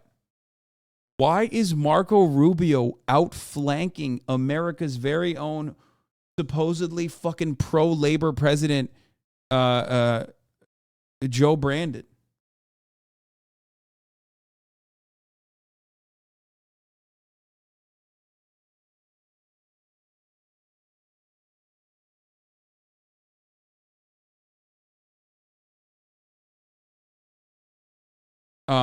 Anyway, in 1992, Senator Joe Biden voted against ending a major rail strike. He argued that by intervening, Congress would be rewarding the railroad companies for years of bad faith negotiation.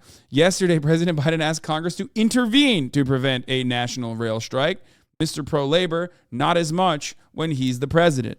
As a senator, Biden criticized intervention from Congress and the White House, saying it assured that the rail companies that the odds were stacked in their favor and confirmed the fears of rail workers.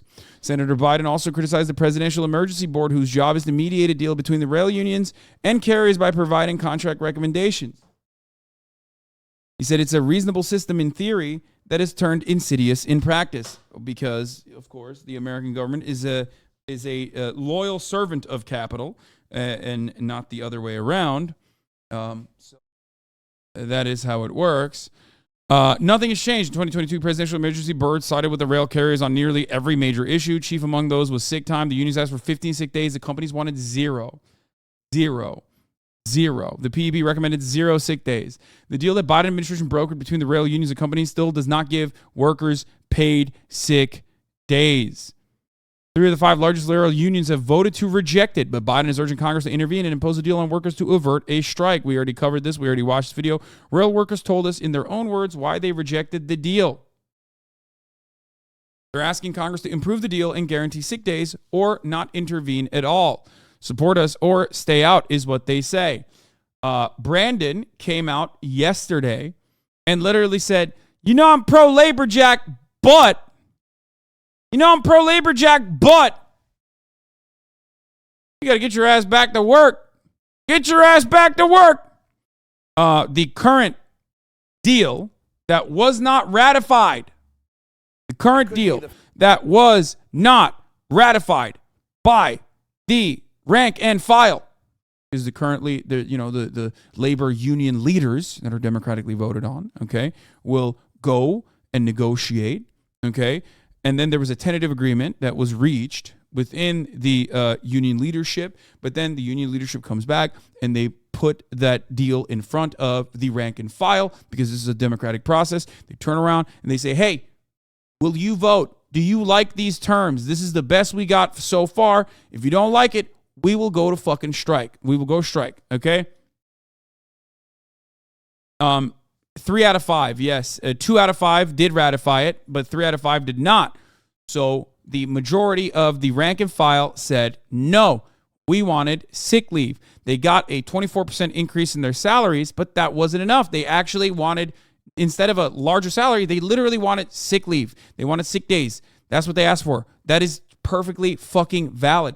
They wanted sick days, and they wanted more workers and more. They wanted a bigger. They wanted more people to be hired so that they could like take the sick days.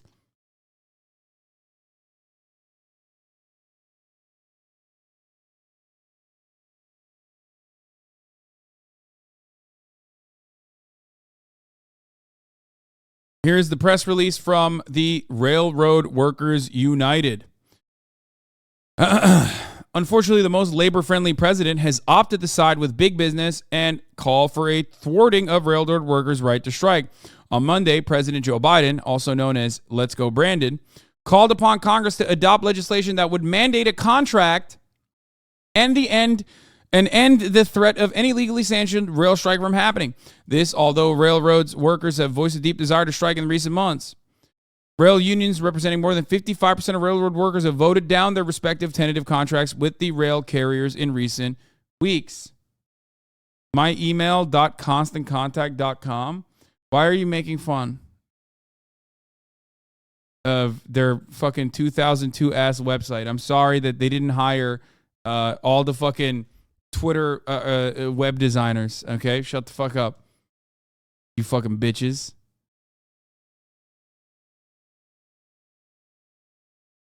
Oh my God.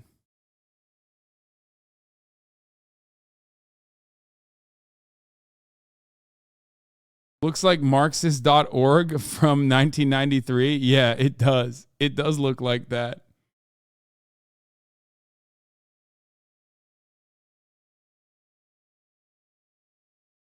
Okay, let's continue. Can you read the fucking words? That's all you need to know. Shut the fuck up. Okay? Shut up, bitch. According to RWU General Secretary Jason Doring, despite making record profits year after year, pumping up their stock prices to unheard levels, downsizing the workforce by furloughing 30% of the employees and becoming some of the most profitable corporations on Wall Street, the Class 1 carriers somehow cannot afford to provide sick time for their hardworking and dedicated employees. In September, Republican lawmakers attempted to end the strike threat with legislation that would preempt that possibility. Senator Bernie Sanders was able to squelch that attempt just before the strike deadline. On September 15th, literally paving the way for the Biden-Walsh brokered deal with the operating crafts and the signal maintainers. Ironically, now Sanders is telling Democrats not to deny rail labor rights to its strike. If the Biden administration has its way, Democrats will join Republicans in turning their backs on the needs of rail workers, states Ross Gruder's RWU co-chair. Both parties would be taking away the ability of rail labor to determine their working conditions. Railroad workers have been vociferous in their opposition to a contract that fails to address critical quality work-life issues. That is the main fucking point of contention, and it was not addressed in the negotiations. It was not. This was not afforded to them. This was not given to them, the paid sick leave. Okay? Anyway, all levels of seniority stated their opposition to the Presidential Emergency Board recommendations and their desire to strike in opposition to any contract based upon those recommendations. The tentative agreements that the majority of union members had voted down are now being touted by President Biden. Despite that, none of them contain any sick time whatsoever, according to RWU co-chair conductor Gabe Christensen. The most labor-friendly president in history has proven that he and the Democratic Party are not the friends of labor. Why doesn't Bernie support this? No, he does. Bernie Sanders wants the tentative agreement to have, here, I'll show you right now. This was written before Bernie came out with another additional statement. Where the fuck is it? Oh, here it is. Bernie on ratifying the rail agreement. If your question is, will I demand a vote to make sure that the workers in the rail industry have what tens of millions of Americans have, guaranteed paid sick leave? The answer is yes. Will that be successful? I don't know. But yes, Bernie Sanders is saying that he wants to vote and add something that Joe Biden does not want, by the way. Joe Biden wants the current contract to go through, okay? He literally said, I do not want Democrats to try to improve this contract, okay? He straight up said that yesterday.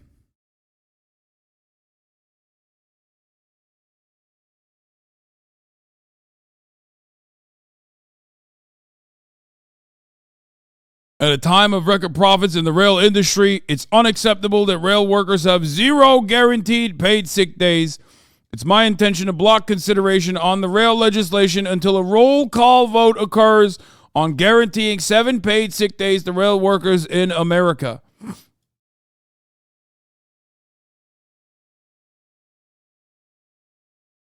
It's a human right. Now, they're asking for 15. Bernie is saying 7. Don't know if people will appreciate that, but regardless, dude, can you imagine fucking 7 paid days for sick leave? 7 paid sick leave days. Like bananas to me that like America is just, oh my God.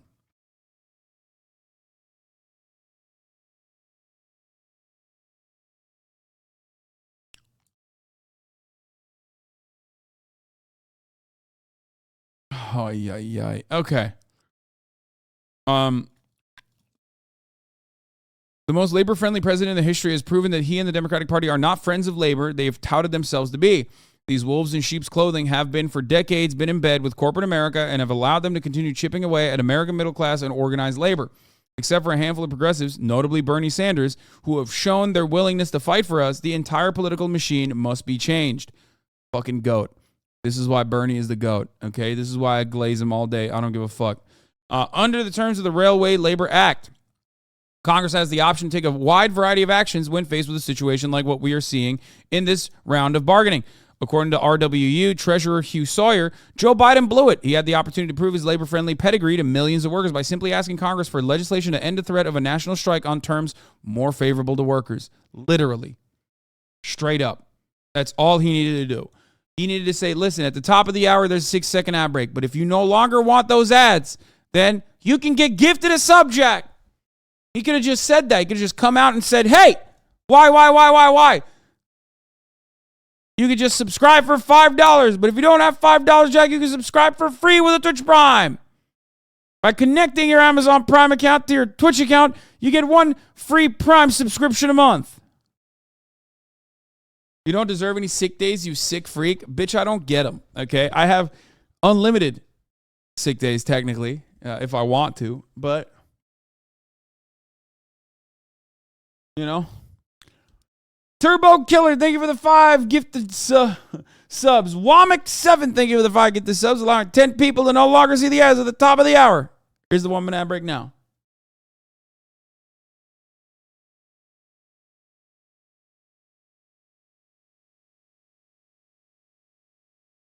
Yeah, I had COVID and I literally streamed with COVID. Except I'm not a fucking railroad worker, okay? My job allows me to fucking stream while I'm sick. And I want to. And if I don't want to stream, I don't stream. When you're a fucking railway worker, you do not have that benefit. You do not have that luxury. It's seen as a fucking luxury in America.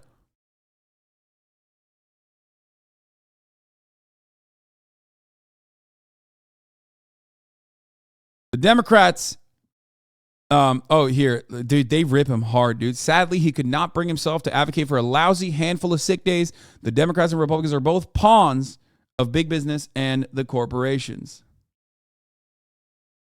Okay? Railroad Workers United will continue to fight for better contract for railroad workers in this round and future rounds of contract bargaining. According to RWU, organizer Ron Kamenkow, we are in this for the long haul. Railroad workers are feeling their power, their potential, but we need dynamic new leadership capable of responding to the carriers of attacks, and we need rock-solid solidarity of all crafts in order to achieve victory. In the months and years ahead, RWU will be organizing to achieve solidarity, unity, and democracy. We need to build a movement that can take on the big rail carriers and win. Top of the hour bot gave me a 7-7 out of 10. Nice.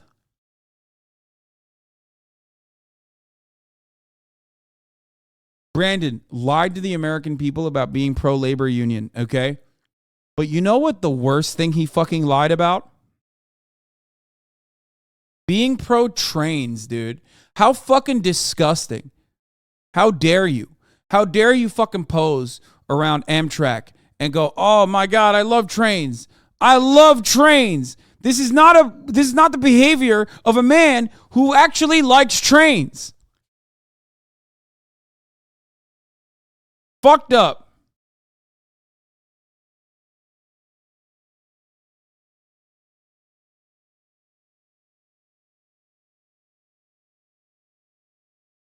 This is such an easy layup that Biden can use to get more popular. Instead, he's fumbling the fucking ball. And as Marco Rubio running left of him, supporting sick leave, I hate it here.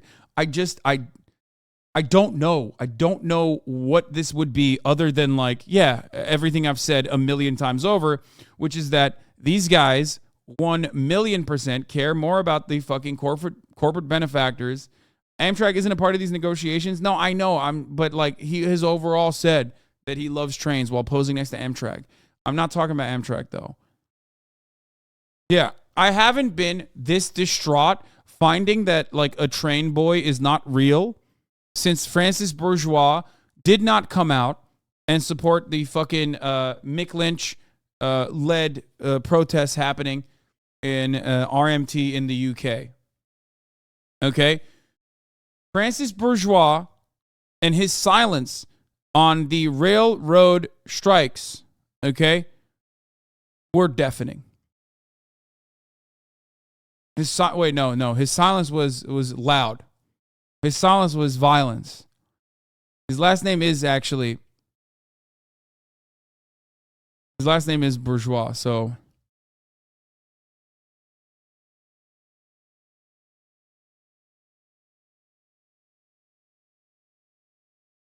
no, I did. Yeah, I used it correctly. Deafening does work. Here, what to expect if the railroad strike hits the U.S.? Years. A freight rail strike looming closer could begin as soon as Friday morning. About 60,000 workers are set to walk off the job if unions and management fail to come to an agreement in the next day and a half. The consequences from this could be, frankly, economically devastating. Gas prices, which have been drastically falling from their summer peak, could once again skyrocket if trains carrying fuel stop moving.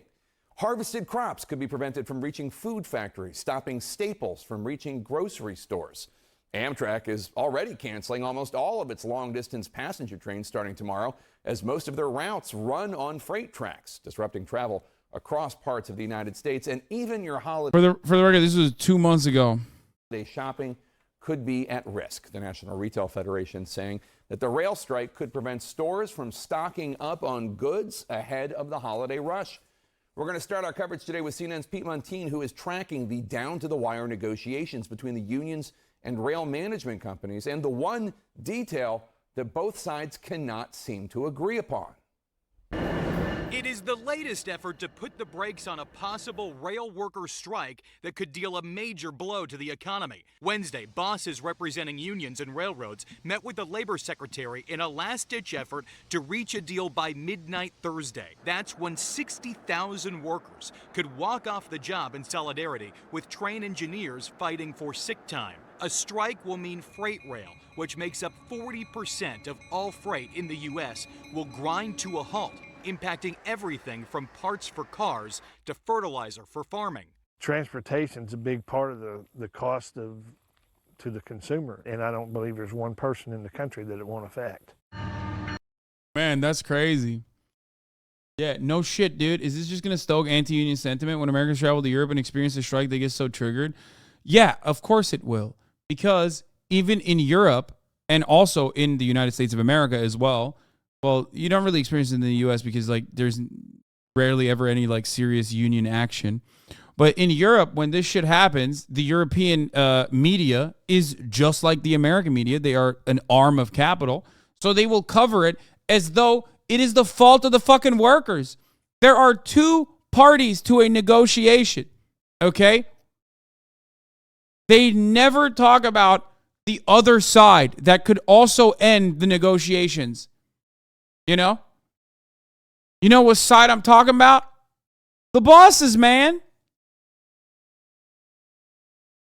It's always the same shit. They rarely ever cover it as though like the management, the bosses, the side of capital has any power to end a fucking strike. They do.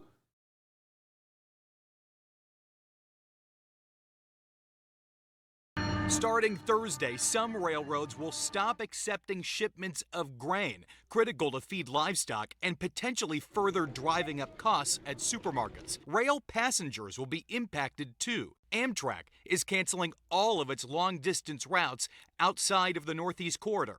In Chicago, 9 of 11 commuter lines will stop. The union bosses, no. I made the mistake of saying union bosses in front of Alex Press one time, and she fucking ripped me so hard I will never make that mistake again. Don't say union boss. These people are not bosses. Do not use right-wing reactionary capitalist framing when talking about unions. These people are not union bosses. They're union leaders. They are democratically elected to be in that power, and they represent the democratic interests of the union rank and file. They are elected representatives. Just like the most aggro version of that is whenever fucking the psychotic reactionary press in the UK will say union barons. I've heard from the country that has literal fucking barons, people in the media saying union barons. Bro, you have barons. Like you have a monarchy. How are you going to use baron as a negative when talking about a fucking union? That's crazy. Why do you still have the multiverses add up? Wait, what the fuck? I do? God damn it. This entire time I've had the multiverses add up? Motherfuckers didn't tell me shit.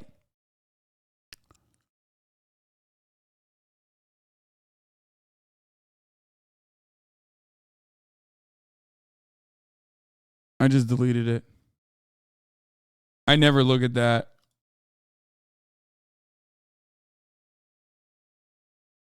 Yeah, because we're all sub. We don't see it. No, it's underneath my stream in the panels. Stop when a strike begins. I've been commuting from the suburbs to Chicago now for over 30 years. I can never remember this happening. Could take 2 hours if I'm driving. On train, it's 40 minutes. With midterm elections on the horizon, the pressure is on the Biden administration to reach a resolution. The president himself has called unions and employers, pushing them to resolve their differences. If a freight rail shutdown does happen, trucking companies say they cannot pick up the slack. It starts with a very small impact, but it grows geometrically. The impacts here far and wide, Jake. One more impact that water treatment facilities are warning they might not be able to get chlorine, critical to cleaning water. It is often sent by rail. The interesting byproduct here, Jake, there could be boil water advisories nationwide if there is a freight rail shutdown. It's true. Jake. All right, Pete Montine, thanks so much. This literally, someone said, will this affect the production of the new Mario movie? Brother, this will affect everything, okay? It won't happen, but if it did, it would be major, okay? It would be massive. What is this? No one should have to choose between their job and their health or the health of their children. But, Stephen A. Skip, I'm pro-labor president. Bayless nods. You know I'm reluctant to override the ratification vote procedures and the views on those who vote. Absolutely. But, God, that's such a fucking ESPN-ass meme, dude. Holy shit, that is such a sports Twitter meme. It's like fucking... Oh, yeah. Even I got that. What is this? I tried telling you yesterday. This is completely off topic, but you still have the multiverses. Megaphonics, stop. It's because you post stuff like this in the chat that I don't look when you say stuff like that, okay?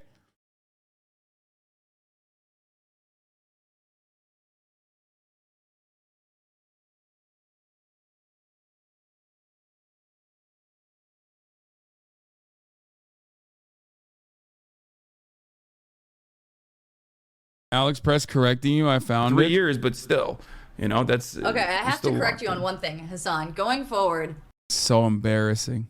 you can't say union boss. These are elected leaders, right? I mean, truly that is a line out of right-wing media. Don't do it. Even liberal media doesn't say union bosses much these days. So you're to the right of the New York Times on that one. Okay, I'm sorry that I don't have a fucking style guide. Sometimes I say union bosses, okay? Labor union leadership. Right. Sorry, you're right, you're right.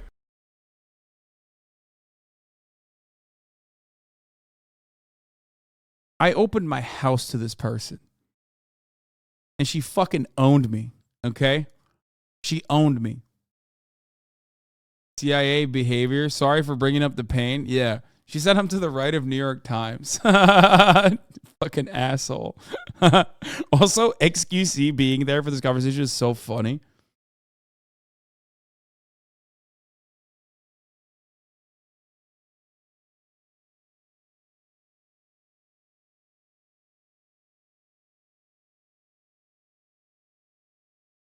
Bro, everyone you let stay with you cut the rope, but then tie together to get closer, dude. Yeah, exactly.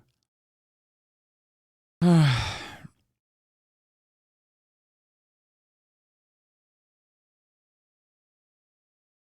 you're the writer of New York Times, will we be having Nick and Kanye on your broadcast? Yeah, never.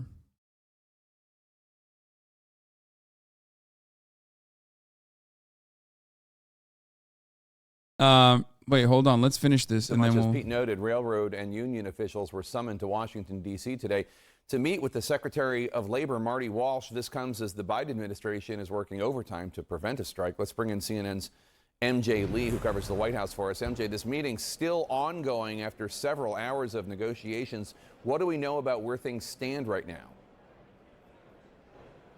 Yeah, Jake, while President Biden has been spending the day here at the Detroit Auto Show, we know that the White House has been very closely monitoring these ongoing talks, and these talks do appear to still be ongoing. We know that union and railroad officials have been meeting with Marty Walsh, the labor secretary, and that meeting has been ongoing for hours. And in the last hour or so, a White House official giving me an update that those talks are still happening in good faith. Now, the president himself in recent days has also gotten involved, directly picking up the phone. This is earlier. This is earlier. This is earlier. This is from This is from 2 months ago. Chat. This is from 2 months ago. This is from 2 months ago. This is from 2 months ago. And calling some of these parties to try to get them past this impasse. And the goal, of course, is to avert a strike, because White House officials know very well how economically damaging all of this could be. But that having been said, we are told by a White House official that they are still working on contingency plans, including figuring out other methods of potential transportation to get some of these goods moving, and also to try to figure out and isolate what kinds of commodities would be most severely hit. So they are planning for all possibilities, but very much still hoping that something. Stop playing then? Wait, what? Why would I stop playing the fucking video from 2 months ago when it's still informative about what might happen if the contract is not ratified, which it wasn't, and the railways strike and what the government can do to stop them from doing so? What the fuck? Motherfuckers be like, wait a minute. When was this video published? 5 minutes ago? Get fucking wrecked, idiot. Why aren't you watching a live video right now, you fucking dumbass? Hold up now. This is old news. Thing will come to a deal. MJ, I don't need to tell you this, but the railroads work under a unique labor law, which allows the federal government to intervene to prevent a strike. They can impose temporary regulations while continuing negotiations with the unions. Are you hearing any word that anyone in the government is considering this? Yeah, you know, the short answer for now seems to be that Congress is not very interested in intervening. Just take a note of the fact that yesterday, Senator Dick Durbin told our colleague Ali Zazov on Capitol Hill, he said, I don't think it's likely that we will intervene. What he basically said was that he thinks it is up to the different parties to get to the negotiating table and figure out a deal on their own. And also House Speaker Nancy Pelosi just today telling reporters, I'd rather see the negotiations prevail so that Congress doesn't have to act. So all in. That's good framing. It's crazy the U.S. would have to reorganize its supply chain for 60 days because some railway executives want a larger bonus. That is the perfect way to frame this argument. Okay? Because the media will frame this as this is the labor unions against all the other workers type thing, type argument, when in fact, that's not the case. Okay? So remember that.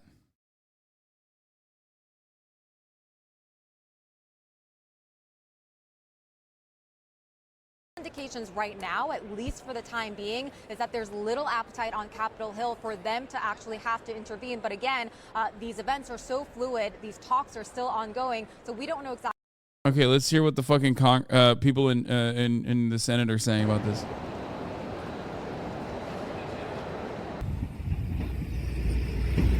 President Joe Biden is calling on Congress to pass legislation to intervene in a potential rail strike before next month's deadline in the stalled contract talks.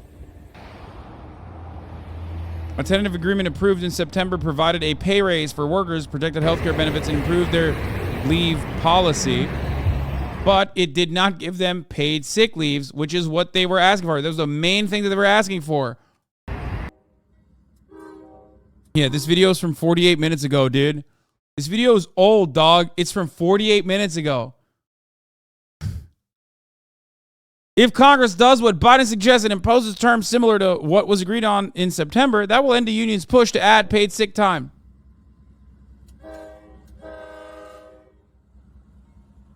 In the first 3 quarters of this year alone, 3 quarters, the railroad industry made $21 billion in profit, record-breaking profits.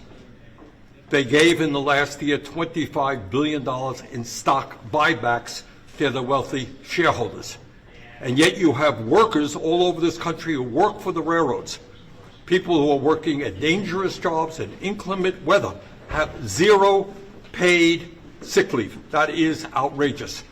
And I think it's incumbent upon Congress to do everything that it can to protect these workers, to make sure that the railroad starts treating them with the respect and the dignity that they deserve.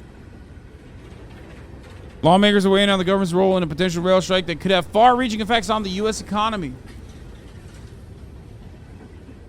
I would much prefer us not to intervene, but at the same time, for this to shut down will be horrendous for Kansas as well as for Kansas agriculture. So I think all the cards are on the table right now. I haven't decided what I'll do. Both the unions and railroads have been lobbying Congress while contract talks continue. If Congress acts, it will end the talks between the railroads and 4 rail unions that rejected their deals Biden helped broke in September. Issue, whether it's supply chain issues, whether it's the type of material that they transport, it's the security of our nation, our economic security as well as our health security. So yes, I think this is an urgent issue and Congress needs to step up. We don't like to. Yes, I'm going to talk about Liver King eventually. I'm going to talk about Liver King eventually. I'm going to talk about Liver King eventually, I promise. Do this. We'd rather see the parties do it through labor negotiations, but at this point, there's no other alternative. Yeah, oh man, you're forcing my fucking hand, dude. Oh man, you're just forcing my hand, brother. We just got to do that, brother. Let's do Democracy Now's coverage on this. Guys, this is from 5 hours ago. I'm so sorry, okay? Also, you know, we're going to have a babe finally on the broadcast, a queen. In labor news, President Biden sided with big business and has urged Congress to intervene to block freight rail workers from going on strike, saying it could devastate the economy.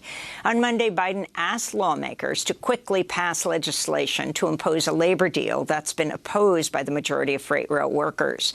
In a statement, Biden said, quote, "As a proud pro-labor president, I'm reluctant to override the ratification procedures and the views of those who voted against the agreement. But in this case, where the economic impact of a shutdown would hurt millions of other working people and families, I believe Congress must use its powers to adopt this deal," Biden said. Many union activists criticized Biden's move to block a strike. Ron Kaminko, a locomotive engineer and organizer for Railroad Workers United, spoke to Democracy Now! Last night.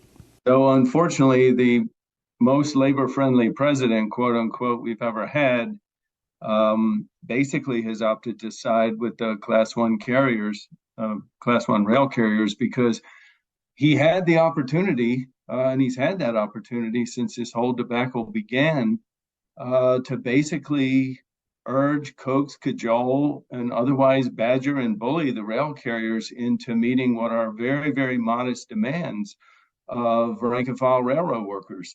And in his latest request here to Congress to legislate us basically back to work before we even had a chance to strike, under the terms and conditions of the tentative agreement, which is not very popular with the rank and file. We have unions that represent 55% of rail labor have voted this contract down. And so we could have seen Biden actually opt for telling Congress he would like to see Congress pass legislation. Guys, what people don't understand is when Biden says he's pro-labor, he means like he wants more labor happening. He doesn't care if it's happening at gunpoint, okay? He's just like, I like labor, Jack. I want it. I want it. Maybe it's free, but it's still labor. I like that kind of labor, Jack. I don't care if you don't got paid sick leave. That means not labor happening. I want that to not happen. That mediates an end to the conflict, under which more favorable terms to the workers, which is to say a handful of sick days. And that's what this has come down to. Railroad workers traditionally have had no sick time. And now with the very, very harsh attendance policies that we're faced with, railroad workers get very, very little time off work. And it has come to a crunch point. We're seeing workers leaving the industry in droves, in numbers never, ever believed possible. People with 15 and 20 years seniority are leaving the industry. Why doesn't the railroad industry hire more people? I don't know. Why did they fucking furlough 30% of their staff? Because in order to improve profits, you can do something called eliminating redundancy, okay? When a workforce is operating at maximum efficiency, what a capitalist means by that is we are going to make 2 people do the work of 10, okay? How are we going to do that? By forcing them to get the fuck back to work and telling them you'll be fired if you don't actually do the job we're telling you to do. That's how this shit works. Remember. Okay? That's what's happening here. And there's a crisis out there. And I don't believe the Biden administration quite understands the depth of this crisis. And I don't think they understand that they could have actually taken an approach that would have benefited rail labor and potentially benefited the rail industry itself. Instead, unfortunately, the president is urging Congress to basically legislate an agreement based upon what he brokered along with Marty Walsh, Secretary of Labor, 2 months ago. But the rank and file have made it very clear that they are not content with this contract that simply does not address the quality of work-life issues. This all comes as profits soar for the freight rail industry, which has reduced the rail workforce by 30% over the last 6 years. Since I entered the industry more than a quarter century ago, I have watched as the rail industry has made record profits. The operating ratio... Bro, this motherfucker was there when the first rail was placed on the ground, okay? And I hired in, I believe, was somewhere in the mid-80s. It dropped into the 70s, 60s. The rail industry is hell-bent on achieving a 0.50 operating ratio, and who knows where they might even want to go from there. Stock buybacks has reached record proportion. The dividends that have been paid out to stockholders are enormous. Warren Buffett was, for one, who bought BNSF outright a decade ago, will state unequivocally that his investment has paid off to him way more than he even expected it to. The wealth that has been accumulated by these rail carriers over the last quarter century, while they have moved less freight than they did 16 years ago, shippers from practically every major shipping group that ships by rail is in a state of total discontent. They have complained vociferously to the Surface Transportation Board, demanding better service. The rail industry has gouged their customers. They've shed themselves of about a third of their employees in the last 6 years. And they've basically pissed off just about everybody in the country except for their stockholders. And now we come down to the wire in contract negotiations where literally what separates the parties is a handful of sick time that most workers actually have achieved decades and decades ago, but railroad workers have traditionally gone without. And we finally have said enough is enough. We want a handful of sick days, and yet the rail carriers see fit to dig in their heels. These Fortune 500 companies who have made, like I say, record profits these last 25 years and refuse to give us anything. And unfortunately, the Biden administration is incapable of siding unequivocally with us as the most labor-friendly president ever.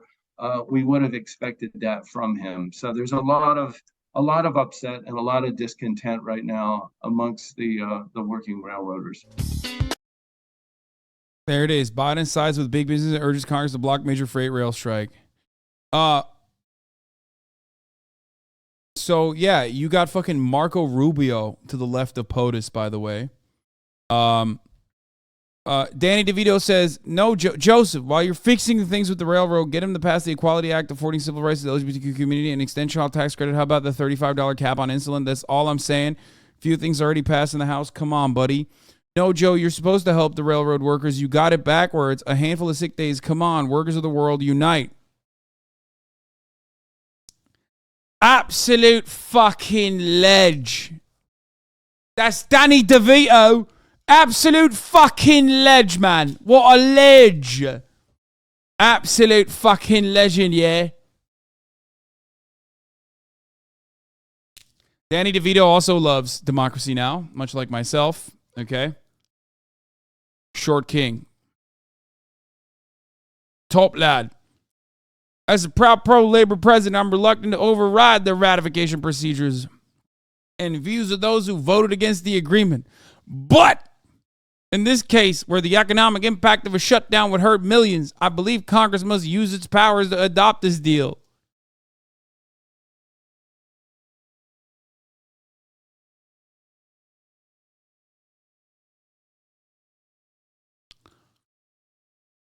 He said, but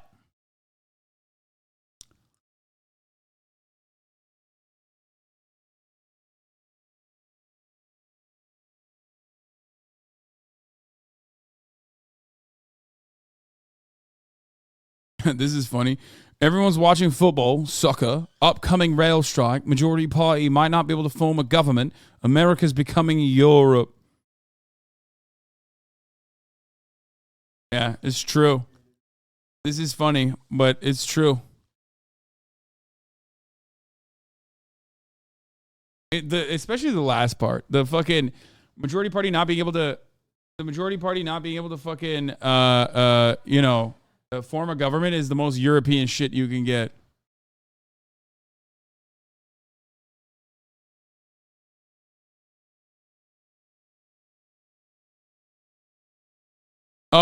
Breaking news, by the way. The University of California and the UAW have reached a tentative agreement for postdocs and academic researchers 15 days into the largest strike of the year. They remain on strike in solidarity with other units. Some info below on raises and other wins. Here it is. Congratulations to the UC system. The workers, the postdoc, UC, all the PhD Andes in the chat. Compensation to address the cost of living. Most postdocs will receive a 20 to 23 salary increase up to $12,000 by October 2023 over the course of 5 years. As a postdoc at the UC, the current lowest paid postdoc would see a 57% salary increase. For 2024 and 2027, 7.2% annual increase for postdocs on a scale, 3.5% scale increase, and 3.7% experience step. Faster timelines to receive experience-based step increases. What about housing? That's important. Increase from 4 weeks to 8 weeks of parental and family leave, paid at 100% for all postdocs. Childcare subsidies that will start at $2,500 annually and increase to $2,800 annually. The first time postdocs have won a childcare subsidy in 12 years of fighting. Lengthen initial appointments from 1 year to 2 years to ensure job security and longer visas. New respectful work environment article. Industry setting protections against abusive conduct and bullying that are fully grievable and arbitrable. That's huge. New immigration article with guaranteed leave time for immigration appointments and protections if immigration laws change. Protections for workers with disabilities beyond the ADA. Commitment to implement free transit passes within 3 years, and a commitment to bargain if free passes have not been implemented in that time frame. E-bike discount of at least 15%. That last part's funny. Oh, God. Academic researcher contract highlights include compensation that addresses the cost of living, 29% salary increases, 8 weeks of parental and family leave, better job security, longer appointments for merit review, fewer exceptions to 1 year minimum appointments. New respectful work environment article, we already covered that. Protection for workers with disabilities, we already covered that. Commitment to free transit passes, covered that. E-bike discounts, again, of at least 15%. An improved union security article to keep our union strong, and a better grievance and arbitration process to enforce the contract.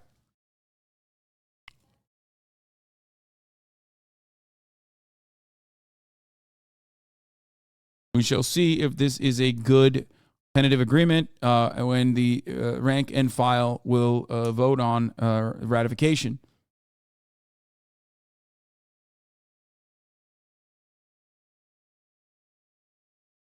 I'll shock you. I agree with you on the train strike. This is about safety. The current worker requirements are inhumane and unjustifiable. Biden is wrong on this. Him, Gareth, of our YouTube train gods.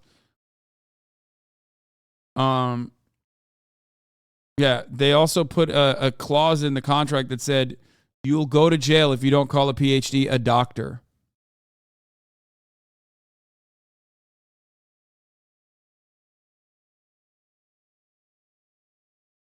Okay. Here is Democrat Senator Hickenlooper saying of averting the rail strike, any bill should include 7 days of sick leave for rail workers that the rail workers have asked for. That's crazy. Okay. That's crazy, dude. This man right here. This man literally drank fracking cum. Okay. This is a man who drank fracking cum.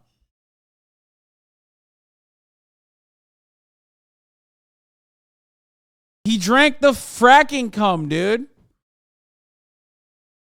Joe Brandon's to the right of a man who is such a loyal dog, a loyal servant to the fucking fracking, to the big oil industry, that he drank the fucking fracking cum. Ad hom attack? Wait, what? I'm not even attacking him. I'm giving him his fucking bona fides here, brother.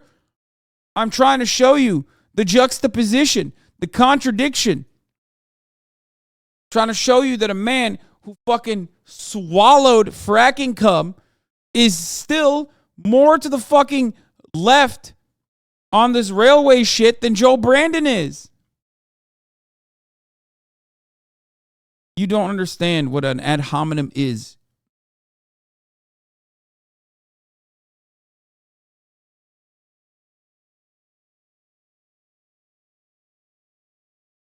You're saying the C word to him? What? You're calling him C? What? Here.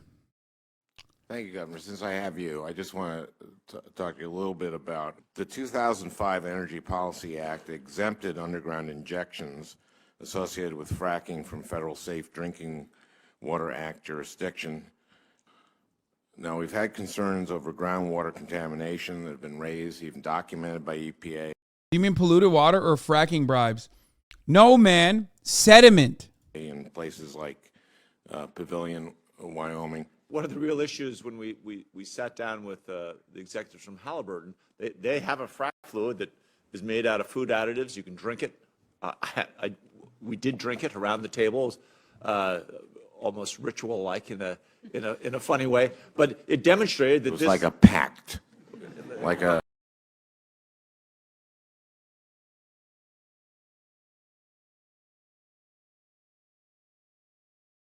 That's the motherfucker. Someone said Nike haircut. Yeah. That motherfucker with the Just Do It swish ass hairline. Okay. That's the guy. God.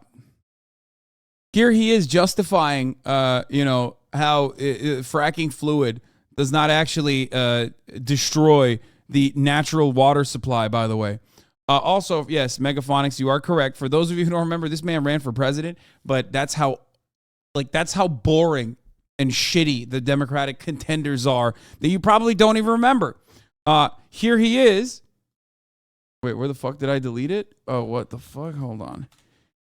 Here he is standing with another man who also ran for president that you also forgot ran for president. Sex god motherfucking Michael Bennett. The absolute god of sex, dude. Look at how fucking hot he is. Look at what a sex pistol, what a dynamo this man is, dude. Look at him. Okay, there he is. What? What is it? Where did it come from? I don't know, Mom. God, he's so fucking hot, dude. God, my mom had to come in and stop me while I'm talking about how sexy Michael Bennett is. Man, I wish Al Franken wasn't a handsy little pervert. He could have been top 3 senators right now easily. Yeah, I mean, dude, the Al Franken shit is like, it's just funny because like he literally did, I mean, what he did was wrong, okay? But also, what he did literally was like nothing in comparison to why they were using him to say like, Democrats do this shit too. Like, people 100% forget that at the time, Al Franken was like, quote unquote, canceled, okay? He was canceled because like Republicans were looking for a fall guy on the right, I mean on the left, to say like, Roy Moore's pedophilia is like nothing, dude. Look, Al Franken grabbed the boobs of a now Fox News commentator as a joke in a fucking photo, who he also apologized for over a Kevlar vest, who he apologized for, who the Fox News commentator literally fucking appreciated the apology for and accepted on 20 years ago.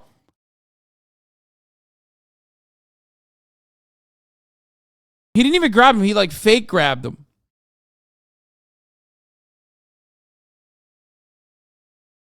Hassan, why do you say things like this? Jesus fucking Christ. Yeah, no, he like did an air grab. He like pantomimed the grabbing of the boobs of the Fox News commentator who was like his co-host, which was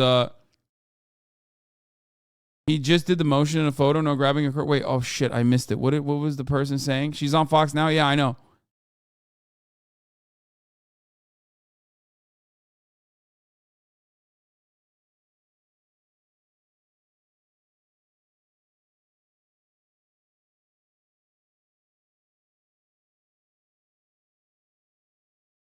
Thank you, Mom. Yarısımı.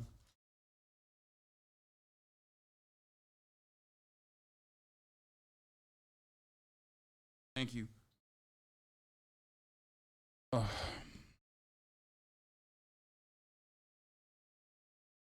It wasn't the fake grabbing, but she wasn't awake. It wasn't that he was fake grabbing, but she wasn't awake and couldn't give consent. Yeah, I know. And then people said like Al Franken is like grab people's asses at like a staffer's ass or something. Like he had some weirdo shit that he did. Like he did some sexual assault for sure. If I remember correctly. I don't know why two things can't be correct at the same time. Like you 100% can have like a dude who's an asshole and did bad things, and then also admit when someone is like genuinely weaponizing it in the media at a time when everyone was understandably saying Roy Moore is a pedophile and he's running for Senate in Alabama. That's completely unacceptable. I despise the Democratic Party and liberals for this fucking reason. Like they can't even see. Like they can't even see when they're being fucking duped. You're so easily like Al Franken sucks. It's not like he's a good person. I mean, he's better than like a lot of other Democrats, certainly.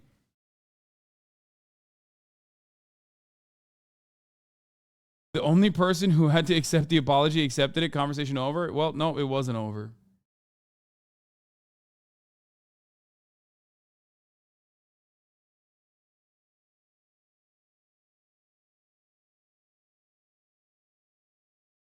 That's the kinder take. I think they lean into it like chumps. They do lean into it like chumps. They are chumps.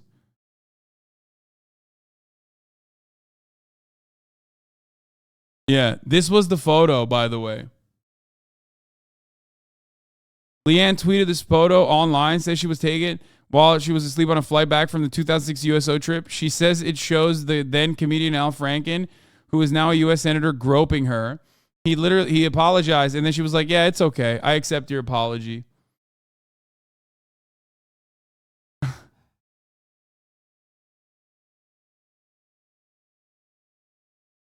That was wild, dude. That was wild, straight up.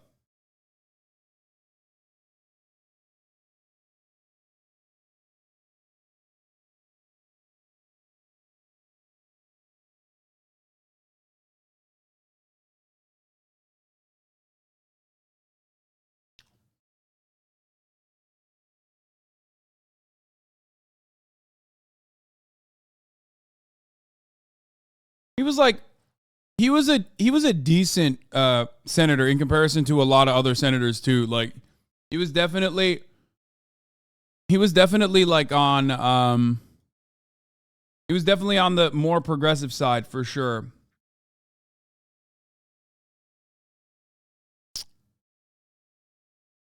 The whole Al Franken thing is when I knew liberals were absolutely insane. She then brought it up for years later in the midst of the Me Too, specifically to score points with the GOP, which the Democrats swallowed hook, line, and sinker.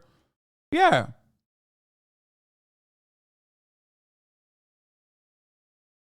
Yeah.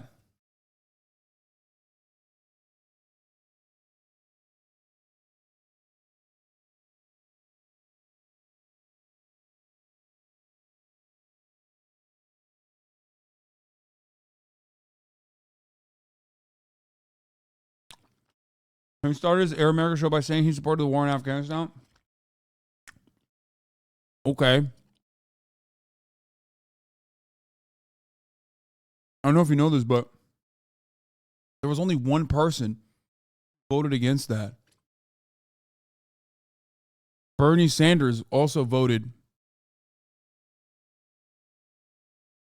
to and functionally supported the fucking war in Afghanistan.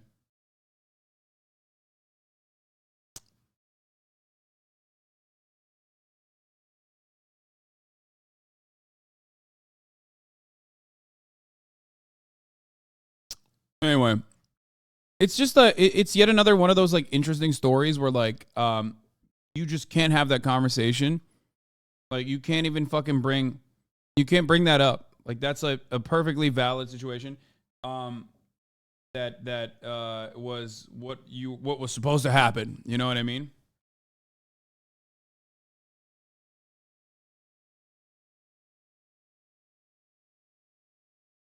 But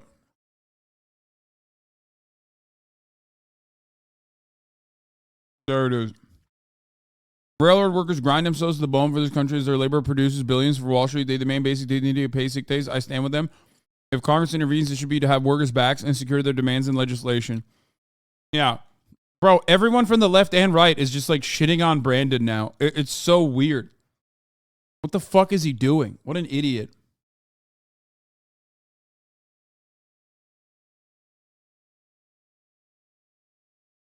Timestamp of Steven Crowder on Kanye and Tim Pool. He says insane shit. He talks about it for like 20 minutes. Kanye West on Tim Pool.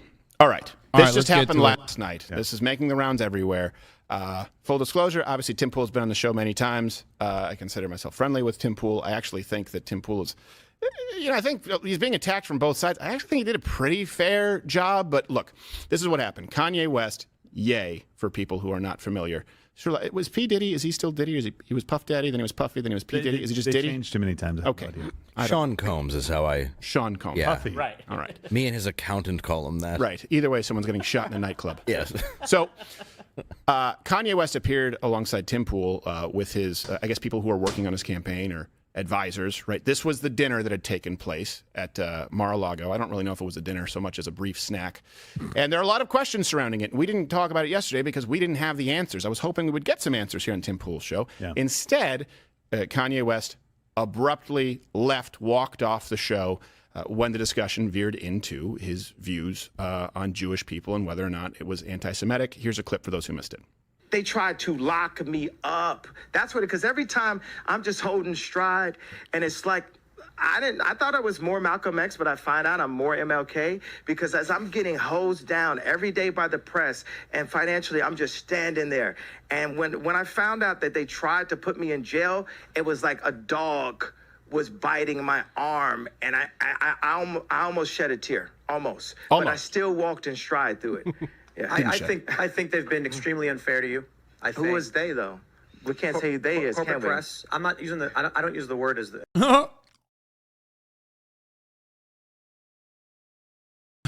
It's like I'm the MLK of anti-Semitism. Okay, like, you know, the opposite. In the opposite direction. I decided to be the MLK of bigotry. As the way I guess you guys use. I'm talking about. It is them, though, isn't it? I mean, because because when you think about it, consider it. In 2018. What do you mean it's not? What do I mean? Like, okay, so how about already the walk-off? That's a problem. He's gone. Well, Kanye I'll say it right now. Ask him a question. You guys, you guys want to bring that stuff up, and then think we're not going to have a conversation. Have the discussion. Like you think he's going to come in here and say, "Here's my pain, here's my suffering." I'm going to say, "I hear you," and then he's going to say, "And it was Jewish people," and I'm going to be like, "Okay, but don't you consider?" So I'm not going to do this. I refuse. Make sure he's cool. Yeah, so look, that's a problem if you're running for office, period, especially if you're running for office on the platform of free speech and exchange of ideas, right? If you ask someone a question and they disagree with you in a way that I think is... These guys are such losers, dude. Oh my God, he doesn't value free speech. Bitch, you don't value it either. You ran away from fucking Sam Cedar. Like, shut the fuck up. None of these bitches would ever fucking have like a conversation that's contentious, okay? They won't. Is pretty respectful. You can't walk off in a huff. That about tells you how capable Kanye West is at being potentially president of the United States. Personally, I was in that chair a week and a half ago, and now Kanye West is. He's not mentally well. No, I'm not entirely sure. We shouldn't share a chair. No. Okay, that's actually a good joke and literally true. That is the first time I've heard this motherfucker say something funny. Holy fuck. I gotta run that back. Of the United States. Personally, I was in that chair a week and a half ago, and now Kanye West is. He's not mentally well. No, I'm not entirely sure. We shouldn't share a chair. No. Oh, this is good. Here. It also ties into this thing that I retweeted recently. Kanye really went from clubbing with Jay-Z and Pharrell to getting hibachi at a suburban strip mall with Nick Fuentes, dude. That's when you realize, like, look at his face, bro. He has to know he fucked up. There is no fucking way, dude. There's just absolutely no fucking way. Bro, what's worse? Like being caught at a fucking hibachi in the middle of a strip mall in Frederick with a Nazi who eats his own boogers, or like whatever fucking drugs that they were making you take for your various mental health complications. Like I think I go back to the drugs, man. I'm just going to say it. I would go back to the fucking pills immediately.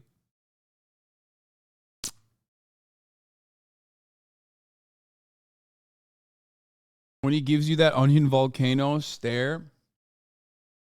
Got the wellies on. Yeah, he's been wearing those boots for a while. That's like his thing now.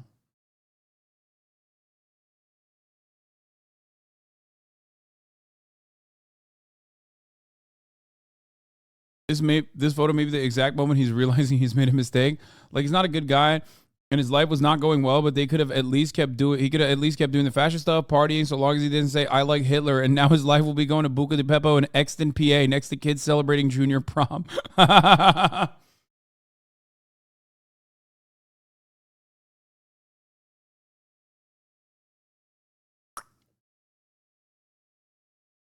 Bro, Zombieland got to be better than this. Okay? I'm just saying, Zombieland got to be better than whatever the fuck Kanye West is experiencing currently. Oh, we shouldn't share He's it. Ye. I didn't share it here. By the way, I just haven't done Tim Pool because I haven't gone out to Virginia. Just, yay, son of a bitch. This is going to be a whole thing. Sorry, I love Tim. This is a whole thing, the yay thing, and most people out there are going, who's yay? Kanye. For the uninitiated. Kanye, we'll just say Kanye. Let me set this up real before I get to Tim Pool. By the way, though, Puff Daddy's name is Love. What? He said Love is my real name. I just changed my name to Love. It's what's on my driver's license. That's my official name. The ego on these guys. Like, I realize I'm not like Malcolm X. I'm more like MLK or maybe Jesus Christ. It's like, I'm Love. You did proactive commercials, okay? You don't get to claim agape. My name's Agape. Oh, good. You learned a Latin word. Shut up. Yeah, in what way are you like?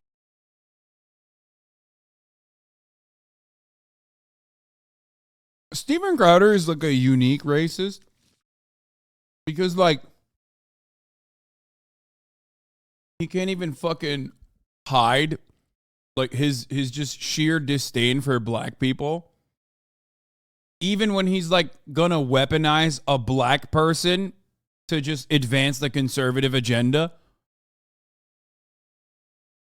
You know what I mean? Like he can't even fake it. Like he just has to be the worst person. He's like a couple steps removed from being a Nick Fuentes racist. I don't think he's ever said like anti-Semitic shit. I think that's a line that he doesn't cross deliberately.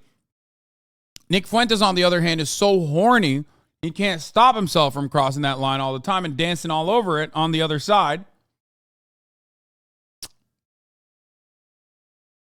Like Malcolm X and MLK, because there's two things that happened to them and you're fine. Yeah. Well, I will say he's not necessarily fine. So let me present my point of view here. Yeah, Kanye West has been wronged. Okay, this is absolutely true. He has been wronged. We'll get into. He was medicated. He was institutionalized. He's been threatened. He was wronged. And I do think that he has valid reasons to be upset. And I think what people are missing now, people saying, oh, he should be able to say, sure, he should be able to say whatever he wants. And I don't necessarily know which portions. Well, I shouldn't say I don't know. Every portion that I've heard, I can tell you which part is anti-Semitic or which part isn't. I don't know all of the comments that he's made. Let me put it that way. But Kanye West has been wronged, and the people right now who are supporting him saying, hey, he's being silenced for what he said, sure, I understand. But he's being wronged now. Wait. I have never seen Steven Crowder be like very openly and aggressively anti-Semitic. It's like the one kind of bigotry that he doesn't usually engage in. I am kind of excited at this moment. This is a new leaf, a new chapter in his blossoming career. Yes, but I can't read. Yes, you have. You fucking called Sam Cedar a velveteen rabbit, which is advanced dog whistle anti-Semitism. Remember, dude, that's no. But listen, I am literally look. I have read the ancient tomes of racism. Okay, the way I see it, like is if Sam Cedar himself, who didn't understand what the fuck that was at the time. I don't think that he implied like that in an anti-Semitic capacity. Okay? I mean, I don't think so. I think that was like I'm an elite level racism understander, dude. Like I had to look that shit up. Do I think he's anti-Semitic? I'd be shocked if he's not.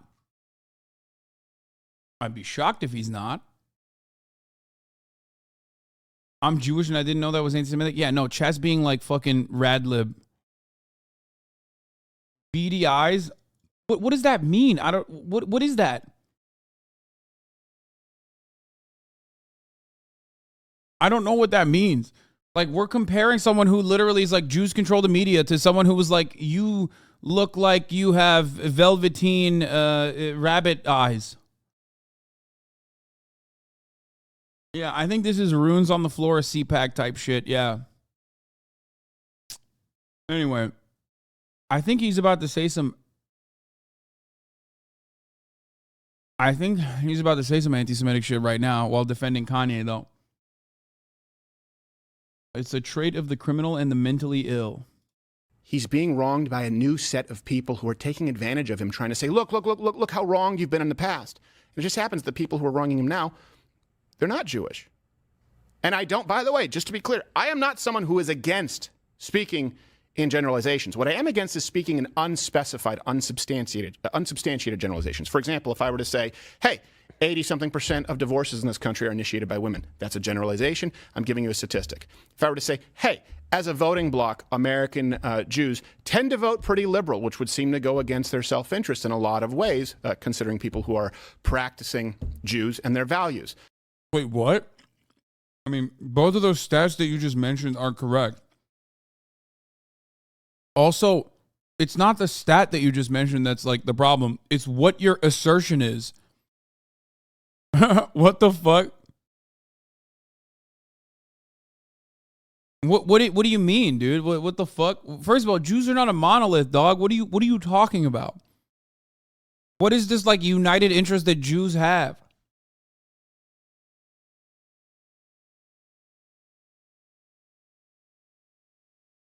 On chat, I can sense chat getting so fucking annoying about the Velveteen the Velveteen rabbit thing.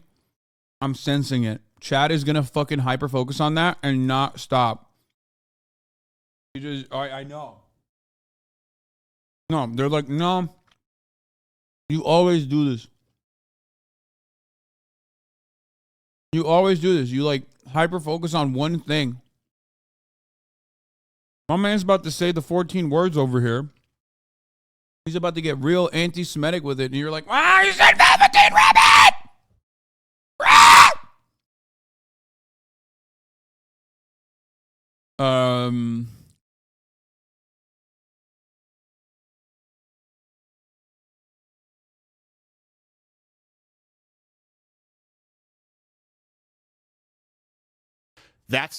That's a statistic that you can talk about. To say, hey, all Jews are X, that's now a generalization that's unsubstantiated. So just to be clear, I'm not someone who doesn't believe that generalizations play their role and that they are useful. Sometimes people say it's all about the individual. It's not only always about the individual. That's not lost on me. Now, Kanye's been wronged. He's being wronged now to begin with. Some people are criticizing Tim Pool for being unfair by pulling up a headline on the outset of the interview. Kanye only lasted 25 minutes before he walked off. And the headline included, bro, please listen to at least some of the Jews here. Beady-eyed is an anti-Semitic trope because of the implication that we're greedy, and another commonly overlooked anti-Semitic dogma was calling Jewish people greasy, oily because it's implied to what? Imply we're conniving and slick. What? I'm gonna kiss myself, dude. Bro, oh my God. Oh.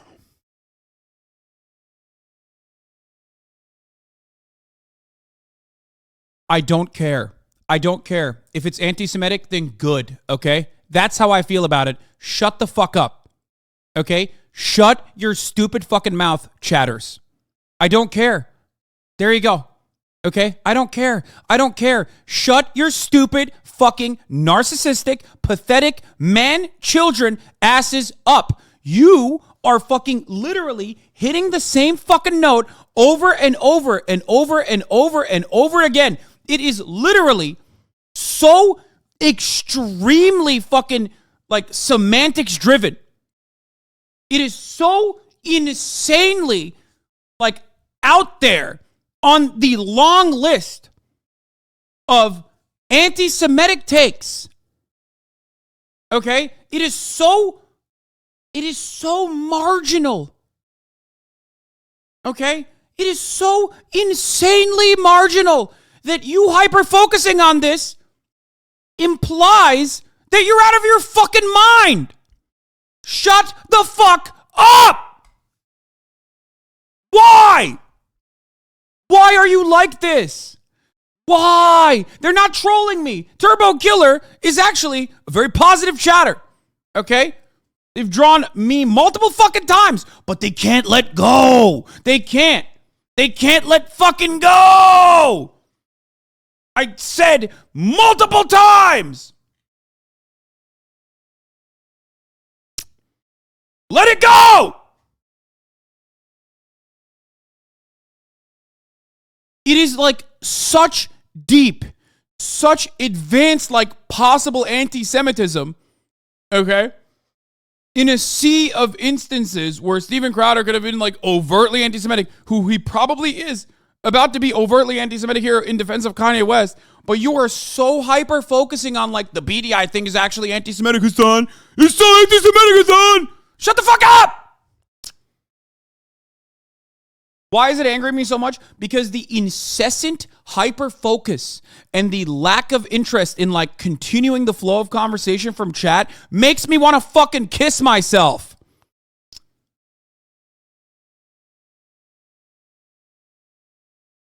You can't stop.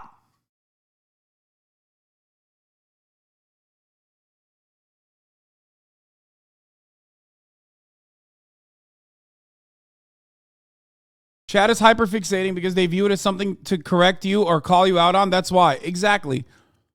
That's literally it. That is the main reason. Because chat fucking loves being like, I got you. You're wrong in this. I come to you for education, but this is one moment where I got you. Everybody wants to be like, I got you. It's not a one guy situation either. Shut the fuck up.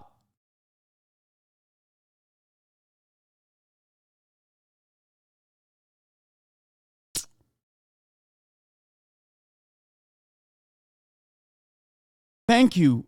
Not K-pop. As if Crowder is capable of hidden meanings or subtext. Listen to his impression of black people. He has zero nuance. Like, you're talking about a guy who only does Chris Tucker when talking about Barack Obama or Morgan Freeman or P. Diddy, okay? That's the one voice for every black person. And you think he's, like, reading deep lore about subtly fucking saying that, subtly saying anti-Semitic shit to Sam Cedar. You're insane. The anti-Semitic stuff has already happened, implying that non-practicing Jews aren't as smart or worth.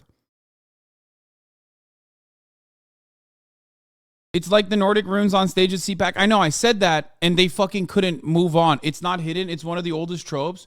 What are you saying, dude? What the fuck are you saying? Bro, you're acting like one of the oldest anti-Semitic tropes, not a thing. Of course, Jews are annoyed. There are more Jews in this chat that are like, I didn't even know that was a thing, okay? Than you, is now lying and saying that this is literally the most fucking common way that people are anti-Semitic. What are you talking about, dude? What the fuck are you talking about? No, it's the fucking greedy merchant meme. It's the nose shit, okay? Like, this goes back thousands of fucking years, okay? Anti-Semitism is at the heart of every fucking conspiracy. Pogroms have happened. Blood libel. There's plenty of fucking ancient, antiquated anti-Semitic shit. The reference point that you are hyper-focusing on is completely irrelevant. I'm not defending Crowder. I hate you. I'm not defending Crowder. I hate you because you're fucking stupid. Oh, I need to stop. I'm moving on. Here's the top of the hour ad break. We're just going to keep watching this. I despise some of you in the chat, though. I can't stop myself from screaming at you because you literally just go, this is the one thing. We need to keep chipping away. We need to keep chipping away at this. You're not establishing anything, okay? You're not doing anything. You're not doing anything positive. I'm going fucking insane. I have the same mental illness that you have now. Notion of anti-Semitism. Here's a clip.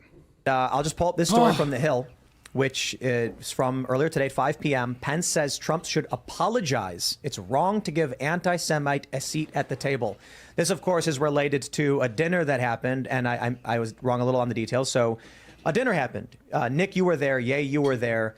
I just want to start off by how did this dinner come to happen and what happened? I was talking to Trump for about a month. We had scheduled the dinner in October. Okay, so that's enough of that clip. That gives you the context of how Tim Pool set it up. He didn't seem to be incapable of dealing with that question at the time. So it's relevant because what Tim Pool does, his show is they go through news, right? They go through news and they ask their guests to discuss news. We talk about news. It's a big reason we don't really have guests on so much anymore because often it's just you guys don't want them to talk about the news. We'll bring a guest on when we want to discuss the guest. They are the news story. In this case, I think it's appropriate. Kanye West was a news story. I mean, people are complaining. You can comment below that Tim Pool might have interrupted a guest. Like, wow, Tim Pool interrupted a guest? No. That happens sometimes. He didn't do it as much, though, with Kanye. Nobody has ever been interrupted on a podcast. Never. Never. Doesn't Kanye should have. Hey, hold on a second. I like to have a laugh. No, but it's true. Well, Look. So Tim addressed the point that you made just a second ago at the outset because Kanye said when we were backstage, you said I would, or backstage in the green room, whatever, you said that I would do well with the black vote. And Tim clarified, and he's like, yeah, I think you would resonate kind of with an everyman. He goes, but you're looking at the black vote as a they. And he goes, no, what I'm saying is historically the black vote has tended to go one direction, and I think you would do. Yeah. I love that nobody is even fucking talking about how stupid of a statement that is. The notion that like Kanye West would be able to captivate the broader black voting bloc is so fucking stupid. Like, what a laughably silly take, dude. Like, how did nobody pick up on that? How did nobody go, that's... What? Do well with that category. I try not to get into generalizations of they. So they had already talked about this before he. And I don't think that's the most articulate way to put it. No, I don't want to be in generalizations, but I made a generalization. What you need to say is there are substantiated generalizations that you need to make for the sake of brevity, and then there are gross generalizations that may be wholly inaccurate. And that's where a conversation needs to be had about your generalization to examine whether it's accurate. It's so funny, dude. Like, the idea that, like, black people are going to be like, oh, Kanye West, I love his music. Like, I'm going to go vote for him for president. You just have to be such a gigantic fucking racist that you think, like, 75-year-old black ladies are going to go to the fucking polls and vote for Kanye West, dude. Like, it's just unimaginably stupid, dude. I cannot, like, I don't know where to begin. Like, I don't know where to begin with how stupid of a fucking take that is, dude.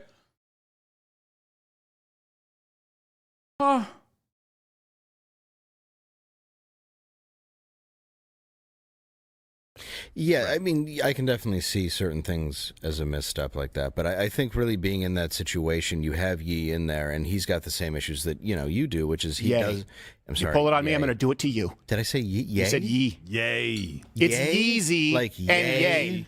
Yay, you had a Yes, baby? yes. All right, yay. Kanye? Yeah. So yay. Yeah. I get it. I don't. You know what? He's wrong. Yeah. No, but if you're there and he's trying to get it. He doesn't want to be demonetized. He doesn't want to be deplatformed. He can't just hand a mic to somebody and be like, say whatever you want to, because we do know that right now, wherever Kanye's mental state is, he's going to go off on something that can get Tim deplatformed. I mean, there's a lot of working elements. So for anybody to go at Tim about it doesn't make any sense to me. Right. I think, and this is, I agree with you. My only slight difference of opinion is if you're worried about being deplatformed by hosting that person, then don't host that person. For example, we've had Alex Jones on many times immediately after he was deplatformed. It was a risk we were willing to take. Sure. One time we got removed for it. Another time we didn't. Them's the dice. It's high risk, high reward, right? If you're trying to have a big name guest, especially someone who, courts controversy. So let me. Well, I honestly. High reward?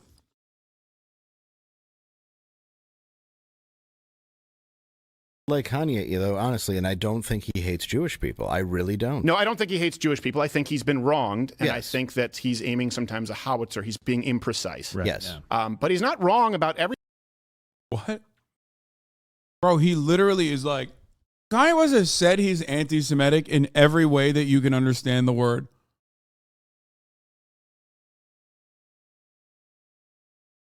That's so weird. Like, there is no reason to fucking, jump on that and be like, well, he's just, here are the reasons. It's like,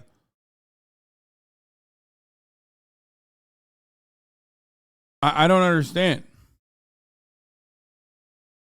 Like, what more do you want him to say? He has said all the things that you can say for people to be like, okay, this guy's anti-Semitic. Everything. Look, is there a conversation to be had about secular humanists with Jewish last names in Hollywood exploiting people in positions of, the performance arts talent? Yeah. And by the way, that happens in the conservative movement too, behind the scenes. Yeah. People sign contracts where they don't know what they're signing. Yeah, it's true. Is there a disproportionate number of people with Jewish last names in higher banking? That's an argument that can be made. But then when you get to it's because they're Jewish and well, now we have a problem, not because it's offensive, but because it's inaccurate. So let me first set this up. Kanye West. Surprising. What did I tell you, bro? No, he's saying like it's not. Okay, everybody fucking chill out. This is not a defense of Steven Crowder. I'm surprised that he even said that there's like a lot of secular Jews in Hollywood doing unspeakable things. Okay? That in and of itself is already fucking sus.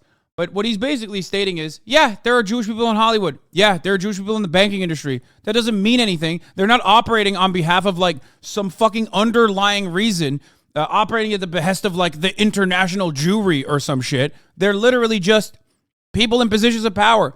Now, of course, he's not going to say anti-capitalist things like I would, okay? I actually do want to see what he's going to say, as a matter of fact. Yeah. We're wrong about the rabbit, damn it. Shut the fuck up. Shut up. Stop trying to fucking trigger me. You're annoying. You're not funny. You're not smart. You're not unique. You're just fucking annoying. Everybody sees that you're fucking annoying. Okay? Shut the fuck up. As a labor lawyer Jew, I wish there was one, because then my job would be so much easier. Yeah, I mean, it's so silly. It's so ridiculous.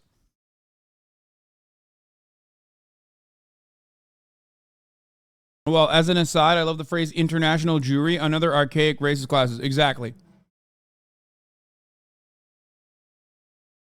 Old school. West has been wrong. And I do think that this matters because it might provide some context as to his mental state. So early November, he released some text messages. And all these references are available at loudcrowder.com. His personal trainer, Harley Pasternak, I believe is how it's spelled, tried to have him committed. This is what the guy said. I'm going to help you one of a couple ways. First, you and I sit down and have a loving and open conversation. This is where I diverge with you, Dave Chappelle and Steven Crowder. I don't think there's even a reason to acknowledge at this point. I don't think it works to offer concessions to these people. But it's not a concession. Like, it's not a fucking concession. Okay? But it also doesn't matter. Like, just because it's disproportionate with respect to the overall population size doesn't change the reality that there are still infinitely more WASPs in positions of power in every fucking industry in the United States of America. You know what I mean? Offering additional context is not necessarily offering a concession, because what you do with that information is what matters. What if you think like, oh, there's like a secret Jewish cabal, then yeah, you're a fucking psychotic anti-Semite. Okay?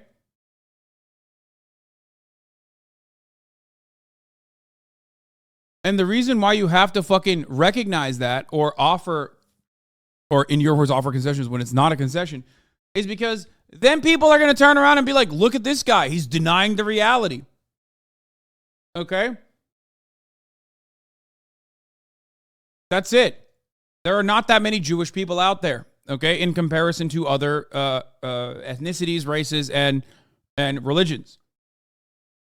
With respect to that, it is disproportionate. But that doesn't mean anything. And if you don't recognize that, if you act like that's not the case, then you have to literally, talk to some people who are going to use that as an opening to be like, well, he's hiding the secret. He's hiding the secret. It's like, no, dumbass, that doesn't mean anything. That means nothing. What the fuck do you mean?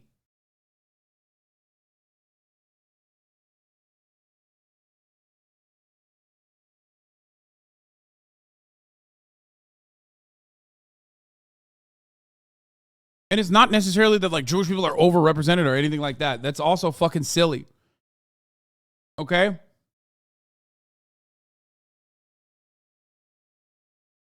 conversation, but you don't use cuss words and everything that is discussed is based in fact and not some crazy stuff that dumb friend of yours told you or you saw in a tweet. Second option, I have you institutionalized again where they medicate the crap out of you and you go back to zombie land forever. Play date with kids just won't be the same. Okay, let me be really clear about something. That's the level of evil that warrants a face-to-face ass kicking. Invoking the guy's children. And by the way, a lot of people, it's a very common fear of being locked up, of being institutionalized against your will. That is cruelty. And keep in mind, this is someone who has been hospitalized, allegedly against his will. And that does. Look, people use the term triggered or PTSD. Being locked up against your will and drugged out of your mind, that'll do it. That will do it. Let's go to 2016. Pastor Nick, there was a phone call that he made that resulted in Kanye West being hospitalized. And by the way, this is a guy, well, let's parse kind of the conspiracy theories versus reality. Pasternak, he experimented on Canadian soldiers. Nobody thinks that Harley Pasternak is a good person, for the record. Okay? It would be bananas to be like, wow, well, this Jewish person was like mean to Kanye West, so I guess his anti-Semitic tropes are true. Like, he's just a psycho. Why can't you fucking turn around and recognize it as like, not a part of this like global conspiracy, but instead like one insane person? On behalf of Canada's Harley Department. Pasternak is a great person? No, he's not. No, he's not. He's not a great person. That text message is psychotic. And that text message also on top of that is very similar to the way he behaves and conducts himself in his fucking personal life from firsthand accounts that I have heard about him. Okay?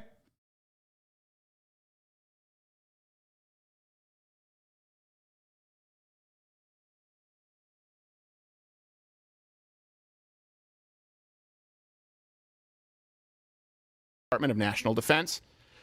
This is where some people have said MK Ultra. Wasn't able to substantiate that. That seems like it's more of a CIA American program. It is real, just to be clear. Yeah. But he did experiment on Canadian soldiers, and this does seem to be a man who is capable of cruelty and issued cruel threats, and this is someone who was probably mentally abusing Kanye West for a very significant amount of time. Here is this man talking about the experiments in an interview.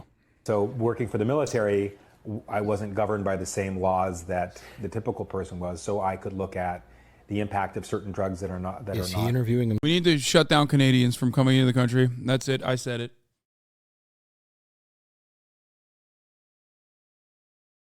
There's two. Steven Crowder, Harley Pasternak. Himself? Everyday things. So we looked at a drug called modafinil, which was for narcoleptics. So if you give a soldier this drug, how long could they stay awake for without having any health detriment? It's very interesting. Modafinil, it will keep you That's not awake, Lance Armstrong, but it's is not it? a stimulant. It looks like him. So if a special forces person has to stay awake for 3 nights waiting for the right opportunity to do whatever they have to do, we could give them modafinil and it would keep them alert. So this is a douchebag who's familiar with pharmacology, who has used it to experiment on soldiers and is threatening to use it against Kanye West, against his will. He's also helped people like Mac Miller, Ellen Page before she was Elliot. He's really been. Brittany Murphy. Why don't you, Brittany Murphy? He's batting 100. Yeah, go ahead and Google who this guy has helped. Let me guess. Amy Winehouse. Yep. Oh yeah. Oh really? Yeah. For Oh, real. that was just a guess. Really? No, for real. Oh, Yes. oh, Yeah. wow. Good guess. Oh, what a piece of shit. No, this guy. He's. Yeah. Elliot Smith. Yeah. He. See a trend? Morrison. Yeah, he cleans stuff up. That guy in A Star Is Born. I don't know his name. Yeah. He's Luca Brasi. Let's be honest. So here's the thing: Kanye West was wronged. He was used. Here's the thing: he's being used now. So there are a couple different theories as to what's been going. And this is just some of this is going to be speculation. Hopefully, I can present a case to you as to why. So remember, this is what happened. You know, it was last week. There was Kanye West. He brought Nick Fuentes, Nicholas Fuentes, Milo Yiannopoulos to Mar-a-Lago for a dinner with Donald Trump. Okay. So that happened. By the way, hit the like button, hit share, because this is something that is being memory hold on YouTube, and we'll talk about Apple and Elon Musk. It's probably going to be a little bit longer of a show today, just to let you know. Here's the thing. So Kanye West has brought in someone like Milo and someone like Nick Fuentes. Now, Hit that like button for anti-Semitism.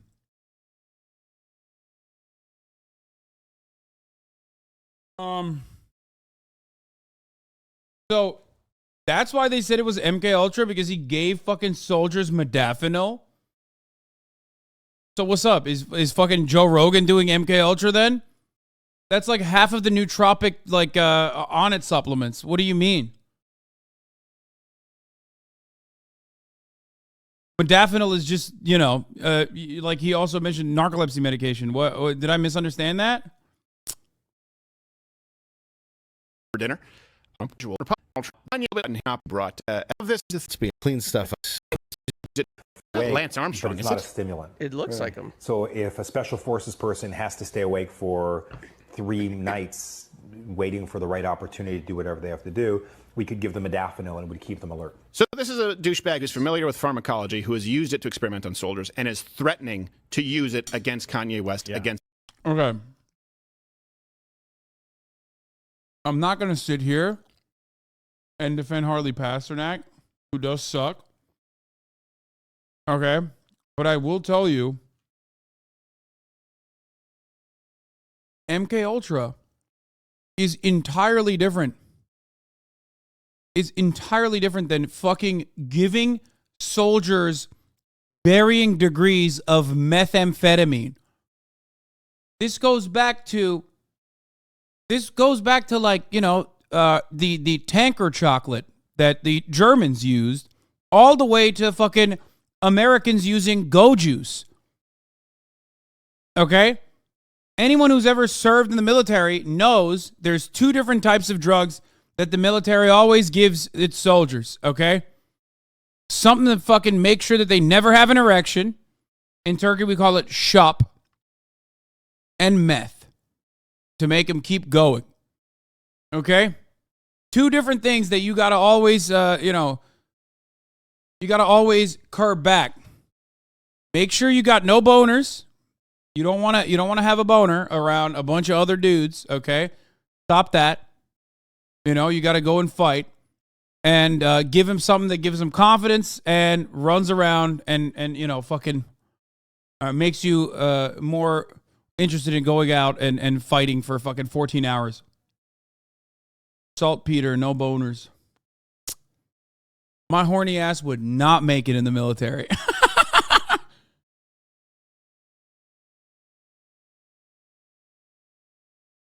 So the reason why I'm mentioning this is because the reason why I'm mentioning all this is because it's not unique to Harley Pasternak, okay? Against his will. He's also helped people like Mac Miller, Ellen Page before she was Elliot. He's really been. Brittany Murphy? Why don't you, Brittany He's Murphy? batting 100. Yeah, go ahead and Google who this guy has helped. Let me guess. Amy Winehouse. Yep. Oh yeah. Oh really? Yeah. For Oh, real. that was just a guess. Really? No, for real. Oh, Yes. really? Yeah. Good guess. Oh, what a piece of shit. No, this guy. He's. Yeah. Elliot Smith. Yeah. He. See a trend? Morrison. Yeah, he cleans stuff up. That guy in A Star Is Born. I don't know his name. Yeah. He's Luca Brasi. Let's be honest. So here's the thing: Kanye West was wronged. He was used. Here's the thing: he's being used now. So there are a couple different theories as to what's been going. And this is just some of this is going to be speculation. Hopefully, I can present a case to you as to why.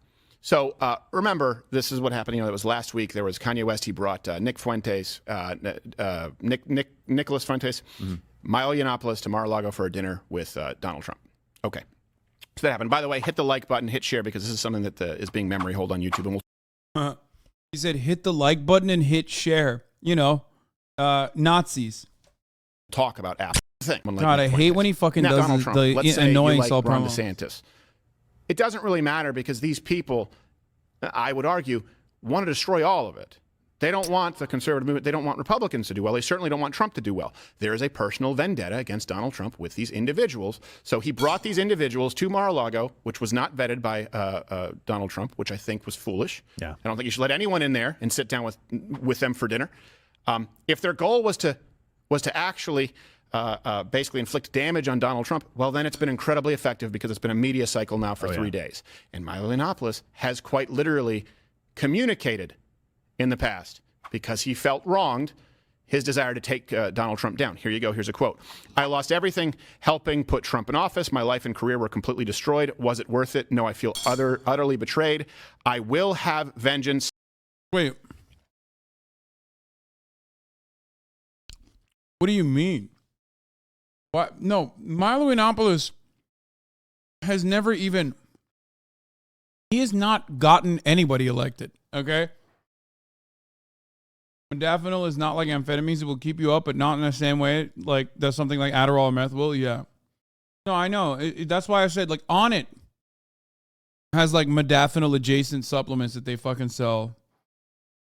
Like, dude, everyone that fucking loves nootropics has like tried a different version of modafinil. Last time I did meth 8 years ago, I was awake for 70 hours. Holy shit. What a statement, dude. My man said, last time I did meth. What is happening in my fucking chat, brother?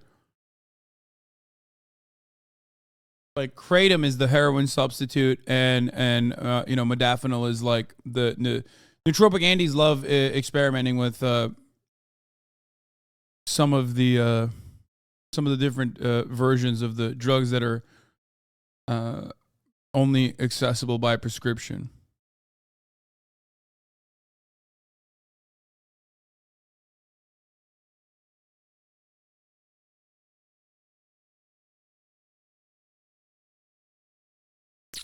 I am dedicating the rest of my life to the destruction of the Republican Party. Burn the Republican Party to the effing ground. Jeez. That seems pretty clear in motivation. So my question is then, okay, Kanye West, did he know or did he not know? But I think it would be pretty clear as to Milo Yiannopoulos' motives goading to Mar-a-Lago and goading Kanye West at this point. Kanye West is being, I believe, used as a pawn again, and you guys shouldn't be championing it because he says a couple of things that you like. The guy needs some help. Yeah. The guy needs some support, not from charlatans. Let's go down the list to this Nick Fuentes character. He once called Donald Trump cucked and he was very upset that Donald Trump disavowed white supremacy. Yeah, for him to disavow white supremacy is very cucked and blue-pilled. You know, totally wrong. Okay. Yeah, why would a president do that? Yeah, why would a president do so? For the same reasons that we liked him, where we said it was pretty clear that he said, I'm not talking about white supremacists who should be disavowed totally. Right? So I'm not talking about them. They were fine people on both sides. You do have people out there who actually hate that Donald Trump disavowed white supremacy. Is that you? Because if that's not you, if you like that Donald Trump disavowed white supremacy while saying there were fine people on both sides who supported at least recognizing our heritage with monuments that might have been a part of the Steven Crowder is literally doing the most basic take.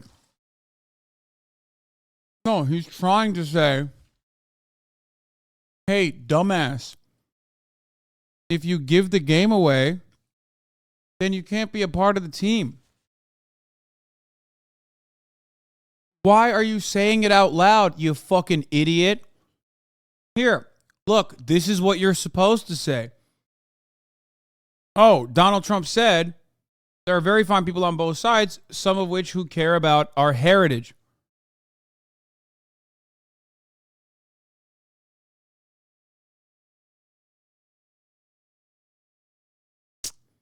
Also, he's Canadian. What do you mean, our heritage? Well, I guess white supremacy runs across nation lines, you know?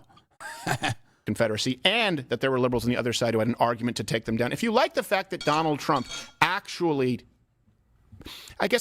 messaged to both portions of the voting constituency while condemning white supremacy, if you like that, well, then you can't be in alignment with these guys. Yeah. Well, and their whole intention, it seems, like you said, was just to be a disruptor, to go in. And obviously, we've kind of shown you some of Milo's tweets there, or I guess it was on Parler that he was saying those things, right? And he has obvious intentions. It drove conservatives away from Donald Trump. Right. Because now they're seeing Kanye go in and say, I'm running for office, I'm going to be president. Milo is the key. Bro, when a Canadian says these guys want to protect our heritage, he's saying the truth. Because the heritage is hatred. The heritage is white supremacy. Why else would a fucking Canadian be like, oh, thank you for protecting our heritage? No, he just means like white supremacy is what he's talking about. Turbo Killer, I read your comment. It's okay. Thank you. You were right about me focusing on one thing. I'm so sorry. I didn't mean to make you mad. King, as a Jewish person, I was just trying to point out that these tropes are so pervasive to the point where you don't even realize they're anti-Semitic a lot of the time, but they're still damaging. I got it. I read your comment. Okay? Sorry for yelling. I'm just more mad that I knew that stop being homophobic. Meth is fun.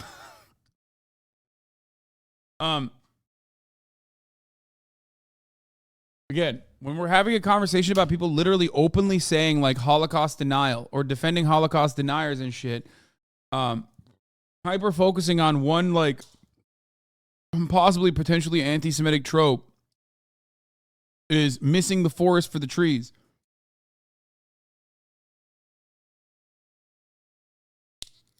Campaign manager essentially for Kanye right now. Right. I have no idea what Fuentes is doing anywhere near this group of people, but it is damaging the crap out of the Republican Party and out of Donald Trump just by having him there. And you said it right.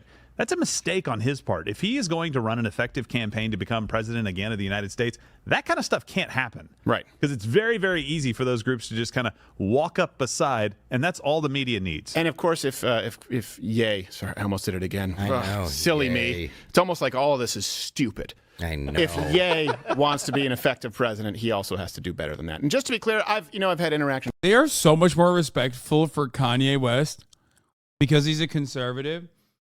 I remember there was like a really funny tweet from 2020. I saw it resurface the other day. Bro, racists are so fucked up. They're so tolerant. Like they don't even give a fuck if you're like not white. As long as you're racist, they allow you to be racist. That's how it is. It's just like for Steven Crowder, like he doesn't give a fuck. He's just like, I will call you Ye. I will call you whatever. Okay. I don't give a shit. Like, as long as you're still doing the work.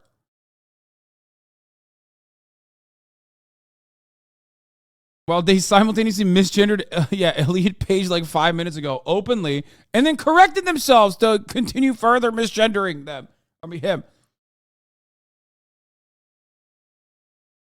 With For Milo, sure. with Tim Pool. I haven't had any interactions with Nick Fuentes, but here is something that I will say. It's fine to have disagreements. Ben Shapiro and I have disagreements. I think that I didn't say her, I said them, and then corrected the him. Shut the fuck up, bitch. Take a second off. internet is a better place. The world is a better place for someone like Ben Shapiro being out there than not being out there. Rand Paul and I have disagreements. I think that we are better off having a representative like him than not. Same thing with Ted Cruz, right? Certainly I would take him over Beto. So there can be disagreements. When there are people, though, in the movement whose only goal is to destroy with no intent of building, that's where you say, okay, this is a bad actor. That's where you say the term grifter. That's where you say this is a charlatan. So the only interaction that I have ever had with Nick Fuentes was we did a show, Gerald was there at Texas A&M. And at this point, I guess he was organizing a group called the Groypers. And their whole thing was going after anyone who they saw as cucked, like Donald Trump, disavowing white supremacy. And so we, have our tentacles in every group on Facebook, and we kind of keep tabs on people. And so we know that they were planning on coming and storming the Q&A session, kind of loading it up. Because I'm an open borders cuck, if you know anything about me. This was the argument for it. So what did happen, and this is my only interaction with, I guess, the followers of Nick Fuentes, was you were there actually organizing with Q&A. When we used to do Q&A, we'd say everyone who has a sort of a confrontational question, right, adversarial, go on this side, and then anyone who's a fan, this is the line, and we would go rotate. 1 and 1. Yeah, 1 and 1 so that no one just dominates the conversation. Right, And we knew, because they sort of had like a hierarchy with, I guess, the Groypers, who was going to go first and then follow up questions. And I think we actually have an overlay here from Texas A&M. Yeah, that was one of the gentlemen there with the cross, because we knew he was. I was standing right behind him, and the minute that somebody, and I'm not afraid of a cross, obviously, as a Christian, right, it's not a problem. But the minute somebody holds it up like this and is like going to the crowd like this, I'm like, okay, something's a little weird. Like either you're Carrie's mom. Yeah. I was right next to him, and I'm like, I'm going to position myself between him and you. Right. So what happened is we said, okay, line up here, line up there. They had their hierarchy, their ranks. And then last minute, you said, oh, you know what? Actually, we're going to switch the lines. Reg that did that. We're going to switch the lines. And now all of a sudden, the leader was put to the back of the pack, and the underling was put first. And just and was stammering, and you saw after we addressed the question, everyone else. Even Christians are scared of those weirdos is such a funny fucking take. Yeah. No, that's like, they get it. Those guys are like smelly and weird. Which, of course, I think these guys are smelly, weird, and gross too. But at least because they're like media trained to a certain degree, they know not to look like fucking animals, okay? They're on the same team. They have the same ideas, almost exactly the same ideas. The difference, though, is that Those are the ideas that Steven Crowder presents. But in his personal life, I'm sure he conducts himself very differently and probably, as he openly stated here, finds them to be wackadoo, crazy fucking animals. Okay? Else peel out. And we even saw their Groyper group afterwards. Like, did you see it? Tried to take down the cuck. Like, you do not consider yourself amongst us. You are a stuttering fool. You're a coward. Ban him from the group. So these people destroy themselves, and their only goal is to destroy. They've never done anything else other than destroy. They've not created anything. And right now, they're destroying Kanye West. Yeah. He was wronged, and he's being wronged now. Yeah. And Kanye West has built himself into something pretty amazing. I can't imagine. Like, a big part of the reason why Steven Crowder hates these guys is because they give the game away. I hope everybody understands that. And same with Ben Shapiro. Well, Ben Shapiro also is Jewish. So, like, there's two reasons why Ben Shapiro hates the Groypers, the grouped up shouties. Is, like, one, because he's Jewish, and, like, those guys are straight up, like, you know, they're very deeply anti-Semitic. But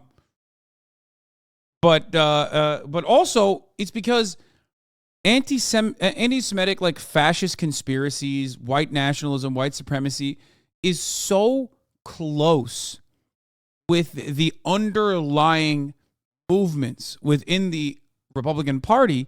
Of course, it's not an accident, like, that they are, you know, they're coming from the ranks of the Republican Party. Like, in America, these guys are the right. And the one thing you can't do, because everybody understands two things are bad. Being called and labeled a racist is a bad thing, because racism is bad. Everybody understands this. Even racists understand this. And the other thing is being a Nazi is bad, okay? Racist people and Nazi people are bad. Everybody understands that, even Nazis and racists, okay? So the moment that you give the game away that you are a racist or a Nazi, okay, all of a sudden, well, racism is a little bit more intertwined. White supremacy is a little bit more intertwined with American ideology, so you can get away with, like, being openly racist, like Steven Crowder is, without, like, you know, losing a big chunk of your audience or anything like that. But you can't get away with being a Nazi. The moment that you say anti-Semitic shit, everybody knows, oh, this guy's a fucking Nazi. Or that's it. That's it. This guy's a Nazi. There's no other reason to take anything he's saying seriously. This is a neo-Nazi.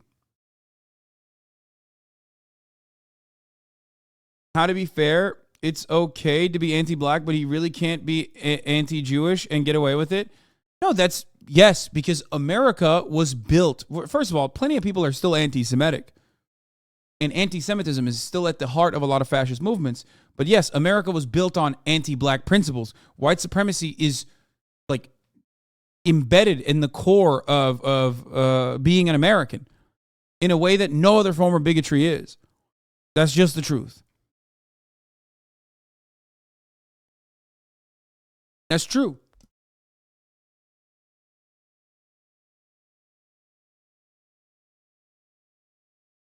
Which is part of the reason why, outside of black people, you never hear people talk about Kanye being anti-black. They're only talking about Kanye's anti-Semitism. Now, of course, part of the reason is because Kanye is black. So obviously, a lot of people don't want to fucking say, you know, Kanye West is being anti-black. But that is the reality. The other reason is because, you know, they're not even thinking about it. They're like, you know, it's just, okay, that's whatever. Like, that's fine. They're glancing over it. Kanye West has been so insanely anti-black throughout this entire process. And I don't mean just because, like, oh, he's running for a Republican and Republicans are anti-black, blah, blah, blah. No, he just straight up, like, saying horrible things about the Black Lives Matter movement, saying horrible things about George Floyd's family. Like, that shit is super fucking anti-black. And it's not even new, really. Like, he has a lot of these ideas fomenting for a while. Like, they're not really new. Like, it's been coming out in, like, little driplets, but he has said a bunch of anti-black shit for a very long time now.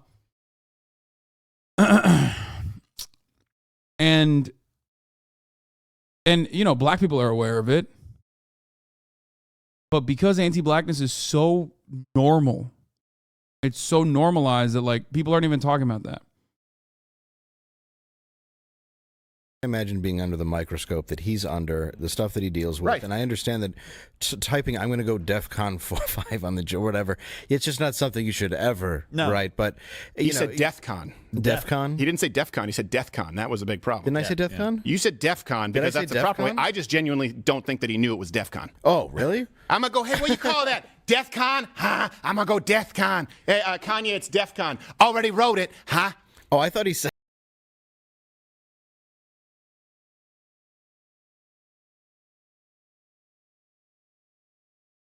Bro, he's so racist, dude. He can't stop. He's so fucking racist, dude. He can't stop himself, brother. He is like, oh my God, he's got one voice for every black person, okay?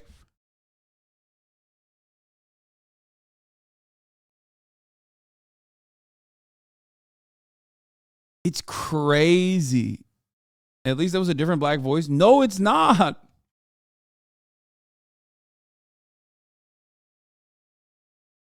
Is literally a jive blaxploitation ripoff. Oh, 100%.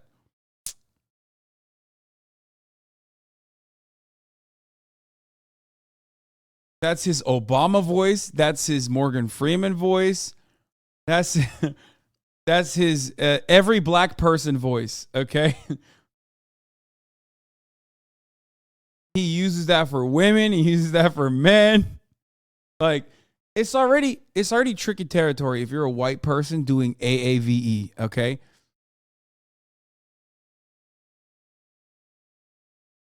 But Steven Crowder is like just doing it deliberately and aggressively in a racist way.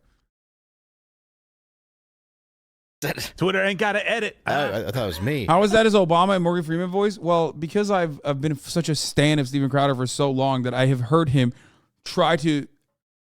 I've heard his impression of Obama, which is literally that. I've heard his impression of black farmers, which is literally that. Who could forget the wonderful classics claiming that, like, black farmers who have been historically removed from the conversation of getting government subsidies for farms and farming, when that situation was brought up and the Democratic government was trying to correct the record and right a wrong, a historic wrong, he literally was like, we are black farmers, doing the voice, saying that they were going to grow drugs. And what else? What else did he say? I mean, he was just like, oh God, he's so Hennessy. He was saying that black people are going to buy Hennessy or grow Hennessy crops.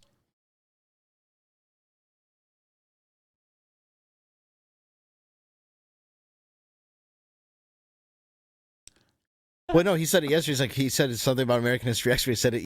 I mean, here, this. Yeah, most happy about the new policy. These people. So, yeah. I'm gonna buy a plow, man. I'm gonna plant that corn. Go get a John Deere. Barack Obama, mother. I'm the president of plowing that air. You. I thought the last thing they would want to do is be farmers. Wasn't that a big problem for hundreds of years? Yeah. Isn't that why Arsenio Hall called himself the urban man's Johnny Carson? I think so. Yeah, I don't know. Are people lining up out in the middle of cornfield, Iowa for new dunks? How would you prove this, by the way? Like, how would you prove this? It's like kind of crazy how racist he is all the time. He's kind of crazy how racist he's all the time, but because he's like so fucking insanely racist, he constantly gets like demonetized or banned. So he has to delete all these clips. So it was almost like hard to fucking figure out 12 years ago. I wanted to America, now I can't thank Obama. Military funding cuts, looks like now I have a shot. You're weakening the home team, so my job is real easy. All due praise be to Allah, now I'll start a fatwa. Damn, that shit's fire, bro. It's fire. He's doing the accent version of saying the M word. Yes, dude. Yes, literally. Hold on. Let's continue. Yeah, you've here. been discriminated You don't against. have to. You just well, I didn't say. get that loan, sir. You had no credit. Well, that should not have stopped me from getting the loan. I planted a Hennessy tree, but it's not growing. Well, technically it did grow, but that shit ain't XO. I put it in the ground. I planted a VSOP XO tree. I'm getting into some niche esoteric cognac humor, motherfucker. Don't white people just go to their neighborhoods and build urban farms and ruin their communities? Isn't that what That's how it works? In Detroit. Like, turns out the soil content, there's a high level of meth. Yeah, crazy. Whoa. Wow, I didn't know. That and teeth. There's random teeth littered everywhere. And by the way, pain in my arugula. So the union worker who punched crowd. Yeah, that's the video, baby. Yo, he's a little chunky in that clip. Yeah, he is a bit of a chonker. These guys are like Kanye with anti-Semitism, but racism. Yes. And understand that Steven Crowder still has a job. He still has a prominent platform. He's still a fucking relatively sizable content creator on the right. And that's because he's anti-black, but he's not anti-Semitic. He won't go in that. He won't go towards that. He won't do that. These guys, there are lines that they will not cross, even if they personally fucking believe it, okay?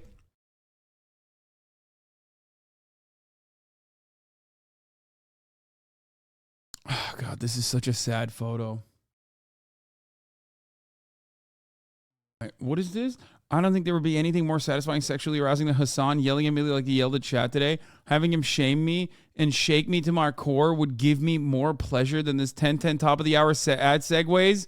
Take me to the town square and whip me like the naughty chatter I am. Daddy, treat me like your Twitch Prime subs treat the ads at the top of the hour.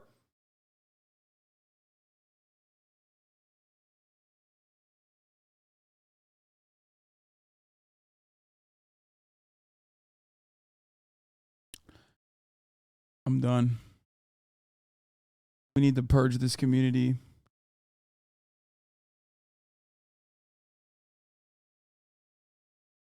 That's what we need to do.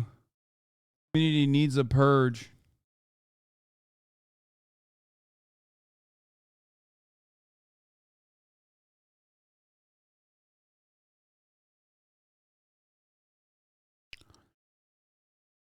Oh my God. I can't even yell at them because that's what they want.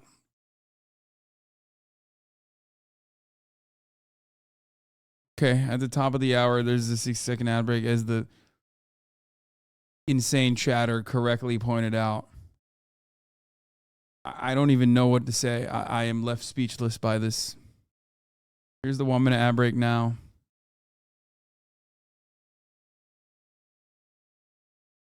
I feel weird. Unregistered Splash, thank you for the 5. Get the subs. It's funny. I think it's funny. It's a good segue. I got. I don't know what else to say about this. Unfollowed, unsub, brother. I hope you understand. No, I get it.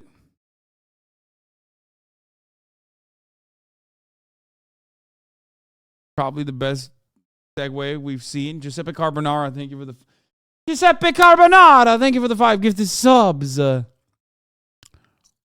Anyway, yeah, when my head's on the curve and I'm like, it's curved. It's curved.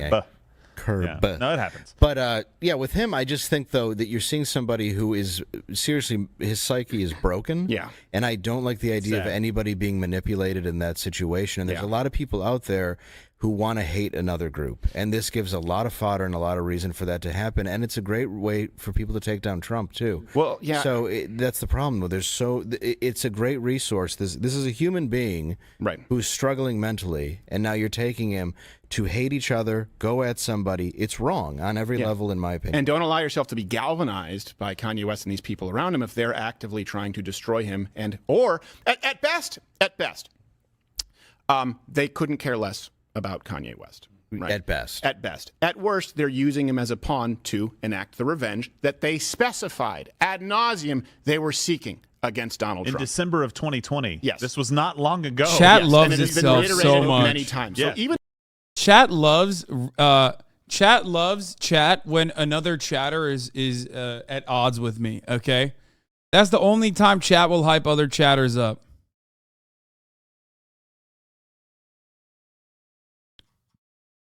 By the way, I love that they're now talking about Kanye West if you like some of the things that Kanye has. I love that they're now saying Kanye West is being manipulated by these people around him when they didn't have that kind of energy at all when Candace Owens was like verbatim feeding him anti-black talking points that he was repeating, okay? So strange how that wasn't an issue or a point of consideration. Has said, and I get it. Conservatives, unfortunately, there's this culture of celebrity worship because you're looking for some transcendent political figure or some cultural figure to save you. And this is the problem. Look, this is a problem with our movement, and this is a problem with a lot of backroom deals that take place and a lot of these conservative entities that exist. Guess what? There's no bench. They can't build stars. It's not possible. And so they go, ooh, Nicki Minaj, ooh, Kanye West, ooh, Scott Baio. Why? Because Fox News hasn't created a star in years. They're not able to do it. They don't understand culturally what's relevant. And so they're clinging to Kanye West, and I think putting blinders on to the exploitation that is taking place. So it really does. I'd love to hear your thoughts below. I do come from a place of empathy. Oh, yeah, let's hear from the thoughts below, dude. Fuck you. That's exactly what someone who will ban me from PayPal would say, huh? Oh, my God. He's doing it again. And like you said, the whole dinner does seem like a setup. That's exactly what someone who will ban me from PayPal would say, huh? Yeah. You take away my Venmo, huh? I use Zelle. Apple Pay? All my payment methods. I use Cash App. Oh, I didn't use Cash App yet. I do direct. You're doing wire transfers? Bank of Kanye, huh? Now you're just naming payment methods. That's what I do. I need to start a bank. I was like, all right, this man's nuts. What are you, some kind of Jew? No, I just, fine. Yeah. You did rhyme, though. That was Bank of Kanye. We don't have they here. Yeah, he walked in. This is the thing, too. Like, he was wronged, for example, with Chase Bank. I don't know all the stories, but they basically deplatformed with a bank. And is it, what's his name, Diamond? Jamie Dimon. Well, Jamie Dimon, but I think he might have actually walked in, like Jamie Dimon, who's, I believe, head of Chase. Yeah. I don't know if he's in CEO. New York is where Jamie would be. And I think Kanye just walked into a bank like, I want to talk with Jamie Dimon, huh? Like, he's not here. That's exactly what a Jew would say. You know he's in the back. Get him in the back. I want to talk to him in the back. He's not here. Not racist, just not funny. You think this man is not racist, dude? What? Dude, for a lot of people, okay, for a lot of people, because they can't be fucking funny on their own, because they cannot draw points from the inherent contradictions in society and make a mockery of it, they will rely on racism as the bottom of the barrel type of shit, okay, to just basically just like make up for the fact that they're unfunny. Steven Crowder, on the other hand, is also like, racism and other forms of bigotry can be a crutch for the humorless, okay? It is the total opposite version of the people who are like, nothing is funny, don't ever laugh, laughter is bourgeois decadence, laughter is problematic. These guys are on the other side of that, okay? Which is the only things that are funny that I can come up with that are funny are just like racist things that will, I hope, hurt people, okay? I hope will like hurt other people's feelings. That's it. There's the leftist side, which is like, I'm going to be a joy killer. I'm going to be a woke scold. I don't think you should ever laugh at anything. Everything is super serious. I take myself very seriously. And on the other side, you have motherfuckers like this who are just not funny as well. Okay. And obviously, like, yeah, Radlibs versus racists, who's worse? Obviously, the racists are, right? Radlibs are just fucking annoying. Racists are annoying and racist.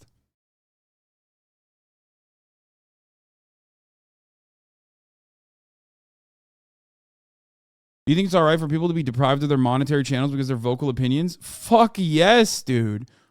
I mean, 1,000,000%. Yes. Yes, absolutely. I don't know how much more clearly I can state that.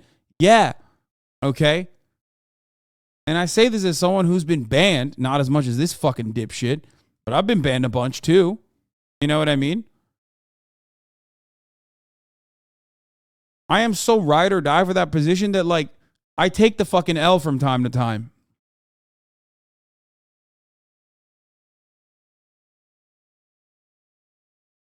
I don't think you should be able to get away with being like a fucking racist dipshit. I mean, feel free to isolate them from society, but let them live.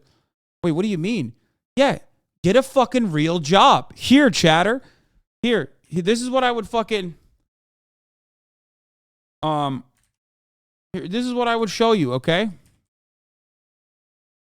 Here. You want you want to be racist, dude? Here you go.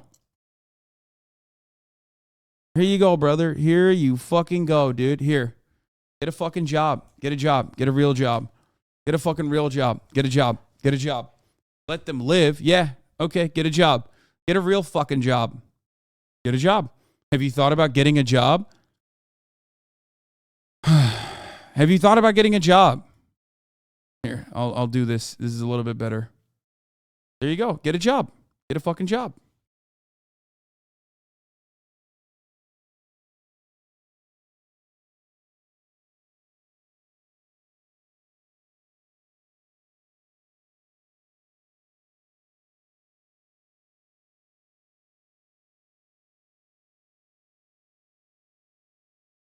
The wildest part about this is that the funniest conversation that we're having is like, we always have this conversation about Steven Crowder, right?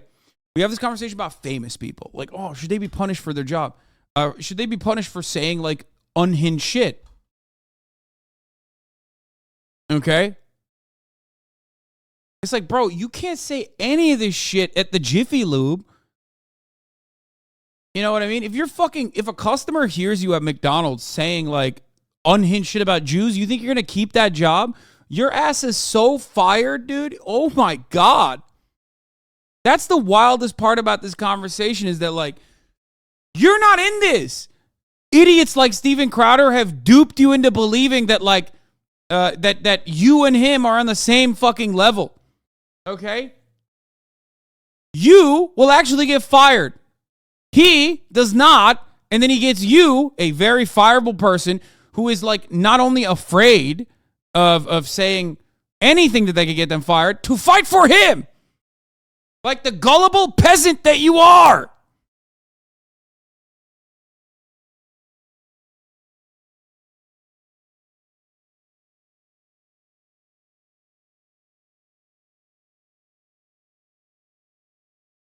Why do we act like that's a world that we all live in? No, we don't all live in that world. Steven Crowder lives in that world. You don't.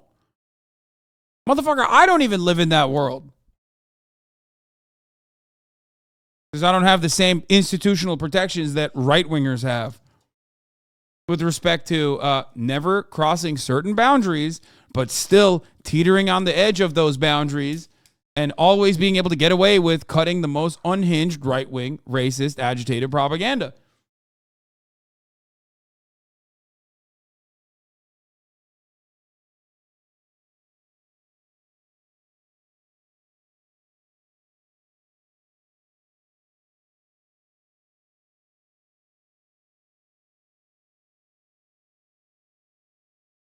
He's just on 138th Broadway. They're like, we have two people working.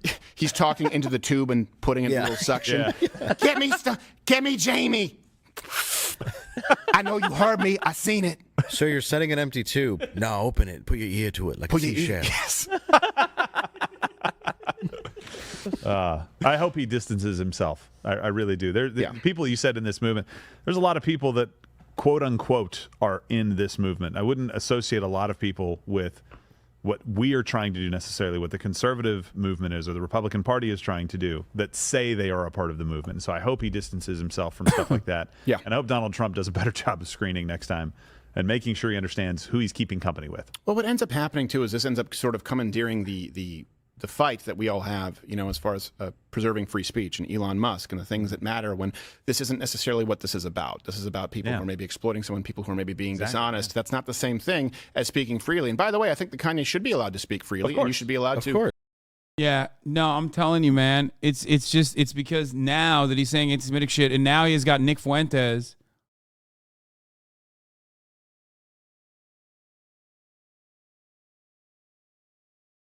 Now that Nick Fuentes is in his ear, they're like, oh man, it's so fucked up. Meanwhile, again, he was glazing Kanye like a month ago. He was glazing Kanye a month ago when he was saying the most unhinged anti-black shit. Okay? The most unhinged anti-black shit. He was like, Kanye West, he's such a truth teller. He's speaking truth to power about George Floyd's death. Interesting. It's funny watching every conservative commentator cry foul about Kanye being used by Nazis after he said openly anti-Semitic things. They didn't give a shit when he was repeating all the anti-black talking points he directly got from Candace Owens.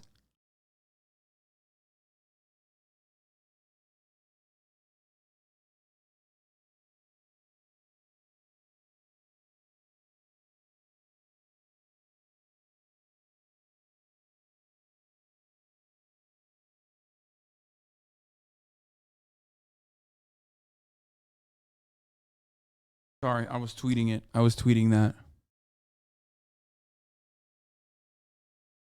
All the anti-black talking points he got directly from Candace Owens.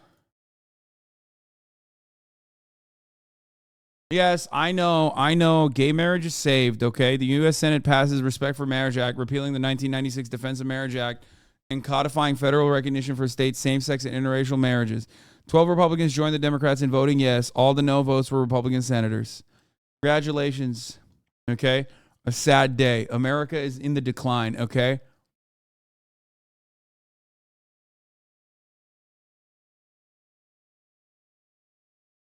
Sick and tired of it. We gave gays way too much, okay?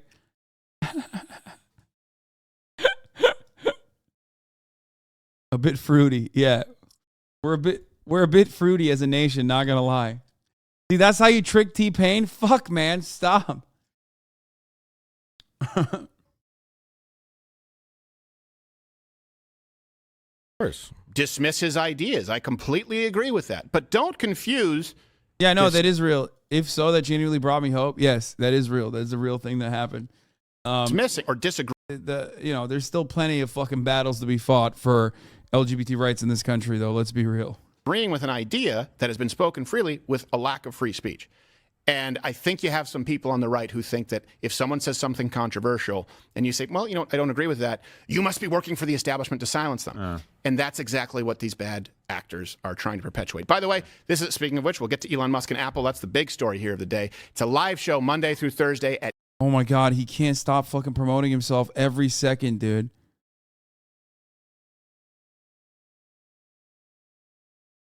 I don't think Steven Crowder's take on are there Jewish people, whatever, I don't think it was as anti-Semitic. He literally fucking followed that up by saying they're not backed by some fucking cabal and thinking that is anti-Semitic.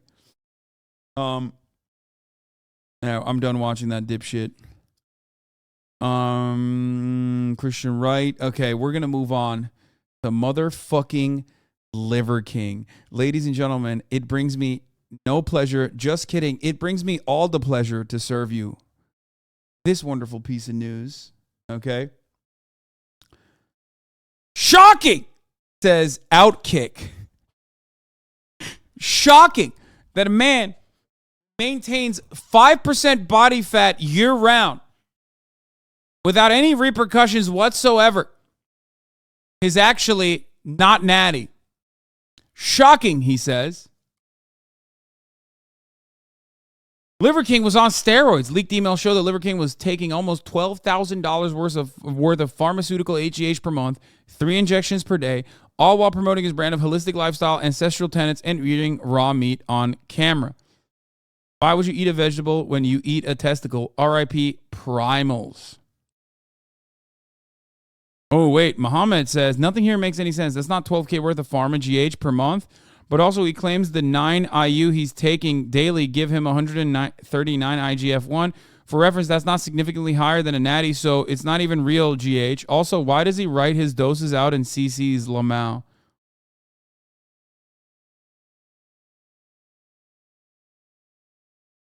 You said you thought he could have been natty after seeing him in person? I just said he's not as yacked in person as he is on fucking photos. I also did talk to a friend of the show, Jeff Nippard, afterwards, where I, relayed that same information to him. But him and I came to that same consensus, which is that, oh wow, he just DM'd me actually. We came to the same consensus that, it is virtually impossible for Liver King to maintain that body fat percentage year round without some additional help. Also, More Plays More Days is going to do a separate video on analyzing his blood work, lol. I don't know if More Plates More Date is More Plates More Dates is a friend of the show, but I do remember way back in the day before he had 1.5 million subscribers, he did a video on ya boy and what I take for my hair. Females, blood test. But he made this incredible 1-hour documentary about fucking Liver King's shit. Okay?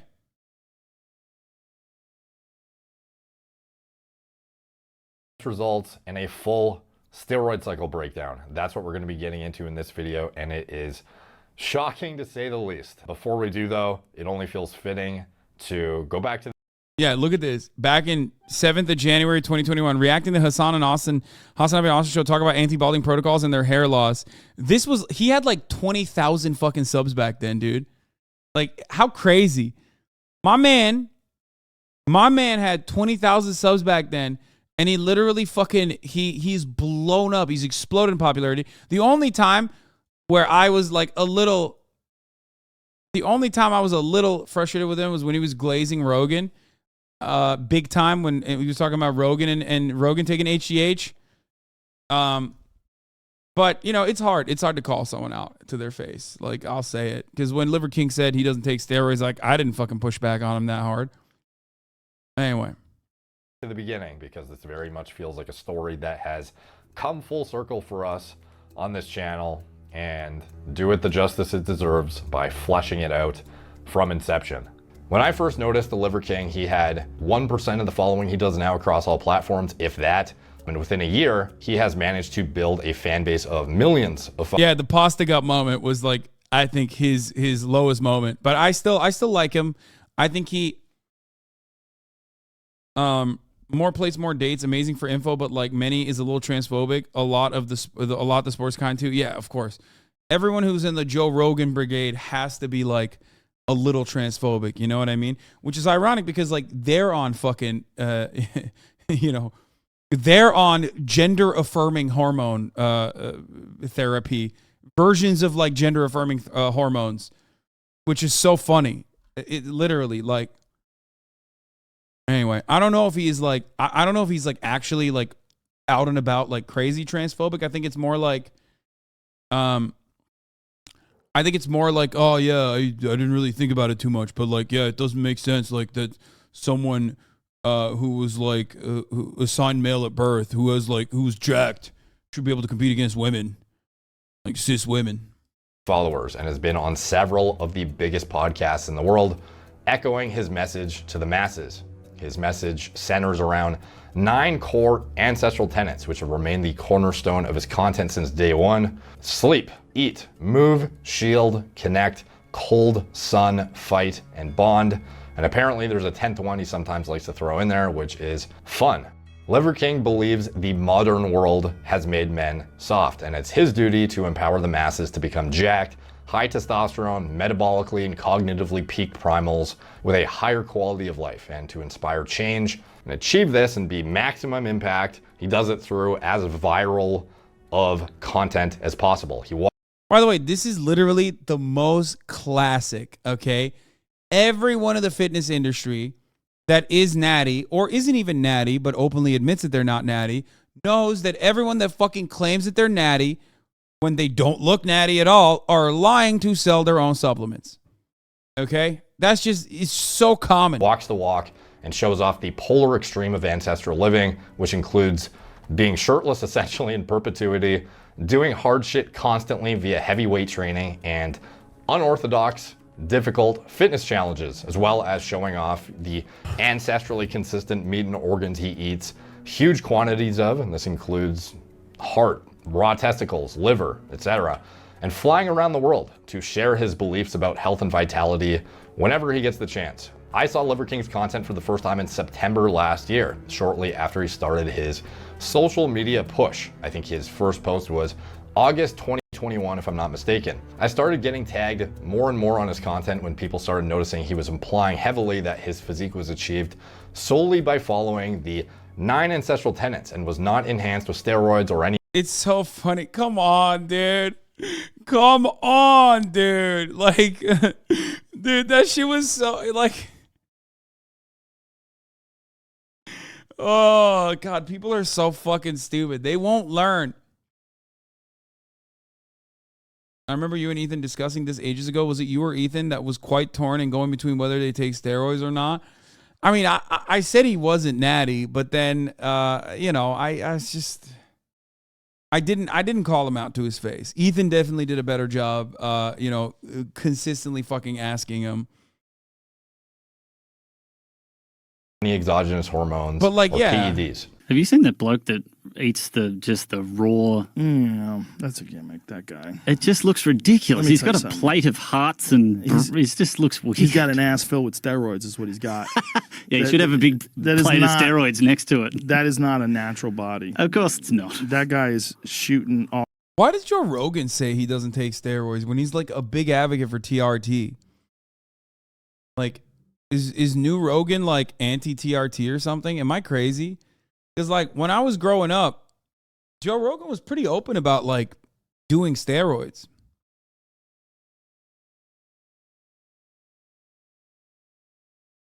Or maybe didn't he have a conversation with fucking More Plates, More Dates?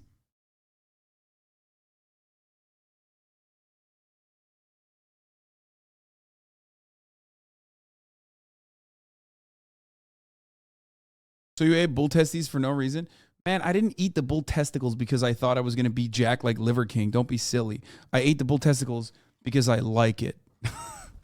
No, I ate it because it's content, dummy. Come on. Joe Rogan is trans? Yes, Joe Rogan is he is, for at least as long as I've been a fan of him, taking more hormone replacement than the average trans male or female. All kinds of shit into his system to achieve that kind of physique. Completely. Yeah. There's this guy Derek, who's been on my podcast before. He's got what kind of transphobic segment, dude? Well, what do you want? Do you want my attention? Here, you have it. Okay. You have my attention, Chad Thunderdong. Why are you back in this community? You used to shut the fuck up. Stop. Making fun of the trans alpha males. Yeah, okay. You got it. You got me. This web YouTube page, moreplatesmoredates.com Oh, is yeah. his website. You know that guy? Yeah. And More Plates, More Dates, the YouTube page did a whole takedown of, not a takedown, but again, an examination of this guy's claims that he's natural and that what he's, you know, it's like living off the 9 pillars of health and sustainability or whatever the fuck it is, like liver and testicles and drinking blood and like it's and biblical amounts of HGH. What do you mean? It's just like, I guess he forgot.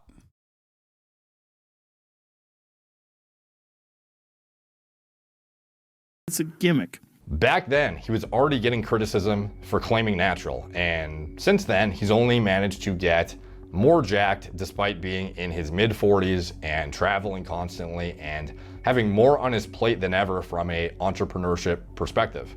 In an effort to maintain full transparency, just like he does with his supposed natural status, Liver King has been very candid about the success of his portfolio of supplement companies. Mine, little birdie, told me that you're making over $100 million a year from your businesses. True or false? True. True. That's a pretty staggering accomplishment. Now, understandably, this success draws a greater level of scrutiny. That's a cap too, by the way. To his claims of being natural and his brand as a whole, as there is a clear monetary incentive to promote what he does.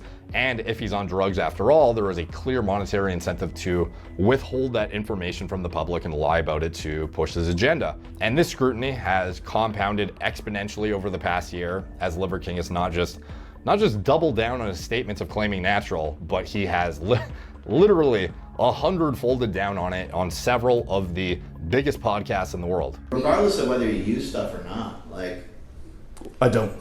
can they get a build like yours without taking them? So I want to set the record straight. I want to expand and tell you why it's possible. A year ago, maybe 2 years ago, it was all about like PEDs and steroids, right? And then, you know, same question, same answer. I didn't touch the stuff, don't touch the stuff, right? Joe Rogan criticized you. Joe Rogan's a big person in Yeah. terms of his platform is Yeah. big. How did that feel when he said, he alluded that you're on steroids or something like that? Yeah. Number one, I don't do it. And number two, what I want you to say is, you know what? I don't know. I don't know. I mean, that guy, in fact, he did say he's in the 0.00001% of genetics if he does it naturally. What is the Liver King's response to this claim that the Liver King is hormonally improved by science? The question has always been, do you take steroids? Do you take PEDs? The answer to that is no. I've always told the truth. I still tell the truth.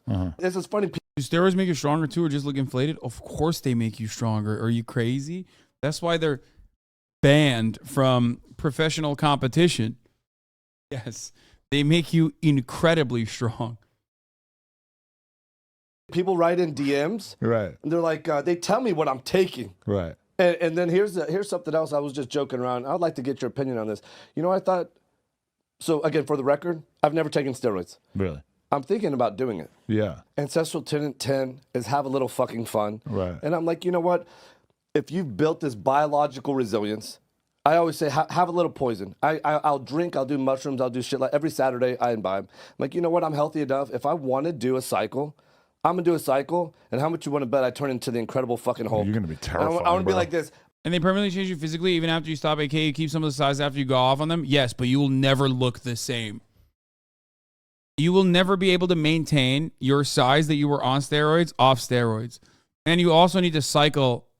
You also need to cycle out as well. You need to like literally take. I think you need to take estrogen, right? Like after you do a cycle of steroids. No, Chad Thunderdog, it's okay. You didn't annoy me. I'm sorry. Fuck. God damn it.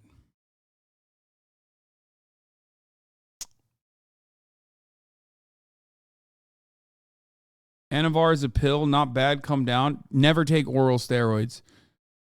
Listen, don't take any steroids without consulting a doctor. Okay, I am not anti-steroids at all. But do not oral steroids will fucking no.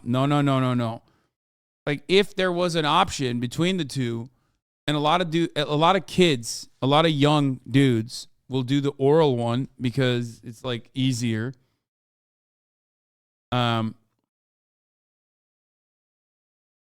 Before and after steroids? Wait, what?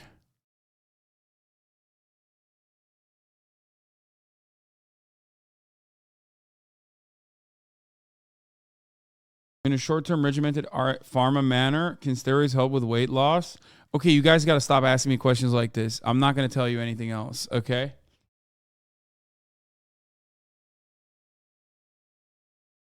Okay, you think this guy's on steroids, right? This is the guy who's on steroids. It's like if somebody has, let's say, 700, testosterone, free testosterone, and if they're taking steroids and they want to get up to 1,400 or 1,500 or whatever it is, guess what? You can do the same thing with the 9 ancestral tenets. And if you do the 9 ancestral tenets and you're living this way over this amount of decades, you're going to be able to produce your highest and most dominant form. So I think when people see someone with your physique, they look at it and they think there's something going on here. There's gear, there's steroids, there's performance enhancing drugs. Talk to us about, whether you use performance enhancing drugs or steroids or anything to get this physique. Listen, I love this question. I've been getting this question since high school, and it's done more to lift the Liver King brand and message than any other question. So I hope you asking it now continues to do the same. The short answer is no. I don't touch this stuff. But here's the deal. I've never taken steroids, but I have no problem with steroids. I would. And I do plan to eventually. I do plan to take steroids like TRT eventually when I hit 35, 36. If I start noticing my testosterone levels diminish, I will definitely take it. Are you waiting to get bald first? Right now, I take the opposite of testosterone. I take a testosterone blocker, a DHT blocker in the form of minoxidil. Well, is minoxidil the Rogaine one? Finasteride.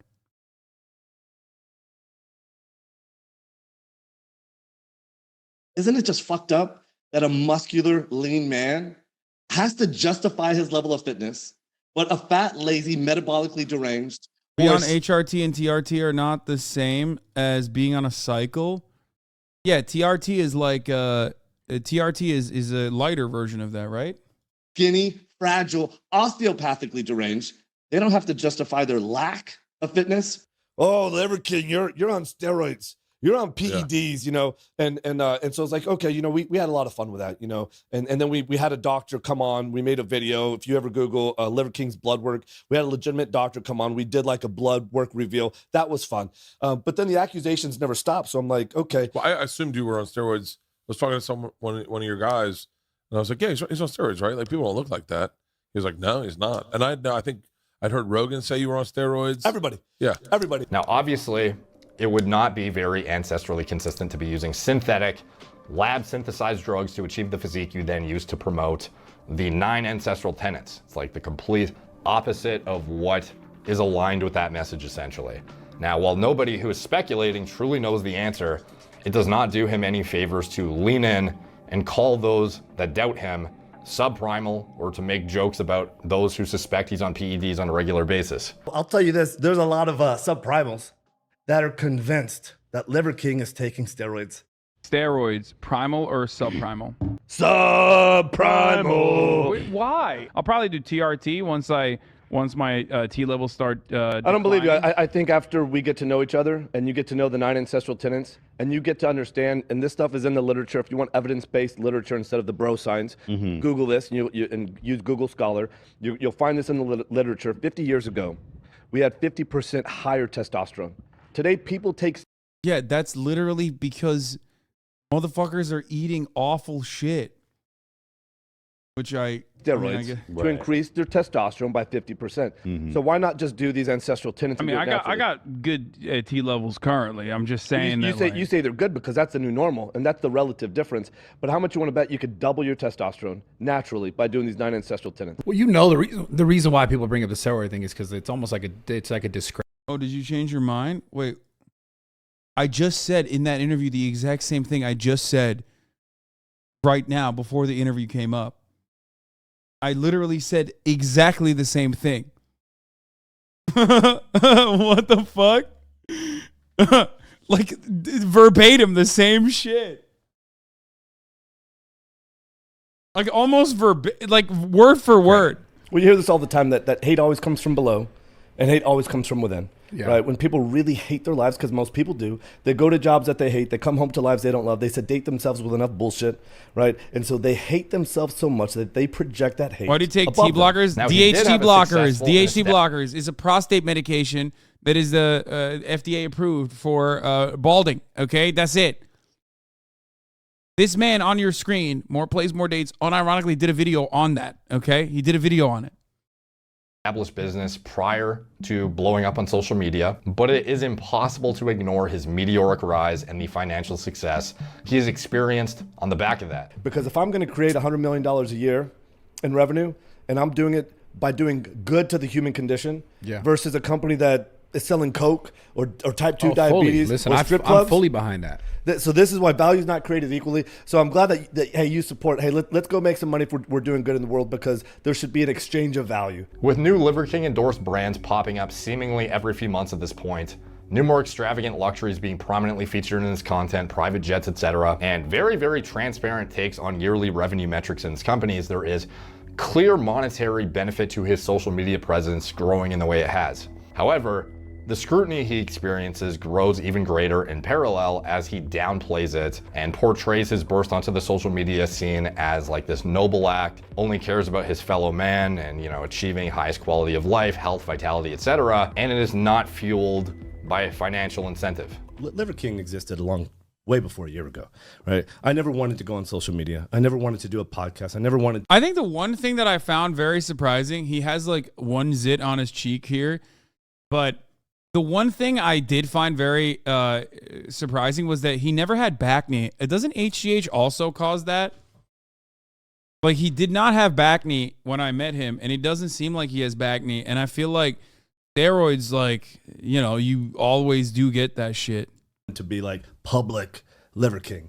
I loved my life. I don't know if you've heard me say this before, but before Liver King on social media, I was rich and anonymous. Wait, oh, isn't this the dude who literally also pushed FTX? It's a pretty badass life to live. Go anywhere, do anything. No one's going to distract you. Now, if I get on the lake, on the boats are coming up. Hey, Liver King, Liver King. But in terms of how my other businesses grow, my other businesses grow 50% a year over year. So what kind of impact have I had on these businesses is really marginal. Where do you invest? Where I invest is like, we're doing 100 of these companies. And you know why? Because people are hurting and they hate their lives. Right? They're suffering and struggling with such depth that they need to hear this message. Now, there is absolutely truth and positivity behind a lot of the information that Liver King puts out, in my opinion. You know, a lot of the stuff from a nutritional intake perspective, metabolic health perspective, relationship building. You know, a lot of the stuff he talks about is stuff that I definitely believe is valuable, motivational, inspiring, and could improve quality of life, health, vitality, etc. Like, I even eat an ounce of liver per day myself and have for years. However, him portraying the explosion of his polarizing brand as something he, you know, never wanted to do, didn't intend to do for financial reasons at all, is perceived to be deceitful by many. So here's a Liver King. You're saying from his? Yeah. So he's this nice guy. He peddles supplements. He lies. He's probably on the roids. He talks about masculinity when he walks around with his shirt off. That guy is an asshole. And fucking. Wait, he's an asshole because he's just a fraud. He's just a phony. He's a fraud. Like he's a clown. And like we all sit there and like. These guys get so mad at this. Like, I think the most deceitful part about it is like selling a false story. I don't have an issue with steroids, so I'm never gonna fucking turn around and be like, "Oh man, I can't believe this guy's doing steroids or whatever." Just admit it, and it's fine. It's still not easy to achieve the physique that Liver King has without a very strict diet and very strict workout regimen. Like, that dude, regardless of the fucking steroids or not, is still incredibly impressive with his physique. And anyone who does steroids or anyone who's ever done steroids knows that and will tell you that. A lot of people do get mad though, because they just say that like this is a fraudulent way to sell your supplements, which to that I do think is there is credence to that. I do agree. What is it? It's lying about it being an achievable natural physique, and dumbasses believe it blindly. Defend Liver King's bullshit. Yeah.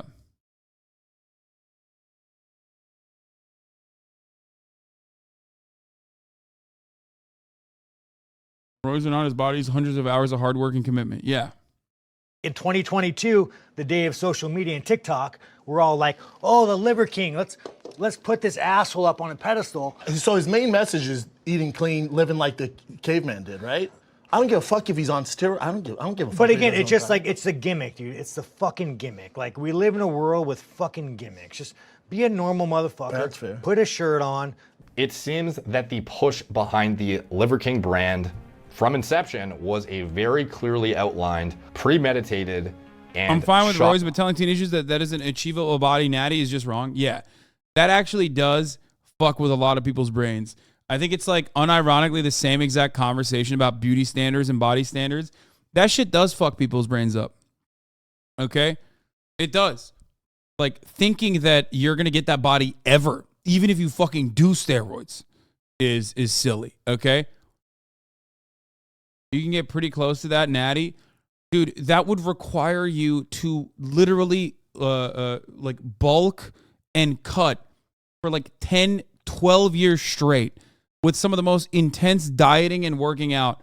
You are out of your fucking mind. Okay? And on top of that, you have to have godlike genetics too. It's just, that's insane. Like, you're doing it. You're falling for it. I mean, you guys know, I have a friend who is natty. Okay, here it is. And he has like a pretty insane, he has a pretty insane body. Hola, okay? muchachos. Welcome to the video. Life is too short for you not to enjoy some ice cream. This dude has been doing this, and I literally saw him like year over year fucking year. Bulk up, cut, bulk up, cut, bulk up, cut to achieve this body. And he was only able to achieve it over the course of like 10 fucking years, okay? And yeah, and he's natty, and you could tell that he's natty. That's another thing. You could tell, look at his body fat percentage.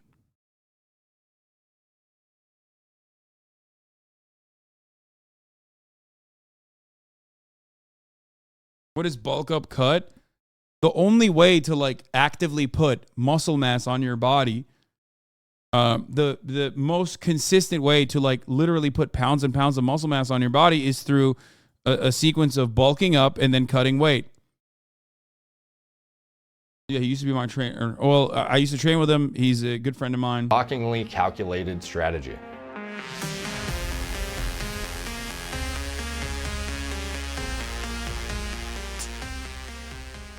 My man said, this looks pretty average. Half the gym buddies look like this to take working out seriously. Dude, if you go to the gym long enough, you know that like 98% of the fucking photos that you see is literally lighting. I just showed you 3 snippets from a fucking video, and you said that that's like, oh, whatever, dude. Not that impressive. No, that is incredibly impressive. Fitness charlatans and snake oil salesmen have come under the microscope with greater scrutiny over the past few years. We've seen many examples of this, and while not long ago, many of them essentially got away with murder and promoting absolute nonsense, misleading, disingenuous things, some stuff that is just a straight up ripoff entirely, or even potentially dangerous misinformation. I feel like we've all come a long way in educating ourselves about how to identify misleading marketing, disingenuous individuals, and avoiding them entirely. My friend Zach Tellender, who helped bring this video to life actually too, has exposed a lot of this behavior over the years in the fitness industry on his channel. And before we get into the nitty gritty, it feels fitting to have Zach give a preface about how all of this came to be. A charlatan is, by definition, a person who makes elaborate, fraudulent, and often voluble claims to skill or knowledge. A fraud. I happen to like bits and pieces from many different definitions of a charlatan. A person who pretends to have expert knowledge or skill that he or she does not actually have, or a malicious trickster, a fake person, especially one who deceives for personal profit. In the fitness industry and social media as a whole, charlatans run amok, and they're making more money and gaining more fame than ever before. But what's important to distinguish here is the separation between valuable influence and being a charlatan. So with regards to the definitions I had listed prior, we have 3 key components: knowledge, skill, and profit. What is this? Clip of HasanAbi training with his buddy? I know, right? Round of applause. Chat, clap for HasanAbi. Look at those rolls. Giving them claps. I'm done. Oh, man.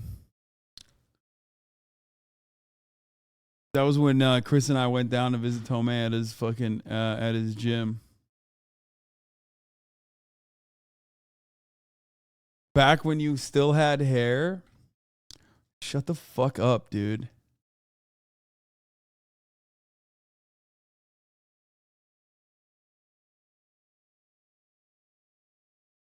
That guy on the ground, hell of a hairline. You guys are such fucking clowns. Knowledge in terms of charlatanism would better be defined by sacred knowledge, meaning knowledge that is unique to the charlatan themselves. This is what no one but the charlatan knows, and he or she is the savior for bringing it. Was that during this? Yes. Red cold? Yeah. Look at that. Chris is in the background, too. See, it's easy. Boom. Look at those butt cheeks, chat. Look at those butt cheeks. There we go. I'm done.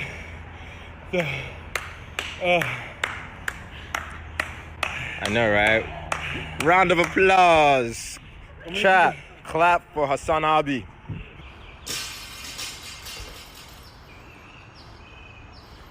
What? We're not doing that. What are you f***ing insane? What are you talking about? We're not doing that. Come on, bro. We're not doing that, dude. I can't do that. That's like not What am I, an Olympic gymnast who's like 5'1"? No. All right, Hasan. Oh, I did this today. 1, 2. Keep that core tight. I literally did this today and I could only do 1. 3. God, I'm so much You weaker. good? 4. Come on. Oh. Ooh, so close. So close to 5. How do you expect us to be able to do it? Or maybe Chris can. He's an athlete, but me, I'm just a gamer. No calves. Oh God, everyone knows you're. First of all, I'm literally wearing tight tights, and secondly, calves are just pure genetic. Shut the fuck up, bitch. You don't have tiny legs anymore, though. You look a lot more well-rounded now. I mean, I was arguably stronger in my legs there.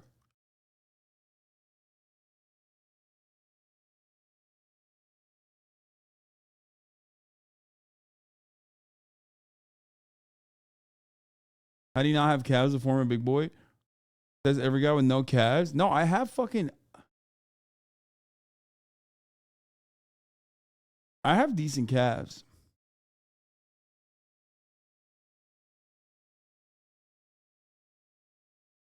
I was obsessed over how I had small calves and worked the shit out of them, resulting in minimal difference.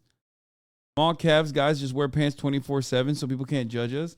No, I don't even do that. Like, I don't even give a shit. I think I have great calves. Here. Look. I think I have fine calves. Like, my calves are fine. Here. Ow.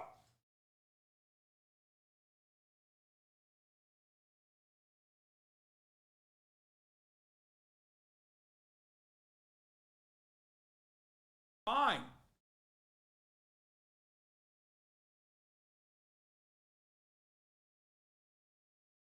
Not like super jacked or anything.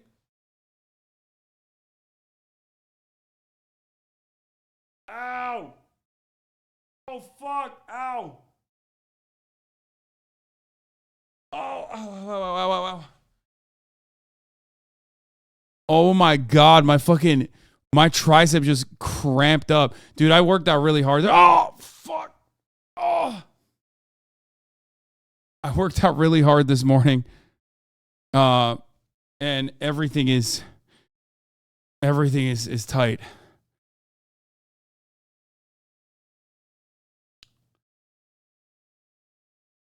I bet your thighs are small. Okay, everybody shut the fuck up. I know what you're doing. Shut up.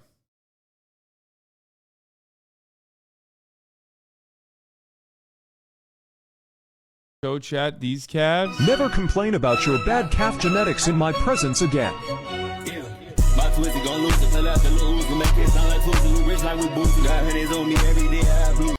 There's no way.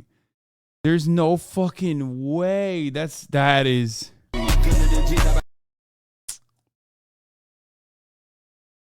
Yeah, that's wild.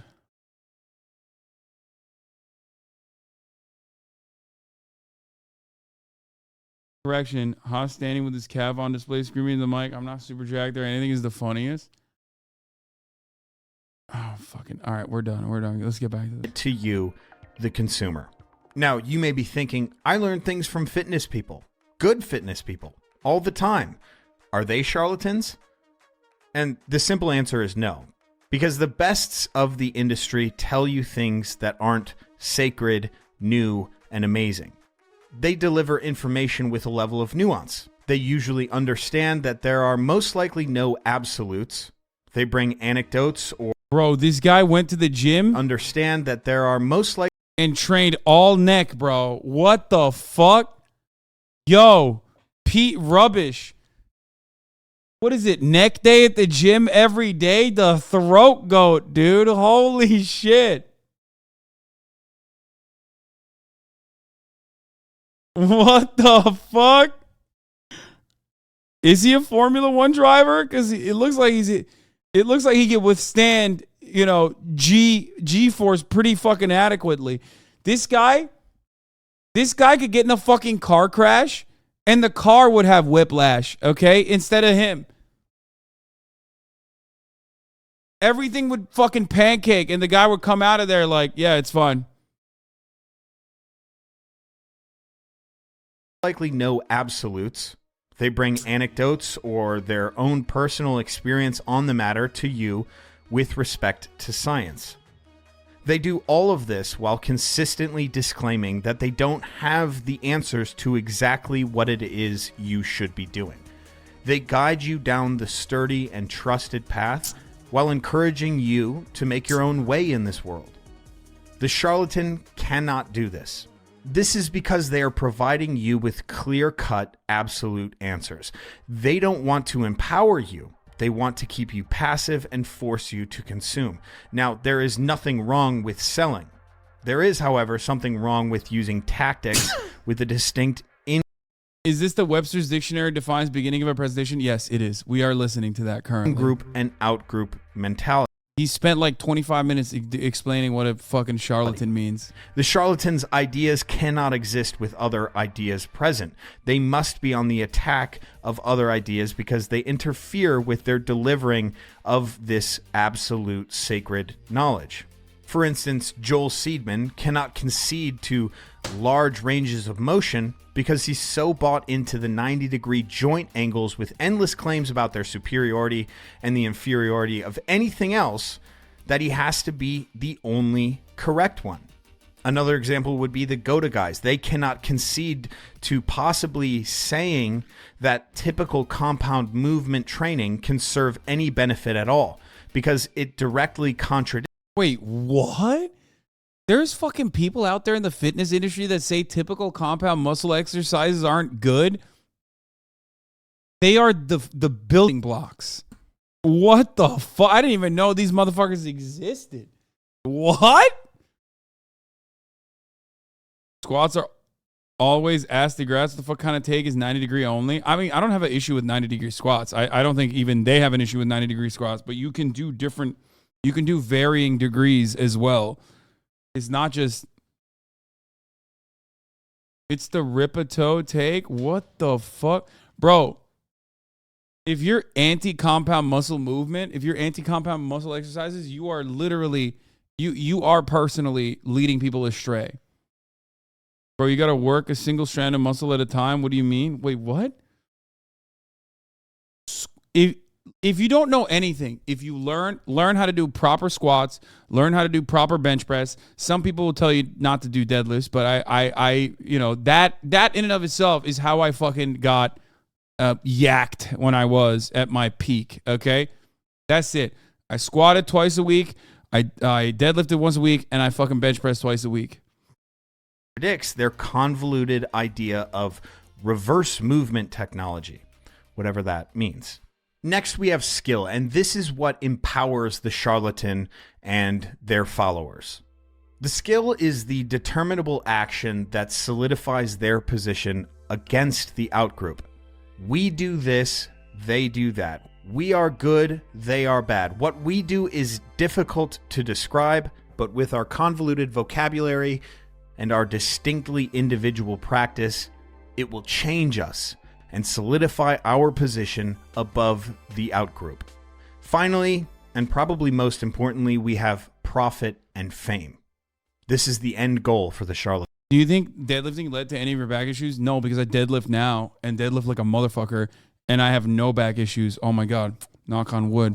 But like, no, you don't get back issues from fucking deadlifting. You get back issues from improperly deadlifting, or you get back issues from not adequately developing and stretching out all of your fucking body. Okay, that's it. Most of you have back issues. Notice how I rarely ever complain about my back issues or neck issues any longer. That's because I've been working out consistently for a fucking year. And when you work out consistently for a fucking year, that's because you're feeding your fucking scap muscles. You're feeding all the other counteracting muscles, and that delicate balance is struck so that everything is pulling and pushing adequately in the way that it's supposed to. Therefore, even if you fucking sit in front of a computer all day, you still are able to, you're still able to overcome gamer neck. Okay, that's how this shit works. All of you have back issues and neck issues because you don't work out. You don't work out. You don't work out correctly. You don't do, adequate. You don't focus on, correcting your posture. And by your posture, I mean like, not necessarily like, correcting your posture this way, because too much of sitting like this could still be bad for you. Okay. You can develop hypertrophy regardless.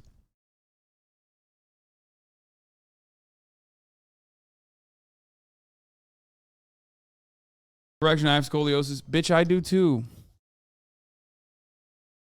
Oh my God. Oh, it's scoliosis. Like, yeah, I do too, man. It doesn't matter. I mean, it'll make it harder, but you can still overcome it. Using their sacred knowledge, convoluted language, and unique but transferable skill, they can now convert on those sweet, sweet algo gains. And again, there is nothing wrong with selling. Wait, 31 is when he gets back to the Liver King stuff? Okay. I'm skipping your it. HSCRP, your inflammation. What does your insulin look like? What are your triglycerides? What the fuck is your blood pressure? More people die of heart attacks with normal goddamn fucking cholesterol, right? So this cracks me up when people are like, let me look at your cholesterol, right? It's how the fuck do you feel, right? If you got a fucking kicking ass libido and you're kicking ass in fucking life, you give a fuck what your cholesterol is? I don't do any blood testing. I don't know what my cholesterol is. I might know what his cholesterol is. The emails! Yo, this is more damaging than Hillary Clinton's emails, At the start baby. of the video, I mentioned how there was some information that came across my desk that was shocking, to say the least. This set of redacted emails shows what appears to be Liver King corresponding with a bodybuilding coach. So I was shocked, but also kind of not shocked at the same time. Like, I felt like it was just a matter of time before something like this came out in some capacity, but obviously, you know, it was still surprising to see the name on the piece of paper and just the detail that he went into in these emails. So let's get into it. And as far as I know, the redactions included like personal information that was irrelevant to PEDs and blood test results. It was just like payment information, phone numbers, personal information, etc.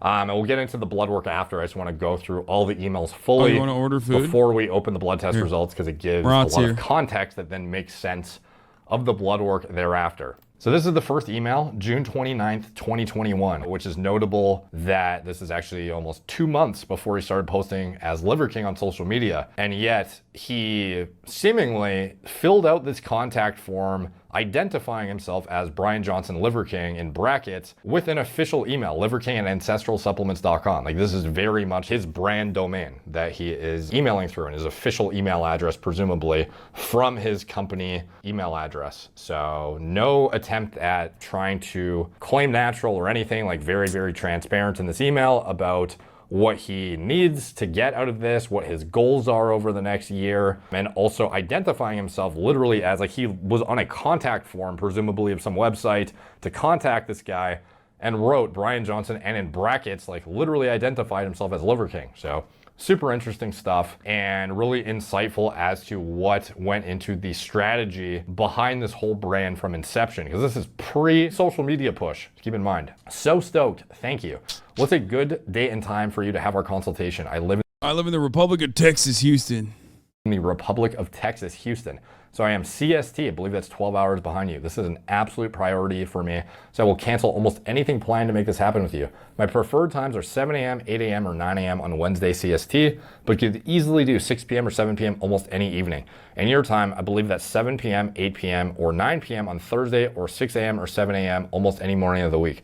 Please check my math on that. Since that's outside of your regular hours, I'm happy to compensate for the trouble. So let's dig right in. As it relates to my goals, I'm the face of several brands, including Ancestral Supplements, which is the handle he used here from his official company email.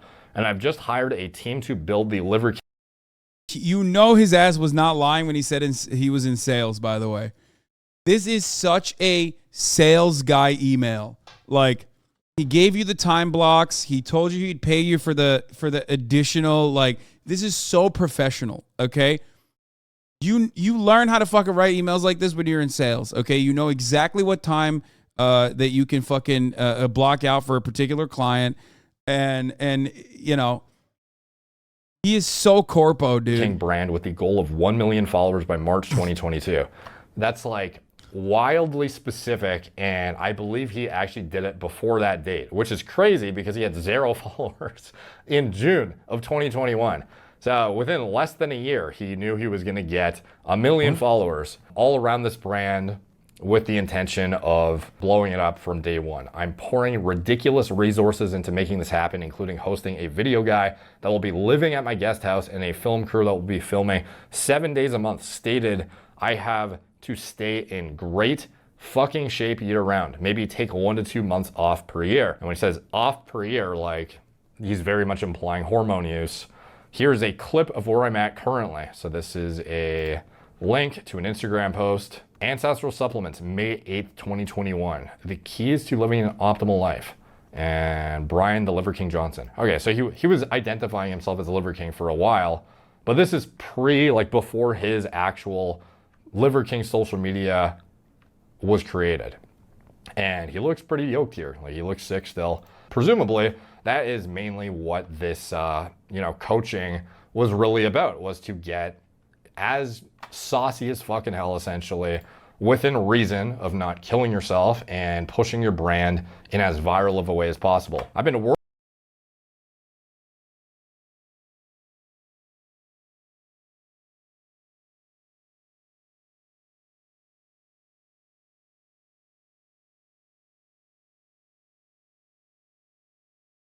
Oh, fuck, I'm muted because I was talking to my brother. He is as jacked as he is in that photo as he was when I met him, dude. What the fuck? Johnson. Okay, so he was identifying himself as a Liver King for a while, but this is before his act. No, like, he's fucking yacked here, bro. What the fuck? He was sauced up already. If you think that new Liver King, I mean, I can't tell from, God damn it, angles are so deceiving. You know what I mean? Liver King social media was created. And he looks pretty yoked here. Like, he looks sick still. Presumably, that is mainly what this, coaching was really about, was to get as saucy as fucking hell, essentially, within reason of not killing yourself and pushing your brand in as viral of a way as possible. I've been working out for 35 years. I know how to train, eat, rest, and recover. I even have a hard shell hyperbaric chamber at my house.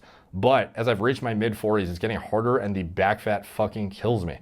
To support these exhaustive efforts, I've recently started taking Omnitrope. So if you guys don't know Omnitrope, this is pharmacy-grade human growth hormone. Oh, okay. So he was already. Okay, got it. I was going to say he's yakety yak over there because, that's not natty either. Brand, it is created by the pharmaceutical company Sandoz, I believe it is. The 5.8 milligram vials from Empower Pharmacy, $11,000 per month for my new dose, which is 4 vials per week, 16 vials per month. So these 5.8 milligram vials, he's using 4 vials per week, 16 vials per month. What is that in international units? Most of you guys are probably more familiar with HGH dosages in international units. In general, for somatropin, recombinant HGH, 1 milligram equals 3 international units. So for each 5.8 milligram vial of Omnitrope, that has the equivalent of approximately 17.4 IU somatropin. So he mentioned 4 vials per week, 16 vials a month. I believe he mentioned in his email here, 16 vials a month. So that is going to be roughly 69.6 international units of recombinant human growth hormone per week, which is roughly 10 international units per day, which is like a fucking really, really high, super expensive dosage that, to be honest, I know bodybuilders who compete at the Open Mr. Olympia who use less pharma-grade GH than that. Like, that's how high of a dose that actually is. So he says, I don't know if this shit is grossly underdosed or what, but I've been taking 2 vials per week and my IGF is only at 139. See recent labs below. My doctor told me that I could double it in an effort to get to the upper 200s, low 300s. She thinks I could be a hyper non-responder. I'm wondering if taking a fuckload of other peptides could be confounding the results and possibly interfering with the efficacy. For instance, here's what I'm currently taking. So here's this stack, IGF-1. Bro, someone in the chat also pointed this out, but ironically, this shit is destroying his liver. Like, dog, you could have all the liver on the planet, but you are not going to be able to overcome the damage that you're putting on your fucking liver with this, dude. Holy fuck, liver is king? I'd like to see this motherfucker's liver, bro. Oh, my Lord. He's showing his liver who's fucking boss. Yo! Oh, yeah, he's yacked at that point. IGF, been taking this for a year, CJC with IMAP. I don't even know what any of this shit is. Holy fuck. Liver daddy.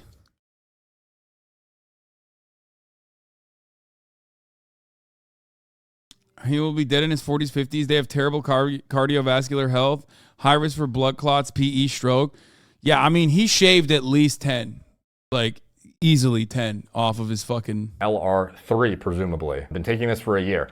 CJC with IMAP. Been taking this for a year. Winstrol and He's Deca. talking about CJC 1295, drug affinity complex. Like there is a difference between, there's mod GRF 1-29, which is like a shorter acting. We'll get into it later as far as like what GHRPs are, GHRHs, etc.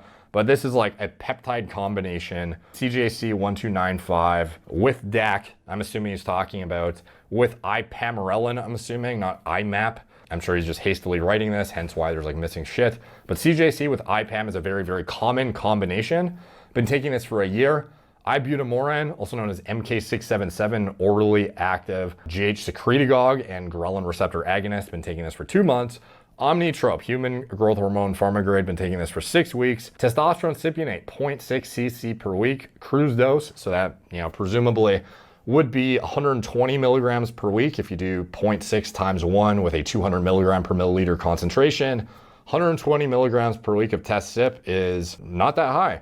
Deca, nandrolone decanoate, 0.6 cc per week. Been taking this for 3 weeks, so 3 weeks of 120 milligrams per week. Pharmagrade, of course. Winstrol, 50 milligrams a day. Just started this, been taking this for 3 weeks, and this is all presumably Pharmagrade through the pharmacy mentioned and having a legitimate prescription. I know it to be the case that all of these are prescribable, even Winstrol, which sounds fucking baffling. And does it actually have like a clinical application that makes sense? Very rarely, but presumably he has a script for it. I'm doubting he's using UGL Winstrol just randomly as his choice of compound. There are fewer compounds to choose from, like you're not gonna get. What are these prescribed for? Getting fucking yacked, dude. That's what they're prescribed for. When you get a cool doctor, okay? Look, there's doctors, especially like there's doctors everywhere that are notorious for overprescribing medication. And you go to them and they always have like some new cutting edge shit. And as long as you got the fucking money, they'll write you a script. If you're asking like what is it used for, like in the medical field, I don't fucking know. Probably like diminishing T levels, things like that. I really don't know. Trenbolone through a fucking pharmacy, but Winstrol, one of the available orals that presumably he arrived on as the one to add in. So anyways, he is on all this stuff. My blood sugar every morning, it's around 74, and insulin are great because I'm metabolically fit as fuck. Or so I think, ... Some doctors think my insulin is too low, but I think it's because I'm very insulin sensitive because I work out like a fucking maniac. I train twice a day, 6 days a week, and walk 10 to 12 miles on my rest day. Can you help me dial in the PE? But like that is true. You can get on a fucking cycle like this, which is, it seems, I don't know that much about steroids. You know what I mean? I'm by no means like super well versed in this, but you have to still work out like a fucking demon to be able to achieve Liver King's physique on top of the entire pharmacy that he's apparently shooting in his asshole. ED and growth hormone protocol to maximize results. You will see that my healthy labs back on May 12th look pretty good, except IGF-1 and GH are always non-existent. My recent labs show some serious concerns, probably the Winstrol, but we're discontinuing that in 2 weeks anyways. SHBG, lipids, estradiol are all fucked, but aside from my joints, I feel pretty good. I'm 5'7", lean, 43 years old. Would like your coaching for the next 12 months and happy to pay in advance. Let's go. And a bunch of redactions of a bunch of personal information. Oh, that's the other thing. Steroids will help your body recover faster so you can work out harder and more often. It also makes you fucking angry. Yeah. That's another. I mean, steroids have plenty of benefits. That's why people who have like serious illnesses take them. And then his signature, Brian Johnson, Liver King, owner, Ancestral Supplements. We believe in the ways of our ancestors. We are descendants of the sole surviving species. That's hilarious, dude. He's like, Ancestral Supplements after all the lab results he sent over to the steroid doctor. So look like pretty fucking legit. Seems like the man himself. So let's get into the next email and we'll wrap this up and then get into the blood work. All right, next email, July 18th, 2021. Road rage is not based on any credible research. No, I just meant like, I mean, it does, or at least this is purely anecdotal, okay? But it made everyone I know take it become incredibly emotional. New IGF-1 and GH results are in. Thank God I'm finally in the normal range. Having said that, I want to get my IGF-1 to 300. As a reminder, I've been taking 4 vials of Omnitrope, 5.8 milligrams per week. So 69.4 international units per week, whatever that was. So roughly 10 IU per day of pharma-grade GH. Should I pay an extra $5,000 per month? That's $15,000 per month in total, or try one of your sources to get better shit. And we can see here, IGF-1 using high sensitivity testing, 204 nanograms per milliliter. Longitudinal data points here that show a trend upwards from May to mid-July. Keeping in mind the dosage he's using, his IGF-1 should be way higher. Like, this is very, very odd to say the least, and is presumably, like, this is why he's wondering, should he? Bro, you say fucking steroids that don't have, like, road rage is false or whatever. But brother, even minoxidil finasteride, okay? Even motherfucking, like, the DHD blockers I take, finasteride, when I was taking the full pill, made me irritable. Like, it made me more emotional. And that's like minuscule in comparison to what the fuck this is, okay? He be trying different shit? Why is it so low? What's going on? Does he have a unique issue? What's going on? Which we'll get into liver health later, downstream IGF-1 conversion, inflammatory states, his blood work, etc. And there's more data points too for the IGF-1, but this is where he's at from, you know, he's been trying to get it up for a while with peptides to increase his endogenous. Yeah, you had an episode earlier. No, I'm talking about when I first took it, that I've raged way less. I used to rage way more. I got fucking shingles, dog. What are you talking about? Levels use literal IGF-1 LR3 to try and stimulate receptor activity through that vector by bypassing the entire GH-IGF-1 axis itself, using exogenous GH and trying to just shove it at the fucking liver to get as much conversion as possible, using a higher dose than most bodybuilders I know can even afford, to be honest. Yeah, let's get into the next email. July 19th, 2021. Questionnaire. What up, coach? I hope your MRI went well. I bet it did. See my answers below in red. Front and back pictures of what you look like right now. 4 quarter turns and the 7 mandatory bodybuilding poses if possible. This way we have a starting point and can decide where to improve and how you hold your body fat. Also send me pictures of the best shape and condition you've had in the past. 4 quarter turns and the 7 mandatory bodybuilding poses if you have them. That way we have a clear goal and see where we can improve on your previous shape. Liver King's response. I'm not sure that I could Google them, but it would take too much effort right now, and I want to get this done within 30 minutes. I don't store body fat anywhere except the love handles and back fat. But no idea what... Dude, he is crazy, dude. He's crazy. Like, bro, he's like 7% body fat here. What the fuck is he talking about? He's already taking an insane amount of fucking steroids at this point, and he literally has... He has 7% body fat, and he's like, "Oh man, I have back fat." This is what we say when we talk about body dysmorphia. What these poses are.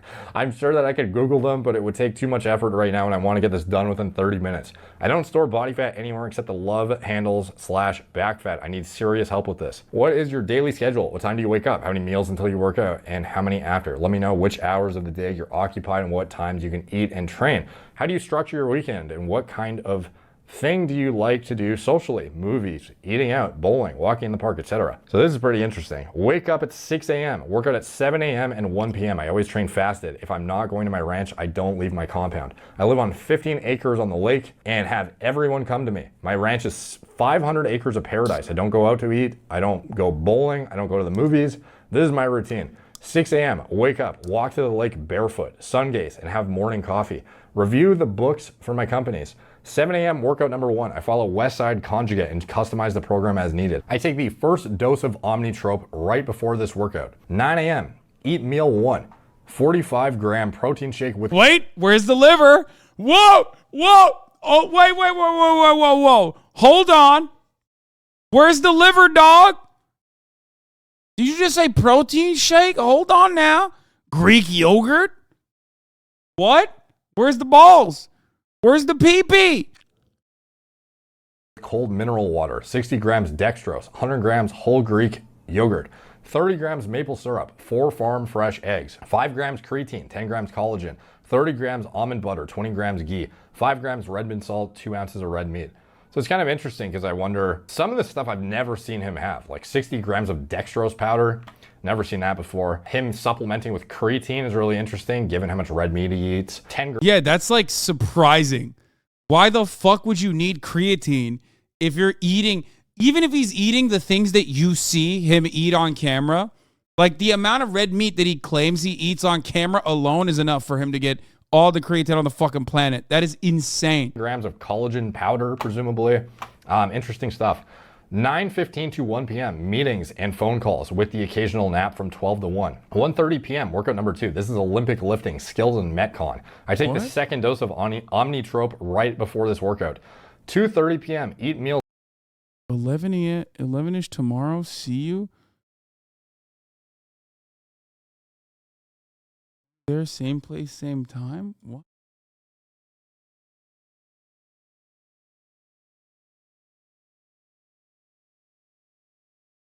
No way.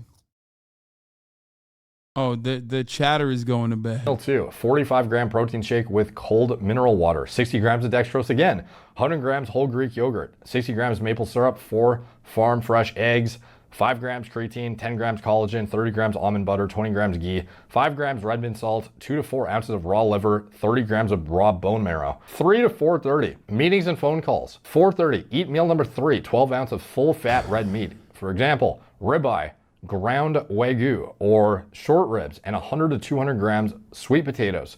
5:30 to 6:30, phone calls, emails, meetings. 6:30 to 7, walking with wife. 7 to 7. Okay, this diet makes a lot more sense when you look at like everything he's doing, and when you look at all of his like supplements and his daily calorie consumption.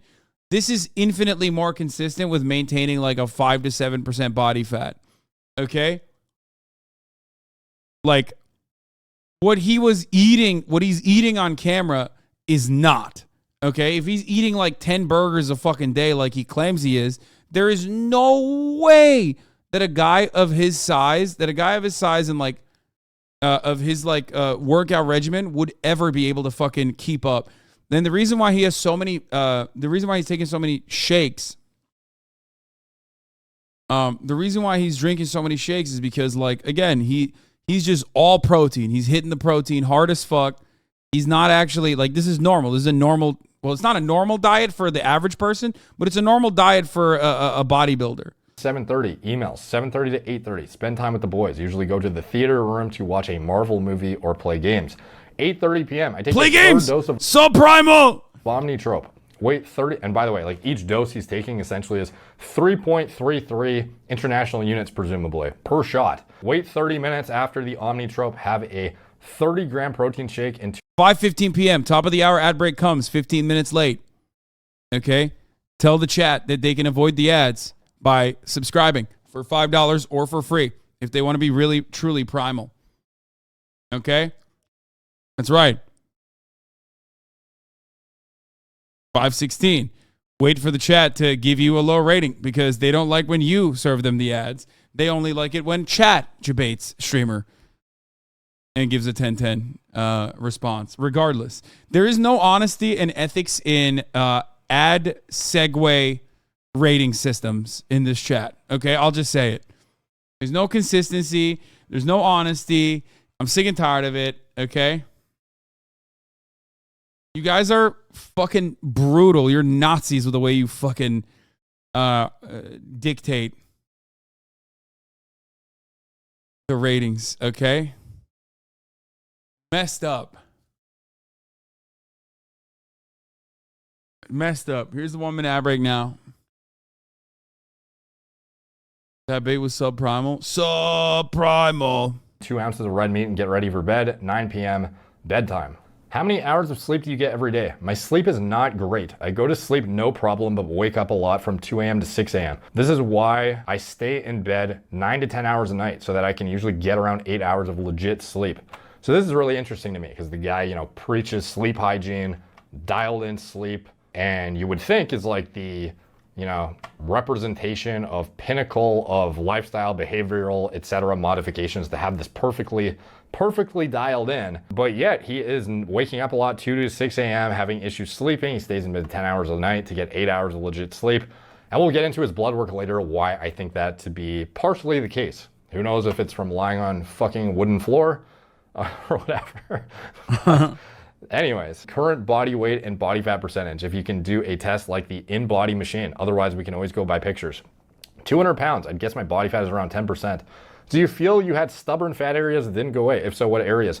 Yes, all caps. Back fat, love handles, nowhere else. Do you start to hold water during the day after a few meals with carbs and or about 1 hour after training, look lean? It's just funny because like he doesn't. Like he has body dysmorphia.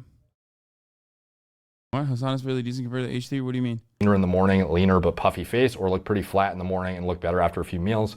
I pretty much look the same. Which diet or foods you're currently eating, which foods you don't like, and do you have any food allergies? What food do you feel you respond good to bodybuilding wise, and which do you find hard to digest that are usually used by bodybuilders? I fucking love my foods. I pretty much eat keto carnivore unless I've just worked out. If I've earned the carbs, I will eat 100 or so right after a workout. My blood sugar is usually 70 to 84 every morning. If I need to lean out, I stop eating post-workout carbs for 4 to 6 weeks and I get shredded. I respond well to raw eggs, raw liver, raw meat, and dairy. I don't eat any vegetable oils. So you can at least give him kudos that he's like reasonably following the shit that he preaches. He has some interesting additions that he does not really discuss, but other than that, like it's pretty, you know, he definitely believes in what he's preaching with exception of the hormone part, which is a pretty fucking massive piece. But anyways, did you ever do a food allergy test? If so, what are you allergic to and which foods do you avoid? Not applicable. Do you feel you respond better to carbs or fats? What kind of diet did you follow in the past, and have you done any carb cycling or keto? My energy is better with fat and my cognition is better with fat. I add carbs post-workout for the muscle fullness. I do carb cycling and keto as needed, filming, vacation, etc. What kind of foods do you like to eat that isn't bodybuilding related? Pizza, Thai, sushi, ice cream, etc. None. Even when I eat sushi, I have a sushi chef come over to make it to my specification. If I ever have ice cream, my wife makes a colostrum ice cream made out of first milk colostrum, egg yolks, vanilla extract, and a little maple syrup. You should come over and fuck that shit up with me. Dude, he's a classic sales guy, bro. He's literally, no, chat, calm down. He's being personable, dude. This is like, okay, here's the thing, okay? Here's the thing. First of all, wait, did you say breast milk? First milk colostrum? Wait, is that what that is? Like human titty milk? No, he's not. Wait, what? Colostrum looks so gross and I'm a breastfeeding mom? Wait.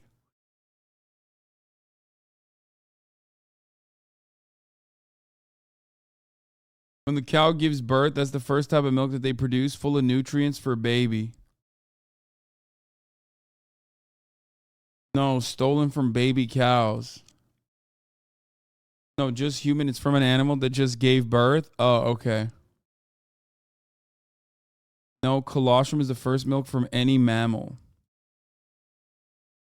Also known as bee stings or first milk, is the first form of milk produced by mammary glands of mammals, including humans, immediately following the delivery of a newborn. Most species will begin to generate colostrum just prior to giving birth. Colostrum is an especially high amount of bioactive compounds compared to mature milk to give the newborn the best possible start to life. Damn, homie is just like stealing the antibiotics from a fucking baby cow. Wild. That's like kind of evil, dude. I mean, hey, listen, vegans, don't fucking rise up, okay? I know what we do to animals is fucking way worse than just that. Okay, I'm being hypocritical for even noticing the awfulness of that. Okay, I know. Shut up. Stop it. Stop the steal. I know. How is your mood as you go deeper into the diet? Can you function and continue with your jobs and deal with friends, family, or it becomes increasingly difficult to manage obligations outside of your bodybuilding goals? I can do anything. I am unequivocally strong in mind, heart, and spirit. How much water are you drinking per day, and what other beverages do you consume? I only drink coffee and natural Mountain Valley spring water in glass containers. Which supplements are you currently using? Brands, dosages, etc. What have you tried in the past that worked and didn't work? Are you using any of these supplements to cover a deficiency, like vitamin D3, for example? Ancestral supplements, thyroid, ancestral supplements, heart, ancestral supplements, beef organs, ancestral... Bro, he's like selling this to his... he's like selling suppies to his fucking...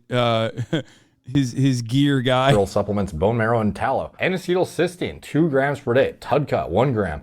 Creatine, 10 grams per day. Protein powder. So these are going to be for liver preventative health from a liver perspective, trying to protect his liver, avoid significant stress from, the Winstrol he's using, for example, etc. Yeah. Glutathione synthesis through the neck, blah, blah, blah. Are you currently taking any medications? Which ones and for what purposes? CYP, as in testosterone cypionate, DECA, nandrolone decanoate, Omnitrope, growth hormone, MK677, and then all the other shit that he mentioned in the last email. Are you currently smoking, drinking, or taking any rec drugs? No, I have drinks maybe 1 to 2 days out of the month. Your training style now, do you follow any program at the moment? How long do you train? How many exercises and sets per body part? If you have any videos of yourself training, that would help tremendously. That way I can see. It's kind of wild because this literally, like this entire thing is exactly what people wanted to hear from Liver King. Like what his actual stack is, and like what his actual diet is, and cutting through the fluff. And he is just delivering it to his like bodybuilding coach guy. Like, if he had just said all this, people would still probably be like, yeah, no, that's like insanely impressive. Except normies don't fucking comprehend that. They like think that if you do steroids, you're cheating. And also like, oh, anyone could fucking get to that level. Like, no, you can't. Okay. You can't. This man is a fucking psycho. Okay. The amount of work he's putting day in is unimaginably high. Okay. Your form, see how you push yourself, etc. If the files are too big, you can upload them to Instagram or YouTube and set them to unlisted and send me the links. I follow Westside Conjugate CrossFit 90. You wouldn't be talking about him right now? No, yes, I would. No, Liver King is like, he is a charismatic individual. I told you this much, okay? He's a charismatic person. I don't give a fuck if he sells 100 million worth of supplements a year, which I don't even think that that's true, okay? What? Oh, okay, so he'd sell what? Fucking 20 million worth of supplements? Who gives a shit? No, he's like a funny content creator who is also charismatic, okay?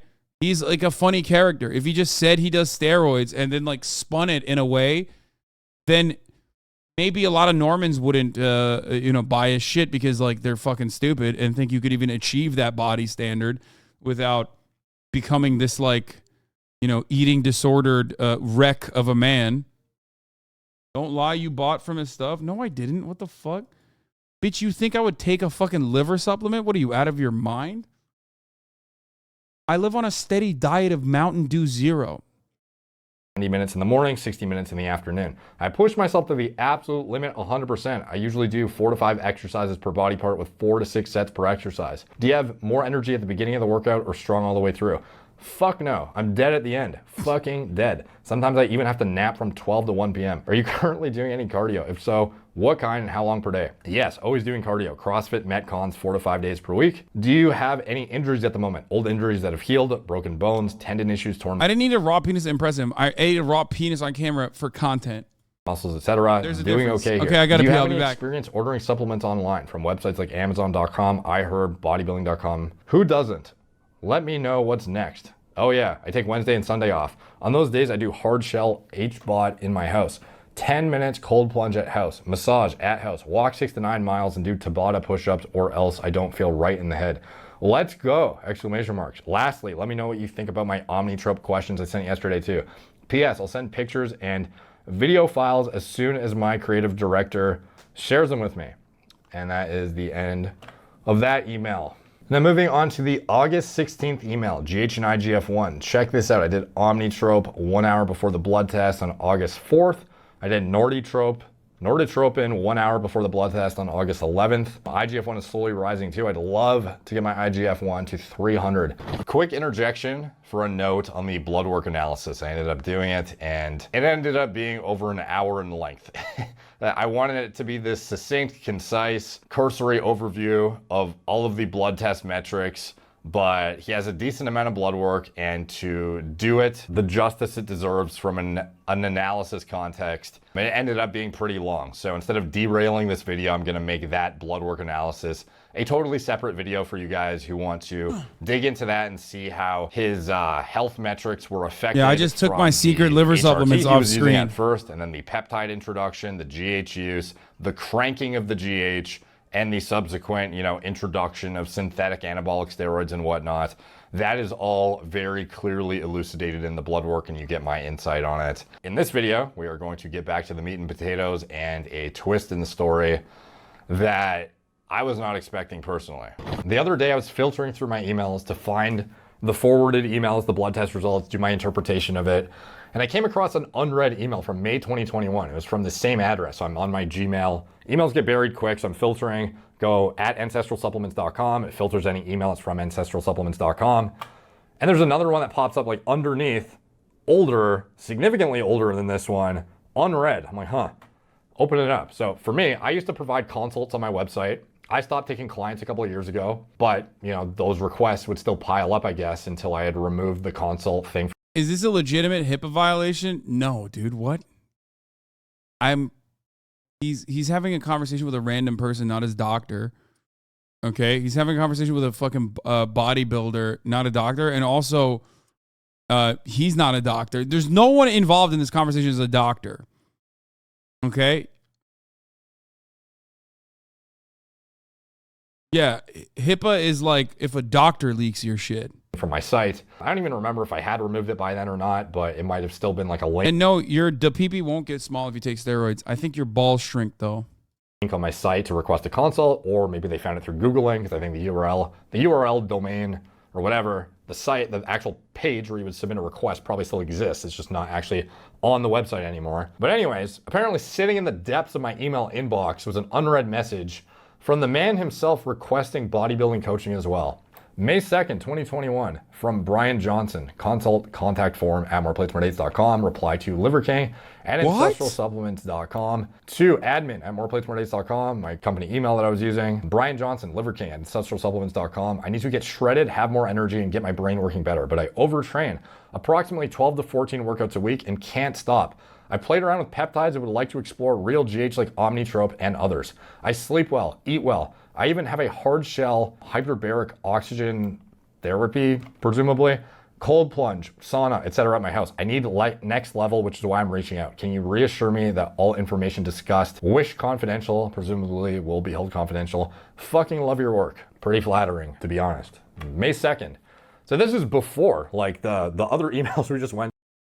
He sent this at May 2nd, which is like when this dude had like 20,000 subs or something, 30,000 subs, which means Liver King was literally going to anyone he could to get any fucking competitive edge he can. Through. Even the first blood test result was May 12th, I believe. So this is before all of that. So this whole time, even when I'm making videos about the guy and like talking, doing the natty or not stuff, this is sitting there unread in my Gmail this whole fucking time, dude. Absolutely wild. Now, again, this isn't it. There was another email from somebody on his team this time, interestingly enough. So this is, has redactions on it to keep the personal information private. Because again, this is just some guy in his company. Don't necessarily want to just, put out there, hey, this fucking guy, sent this. So this guy presumably is a high up guy in the company. He has an Ancestral Supplements extension email. And the fact that he even knows this stuff, like obviously he must be pretty high up in there, because I assume this isn't something that Liver King like puts out there to the masses regularly. But who knows? Like maybe he was more open about it back then he decided, at the last minute, you know what? I am just going to claim natural and nobody's going to find out. I don't fucking know. But anyways, more plates, more dates, HGH dosage video idea / intros, the subject line from blank at ancestralsupplements.com. Hey bro, I reached out to you on Instagram, realized I should probably hit you in a few places. I work with Brian LiverKing Johnson, owner of Ancestral Supplements. So for context, by the way, I went and checked to see if there was a DM from this guy and put... God damn, bro.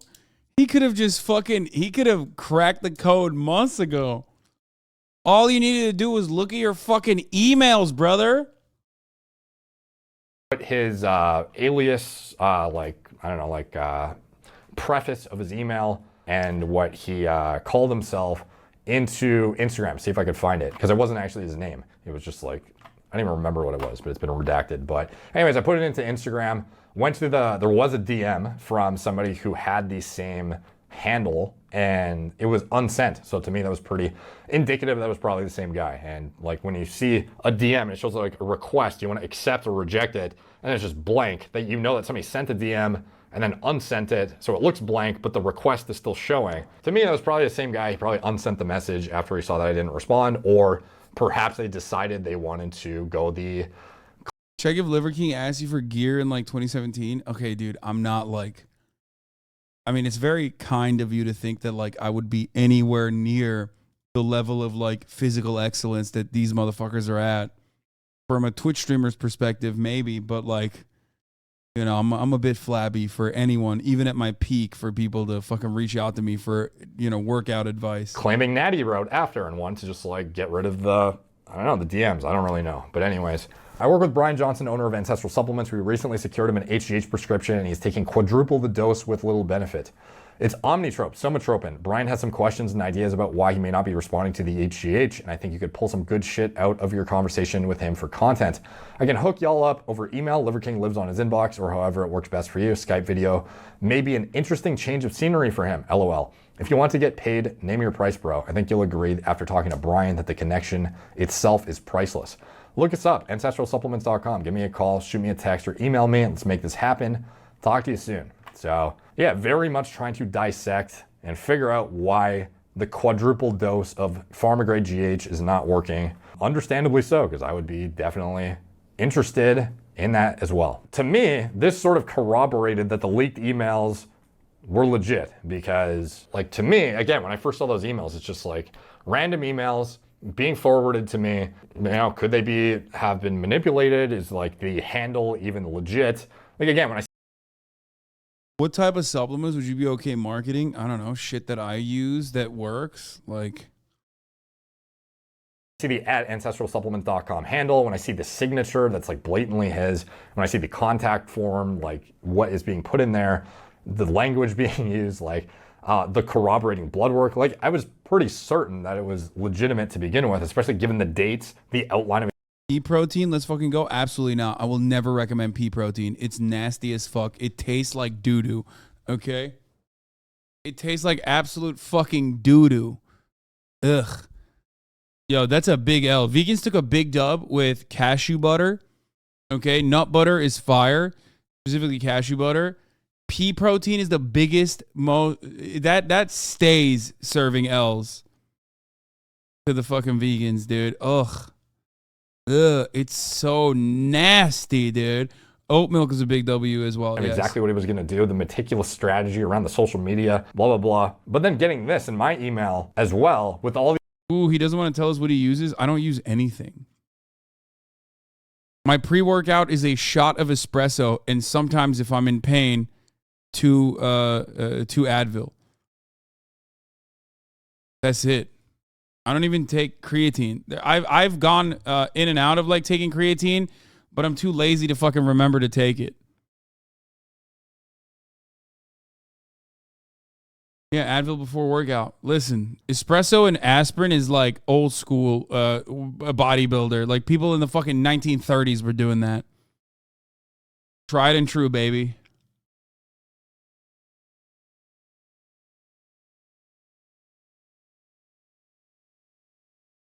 Espresso in the butthole.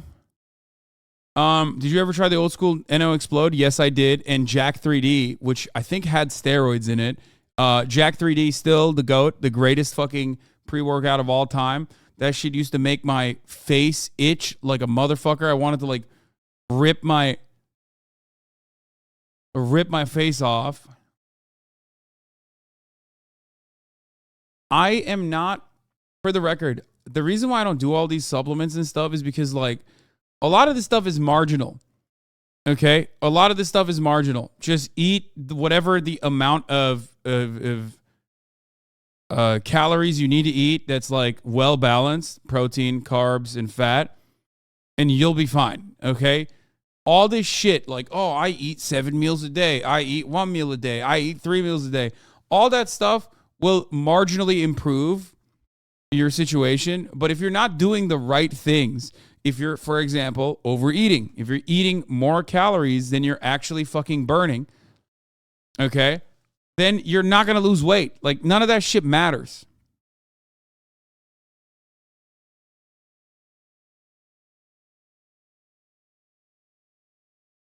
None of it. Yeah, the reason why bodybuilders use the marginal stuff is because they've already pushed their body to the fucking human limit, okay? You are not there. You are on twitch.tv. You are watching Twitch streamers. You are definitely not anywhere near, like, you know, fucking 7% body fat, but you want to push it down to 5%. You're cutting for fucking competition.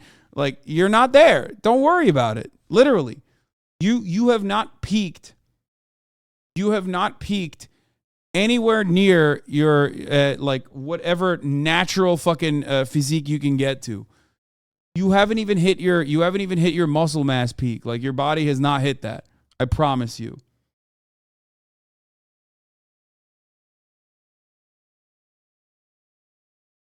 Watching you at the gym as we speak. Yeah, you have years and years still to fucking hit your natural plateau to only like to only get to the point that you need to get to. All the exact same corroborating information, like, really backed up that in fact it was legit after all. So fucking wild, to say the least. While I certainly don't agree with everything Liver King recommends regarding health, fitness, lifestyle, there's a lot that I do agree with. I do truly believe that many people would benefit from incorporating some of his suggestions into their lives, some things more so than others. Like, for example, I mentioned briefly earlier, eating an ounce of liver per day. I would generally recommend for most people looking to optimize their micronutrient intake. Beef liver, I have like an ounce of beef liver every single day, regardless of how deep in a deficit I go. And if somebody truly didn't like the taste of liver, you know, is taking a liver supplement a viable alternative? Absolutely, I think so. And I don't feel it's unethical at all to promote that in that context. But I would also tell you that sunning your balls is almost certainly not worth your time. Like, there are certain things he says that I just don't agree with. In general, the message regarding lifestyle changes that the Liver King is spreading to the masses is arguably a positive one on the surface overall. However, that is shrouded in a cloud of deception. It seems as if the Liver King has decided on behalf of the millions who follow him and the millions that will follow him in the future that it is better to not just keep them in the dark about his drug use, but to also lie about it when questioned. If he was natural with a less impressive physique, he would likely not be as viral as he is on social media. If he openly talked about his hormone use, it would likely make people question just how impactful the 9 ancestral tenets really are relative to the drugs he's taking. Dude, everything that he pushes, like everything that he talks about, other than like, you know, eating fucking raw liver every day for every meal or whatever the fuck he says, is just basic shit. Sleep well and fucking move around. Okay? It is, in many ways, and I said this to his face when we were having this conversation. Finish Ragnarok? What?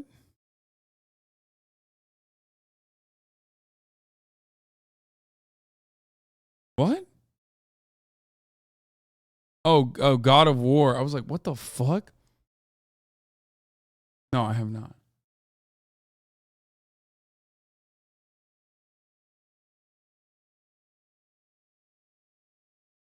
I am off today. I'm not on one. I'm on one. Fuck it. I'm on one. Okay, that's what I'm on. I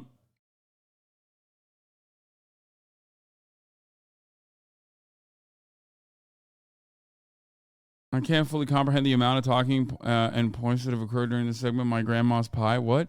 Look, listen. That's the second time you mistook something nice for a fucking death threat. Wait, I didn't think that person was mentioning a death threat, but I did think that he was talking about the Ubisoft game.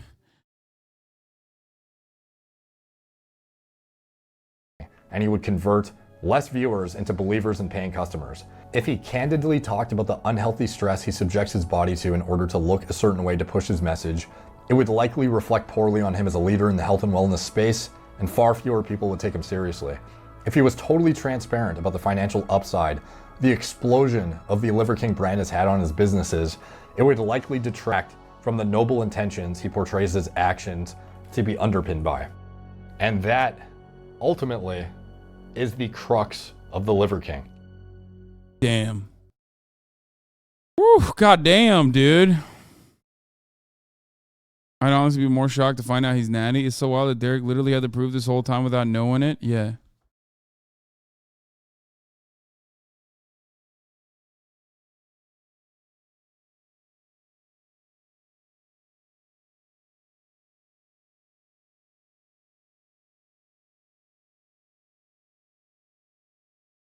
What the fuck, you watch an hour vid, Jesus? Did people think he was natural? No. I don't think people thought he was natural.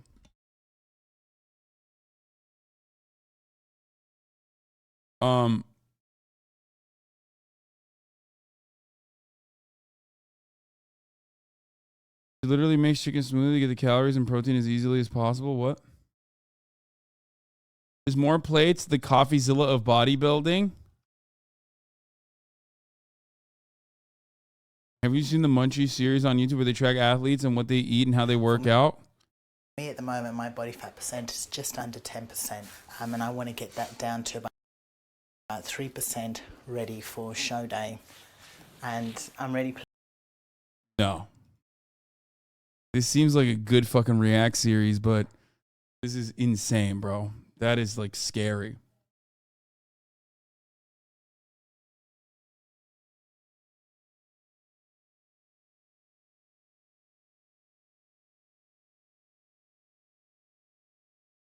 You ate cock and balls for a phony? Man, I would have eaten it for the content regardless of whether or not he fucking openly said he takes steroids or not. What is wrong with you guys? Here, I wanted to watch this. I thank you. The A-Team helped form a militant farm workers union, apparently, back in the day, which is pretty cool. A-Team thanks you. The newly founded Workers Cooperative thanks you. You're never going to get away with this. You'll have a union in this valley over my dead body. That's exactly what I was telling our union members this morning. We're working on a theme song and uniforms, and I'm pushing for matching bow ties and not that clip-on junk. Those are for geeks, and geeks are a whole other union. You're nuts! No, I'm not. I'm condiments. I've been promoted. Jarrett brought us down here in these special buses with all kinds of promises of good pay, housing, schools for our kids, like we're living in tents. No schools, no inside plumbing. They treat us like animals and we can't afford to leave. Strength comes in numbers. Strength comes in unity. If you look around, you got all the strength you need here. I'll tell you this, it ain't gonna be pretty. It's gonna be a fight. You've got to be willing to back each other up. What you need is a union. A union? Jared will never go for that. I don't think we planned on asking him. Excuse me, ma'am. Got something I would like you to read after work. It might be helpful for you and the little girl.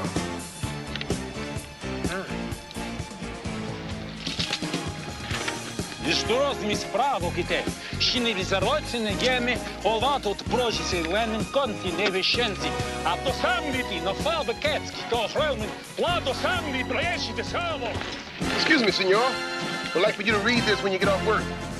Hi, fellas. How you doing? I got something for you to read here. On your break, of course. I wouldn't want you to read it until then. Then, you go take a look at it, talk it over, and if you have any questions, I'll be around to answer them. There you go.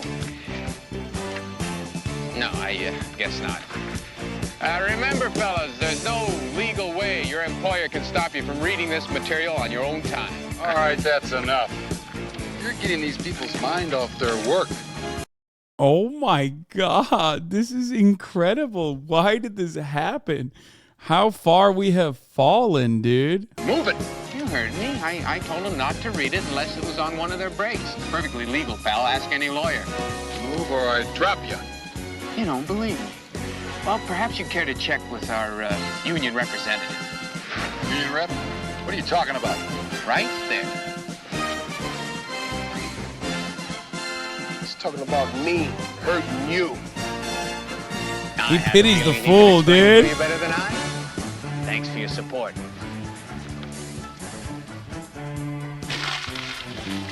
If they vote that union in, they can make it stick.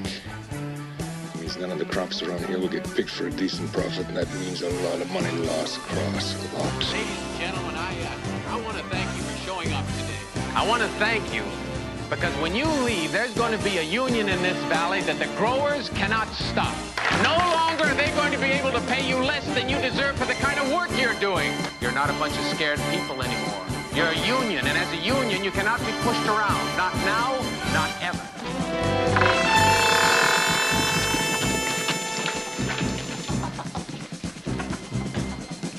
Looks like we scared them off, Mr. J. Looks that way, doesn't it?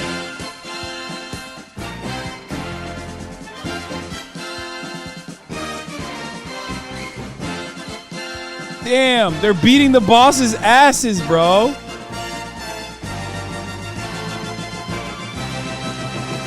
He pities the fool. To congratulate the workers. Believe that when I see it. Take a look. We just counted the last vote. It's unanimous, Mr. Jarrett. This union's approved. Congratulations.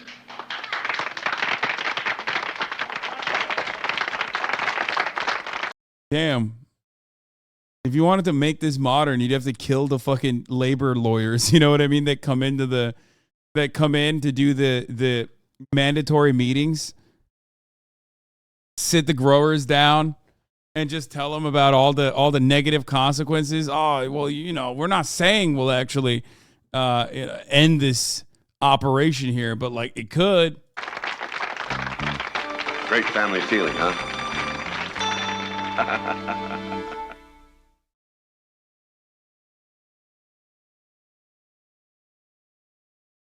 That's crazy.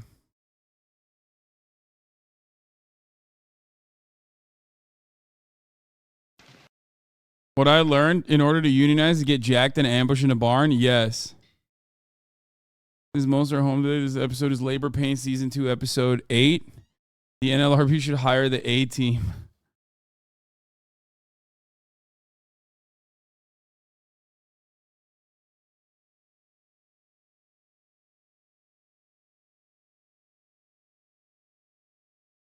Man.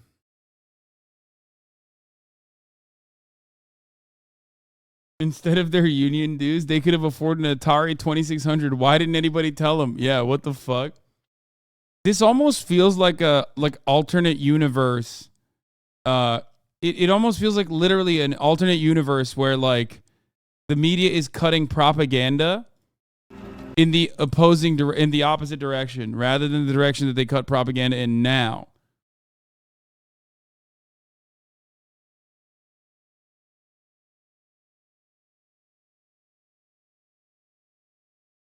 Like it's just from a different time, but not even from a different time. It feels like it's from a different universe, you know?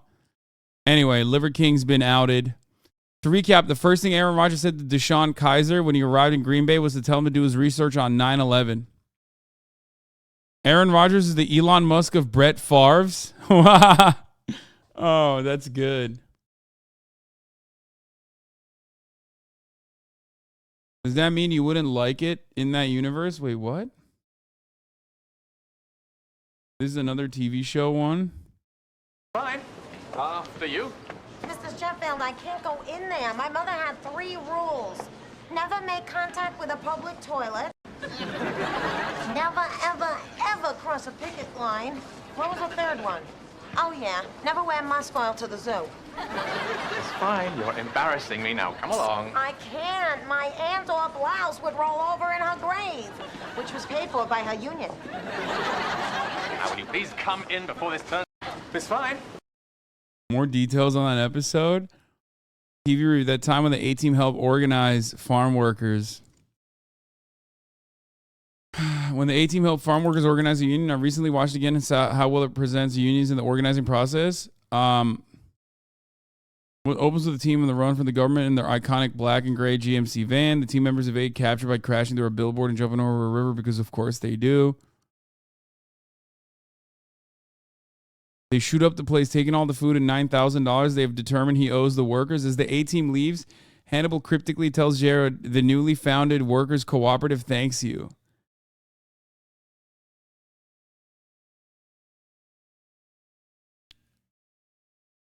The flaws. It's strange that the workers already on strike needed the A-team to lecture them about unity and urge them to form a union.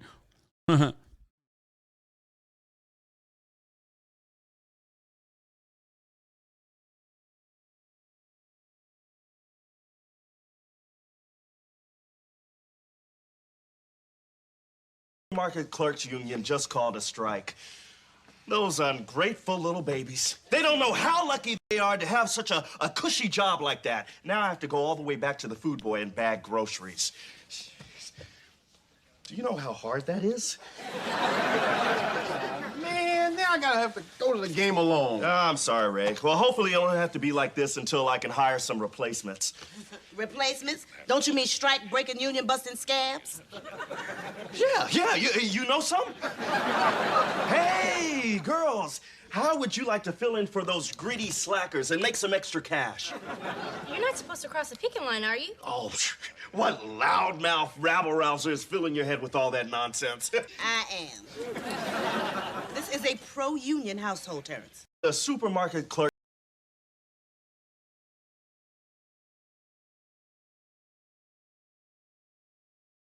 Thoughts on doing a reading stream? No. Why the fuck would we do that?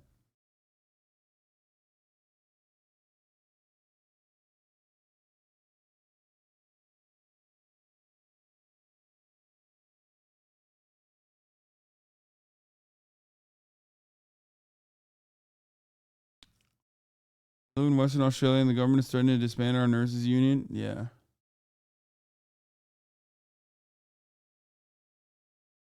Ne oluyor lan? Okay. Alır mısın? 1 second, guys. You are in a Philly D thumbnail. What did he say, Murat?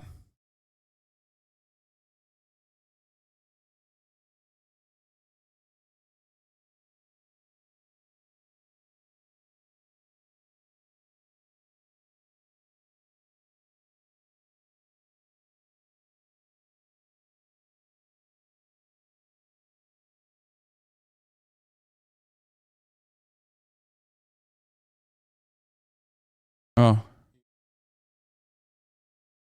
Oh, okay. Murat said Philip DeFranco was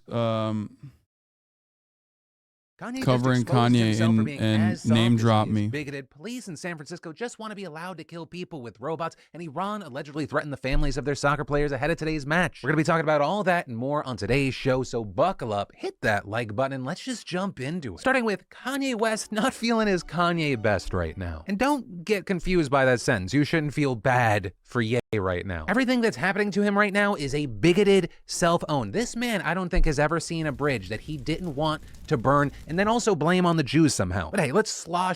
You know, what's funny about this is you watch Philip DeFranco, but he was watching me watch the Kanye thing and said that he was in the chat. He gifted 10 gifted subs and said that he was going to put me in the thumbnail, apparently. Our way through this sloppy mess of a story together. So this most recent situation stemmed from Kanye and white supremacist Nick Fuentes making headlines for dining with Donald Trump, which was so bad that in addition to some Republicans, you even had Mike Pence condemning the move, which is really saying something because Mike Pence didn't even say, hey, that wasn't cool about you trying to get people to lynch me. For months. But the general reaction from most, including those on the right, was why the fuck would you meet with people that are openly being anti-Semitic? With Trump responding saying he didn't know Fuentes was coming, but also not using such harsh language to accidentally offend part of his base. With the situation not stopping Kanye and Nick, and if anything, fueling them to make the rounds elsewhere. With him yesterday being joined by Milo Yiannopoulos on Tim Pool's podcast. And on the podcast, he's essentially being who he's been since he went DEFCON 3. I'm not going to give unnecessary airtime to the other bullshit that he said in this, but this ultimately gets to a point where Ye said they were trying to put him in jail, seemingly referring to Jewish people as they and referencing the anti-Semitic conspiracy that Jews control the media, to which Tim says, I think they've been extremely unfair to you. Who was they, though? We can't say they is, corporate can we? press. I'm not using the. I don't use the word as the way I guess you guys use. I'm talking. It is about them though, isn't it? I mean, because No. because when you think about it, consider it. In 2018. What do you mean it's not? What do I mean? Like, okay, so how about? Are you leaving? So he bounces, and Tim goes on to say, Yeah, he's gonna come in here and say, here's my pain, here's my suffering. I'm gonna say, I hear you. And then he's gonna say, and it was Jewish people. And I'm gonna be like, okay, but don't you consider? It's like, I'm not gonna do this. I gotta refuse. go, What do I even do? Other than ask him, please elaborate on this. Are you referring to individuals? Or are you quite literally blaming an entire group of people for the fact that powerful individuals are causing you harm? and all of this is happening as Nick and Milo follow Ye off set. Tim then going on to further discuss Kanye's unwillingness to have a conversation about all this. I don't like identitarianism. I've never been a fan of people who've blamed everyone else for their problems. In Ye's circumstance, they're coming after him. They're trying to take away his stuff. They're threatening him with institutionalization, and I understand all of that. It's unfortunate that he's internalized this problem to it is a specific ethnic and religious background that's doing it. And with this, there were two massively different sets of reactions. I was watching it live, and you can also see it in the replay. The chat got filled with Tim Pool saying Tim Pool failed, he dropped the bag, he scared off Ye, pushed too hard. But then on the other side, you had people just absolutely shocked that it took so damn little for Ye to leave. With people like Hassan Piker saying Nick Fuentes and Ye couldn't hold back their anti-Semitism for a second and forced him to push back lightly, causing Kanye to leave abruptly. And with that, a ton of people saying, how the fuck do Kanye 2024 people think he's going to handle a debate stage when he ran from a Tim Pool podcast because Tim wasn't being anti-Semitic enough? And this was the most favorable environment you could have possibly asked for. You even had Tim later going on to talk about how wild it is that he couldn't even have a small conversation about this with him. Also going on to say, was this pre-planned? Is this part of Milo Yiannopoulos' revenge? But here's all I'll say. If you Bro, that photo is not that old, man. Oh my God. You guys are so fucking annoying. or someone that thinks that Tim Pool was going in hard on Kanye West, what is fucking wrong with your brain? Kanye West got KO'd by someone using kid gloves. And it genuinely has me questioning how much lead is in the water supply, because there are a decent chunk of people that saw that interview and they're like, Tim Pool is a secret leftist operative. It's truly mind-blowing. And then Black Friday was a bust until... Well, you subconsciously checked your hair. Shaving the beard includes, yeah, I'm glad he didn't use this photo of you. What? Bro, you guys, there's something wrong with you motherfuckers, I swear to God.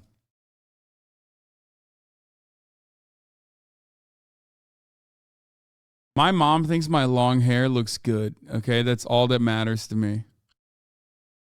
Reading millionaires' bank statements. Let's take a look.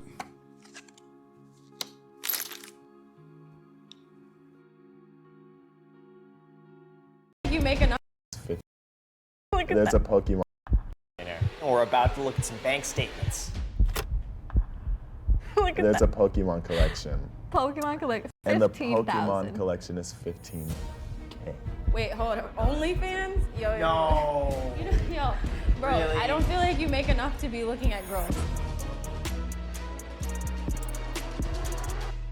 My name is Brennan Jacobs, and I am a minimum wage worker who lives in LA. What do you predict people might say after they see your finances today? I'm really scared that they're gonna be like, if you know you don't have enough money, why did you get this thing? Yeah, check this out. $31 at Taco Bell. Maybe he paid for him and his friends. We got another $18 for pizza. Starbucks. What? That's not that weird. 51 cents. I mean, Raising Cane's, there's $11 there. Yogurtland. Yogurtland, man. See, it's He like got an oil change, In-N-Out. In-N-Out. Starbucks again. Again, see, Okay, it's that like person Chick-fil-A. is not a millionaire. That's a barista, and it's like perfectly normal. His consumption is insanely normal. What the fuck? Like, it's gonna show $5 for a HasanAbi subscription to avoid the top of the hour ad break. That's perfectly normal. You know what I mean? Or maybe it'll show that he got a free one in the form of a Twitch Prime by connecting his Amazon Prime account to his Twitch account. Or maybe it's going to show that he got lucky and got gifted a sub.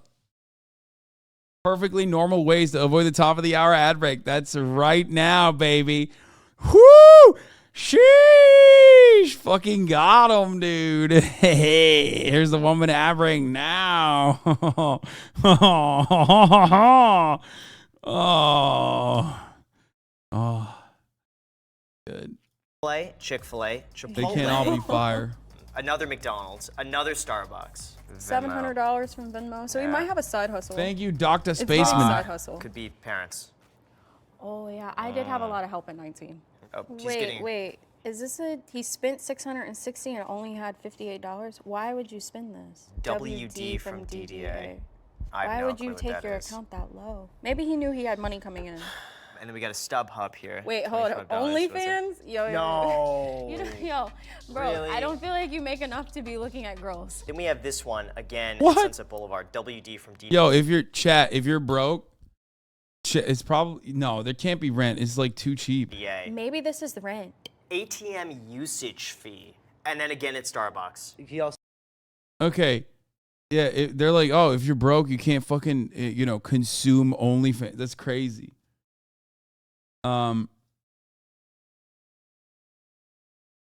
Bro Killer, thank you for the 5. Get the subs. It's Karoff. Thank you for the 5. Get the subs as well. Yeah. How are you gonna say he doesn't deserve pleasure because he's too broke? He's too broke for pleasure. Ooh, 8 out of 8.2. 882. Incredible, Hossie. Let's go. also works at Starbucks. So why is he spending money there?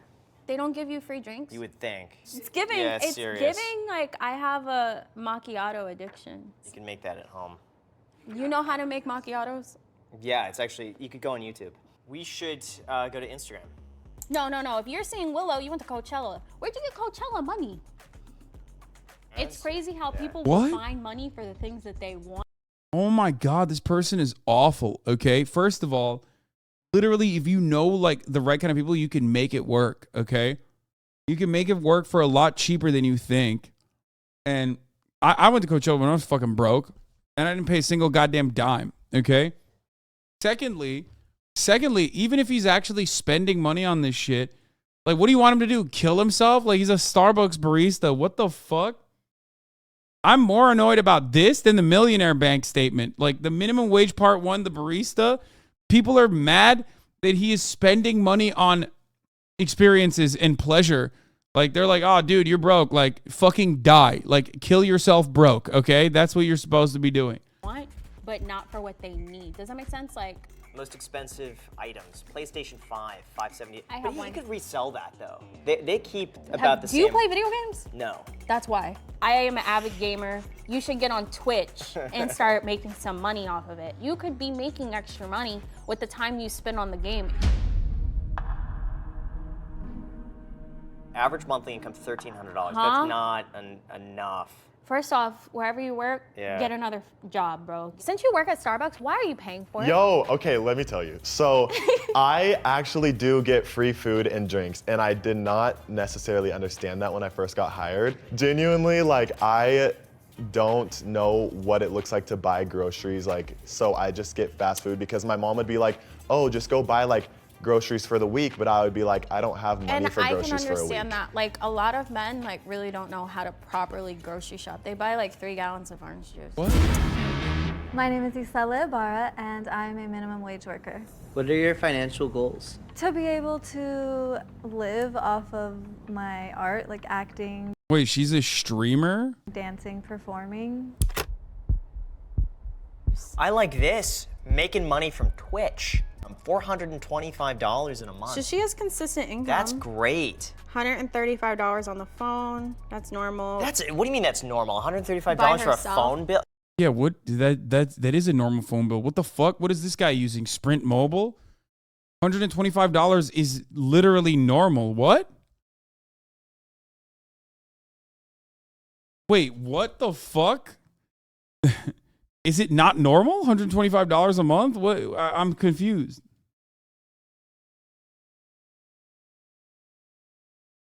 Nope, you're getting played. I mean, I have AT&T like full fucking everything.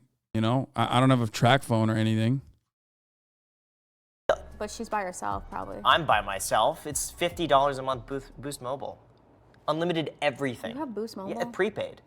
Are you serious Yeah, now? seriously. All right, and then Okay, that's weird, bro. You're like a fucking millionaire YouTube finance guy. Why the fuck? What?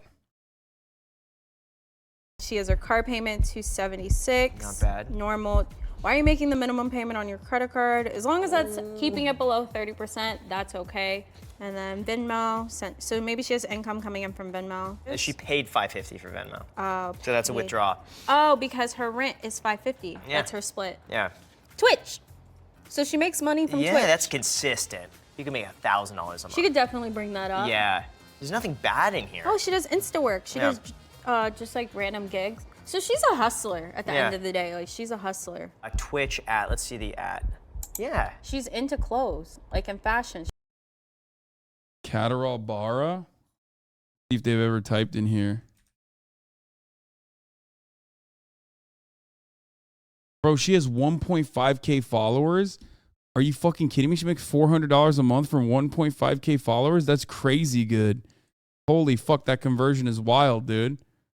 Okay, well, that Twitch account no longer exists unless I wrote it wrong. Catterall Barra.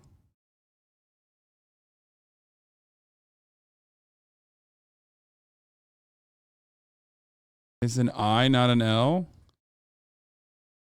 Down is Kataribara. They've never chatted in here. No raid. She's into cosplay and things like that. Yeah, it could be expanding to YouTube. Then we got car, 2020 Kia Soul, 20 grand. All right. PC, oh, she needs that for work. Sewing machine, that's pretty cool. She makes clothes. Average monthly income, $1,500 a month. So 1/3 of that is straight from Twitch, which is super dope. That's not bad. I feel like whatever you're doing on Twitch, expand on it. Yeah, if you have an audience enough to make $500 a month, guaranteed you could make $3-4 grand a month. 1.5K subs, $400 a month is really good. Consistently, That's pretty too. good. Look at this, average on food per month, $10. She eats at home. How do you spend $10 a month on food? What are you eating? Well, that was like for going out, like average. I don't eat out that often, but like I get food stamps right now, so that's where. That's how you're. I spend groceries I eat at home, but That's yeah. smart. How many hours a day are you working? I mean, honestly, I feel like I'm always working because I do YouTube, and so that's like editing. I just don't have income from it yet. But then I get part-time gigs like almost every day or every other day, like since I can make my own schedule. Yeah, it's usually like maybe So you're 5 or 8 consistently working. hours. She's on the right track. You just need to take. I love when like financial advisor people, like those types, will be like, oh, just expand on your Twitch business. Okay? It's like, yeah, no, I had never thought about making more money off of Twitch. Thank you. Like, that's crazy to me. Yeah, let me just fucking, build a larger audience, which, by the way, ironically, she just did because she averages 20 viewers in the last 3 months, by the way, so $400 a month is crazy good, except now I'm 100% certain that at least 1,000 of you fucking hungry simps probably rushed over there immediately if she's live to just be fucking gross, creepy weirdos, okay? Hopefully you didn't fucking do that.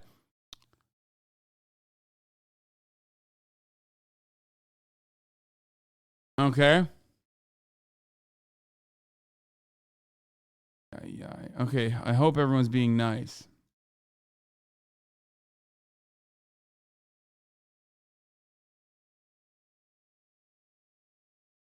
You bet your sweet Turkish ass. I know this community. They see a woman and they fucking lose their shit. That's why I have no life. Yeah, you just need to take a percentage of what you're making and start saving it.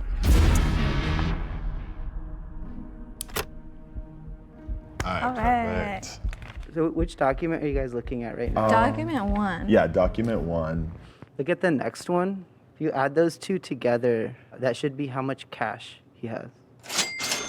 $3,280,129. Broke boy. And 29 cents. Okay. So first, haircut at Great Clips $22. for $22. That's insane. Oh my God. What? Oh, dude, these people, man. I'm going to lose it. I'm going to fucking lose it, dude. Holy fuck. Oh my God. Oh my God. He goes to Great Clips. He's like jank. What is wrong with these people? Why are they like this, bro? $2. That's less than my haircut, which is crazy. Okay, wait, we need to figure out what fish means because we're looking at one that says fish. There's so many aquatic treasures. Right. This must be like a hobby. Maybe something They like that. collect exotic animals, like a shark. They have those. You think that it's a shark? The baby shark things? Oh, yeah. I'm just imagining like. Graham's whole philosophy is based on cutting costs on the way up. Bro, he's up. Why is he still cutting the cost? Dude, if you're getting a $22 haircut at Great Clips, that means you're not fucking tipping, okay? If you have $3 million in your bank account, you best believe you're dropping at least 100 on fucking Great Clips, okay? That's crazy. Like, maybe I'm going to be charitable. I hope he's only tipping. He's actually tipping with cash, so it's not showing up on his bank account, okay? But holy fuck, dude. That is... I mean, Jesus, Lord mercy, what the fuck? When you first walk into like a house and there's like an aquarium in the wall, you know what I mean? Yeah. And it's just like decked out with That's bougie probably shit what for it the is. fish. A lot of Amazon purchases. Yeah, what is that one? Amazon. Okay. The saltwater fish was 300. Dude, there's so many secret millionaires, you don't know shit. Wait, what? $146. A Vegas show at the Theaters. MGM Theater. $400. Also, another L. Imagine paying for a show in Vegas, bro. Come on, you're a millionaire. And a YouTube like guy who's rich. You know what I mean? Like how does this guy not have like someone who hooks him up? That's actually surprising. They got a jet suite. So like a flight, Yeah. I think. Yeah. And that was what? $299. He flies JSX. Geico Auto. It's Cheap? $643. 643. Dang. I only pay like 116, 117. That's like premium status, huh? Right. So the next thing will be Instagram. Personal finance enthusiast and real estate investor. 4 million on YouTube. That's kind of. You judge him for his haircut price and his prepaid phone. Like, why are you judging him for not spending his money? Because it's got to be to a certain degree, it's like either ridiculous, like penny pinching that you don't need to do, or it unironically becomes like a problem. You know what I mean? You're like literally a lot of people will tell you like rich people spend money not necessarily to get like nicer shit, but to cut time. Okay? Like when you get a prepaid phone and shit like that, you're literally there. That's just like so much additional stuff you have to think about for no fucking reason. You know what I mean? And when it comes down to like getting a haircut at like Great Clips or whatever the fuck it's called, like, you know, you could, I don't know, you're on camera, like you can very easily get a decent haircut that will improve your content because you are an on-camera person. You could also have someone come to your house to cut your hair. You know what I mean? If you want to save time. He's got passive income time though. Yeah, that's true though.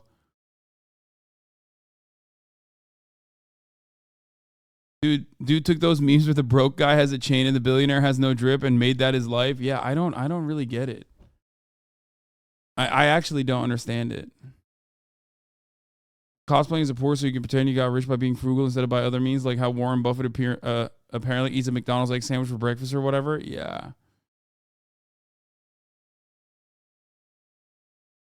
Instabias says he's a personal finance enthusiast though, so maybe it's part of his brand to get his haircut at Great Clips. Yeah, I think so.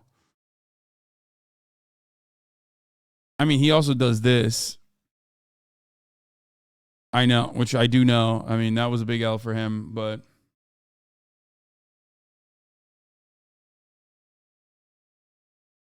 like you hire a chef so you never have to cook and save time, right? Yeah, except notice how I pre-prepare or I literally just order because I have enough money to just order. You know what I mean? And that's it. Yeah, like I order because I can pay for it.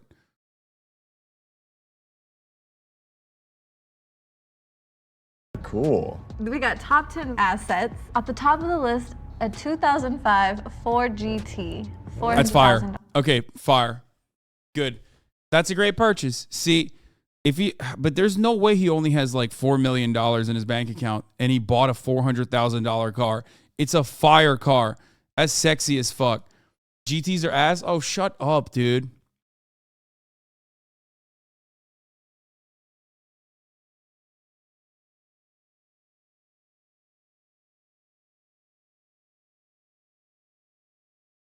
$300. Oh my God, there's Then the the aquarium. aquarium. 300-gallon reef aquarium, $55,000. Is that just in total? That's crazy. I think that is. Wait, that's it. Okay. Is that Dory? So that's crazy. Yeah, they got the whole cast in there. The whole cast.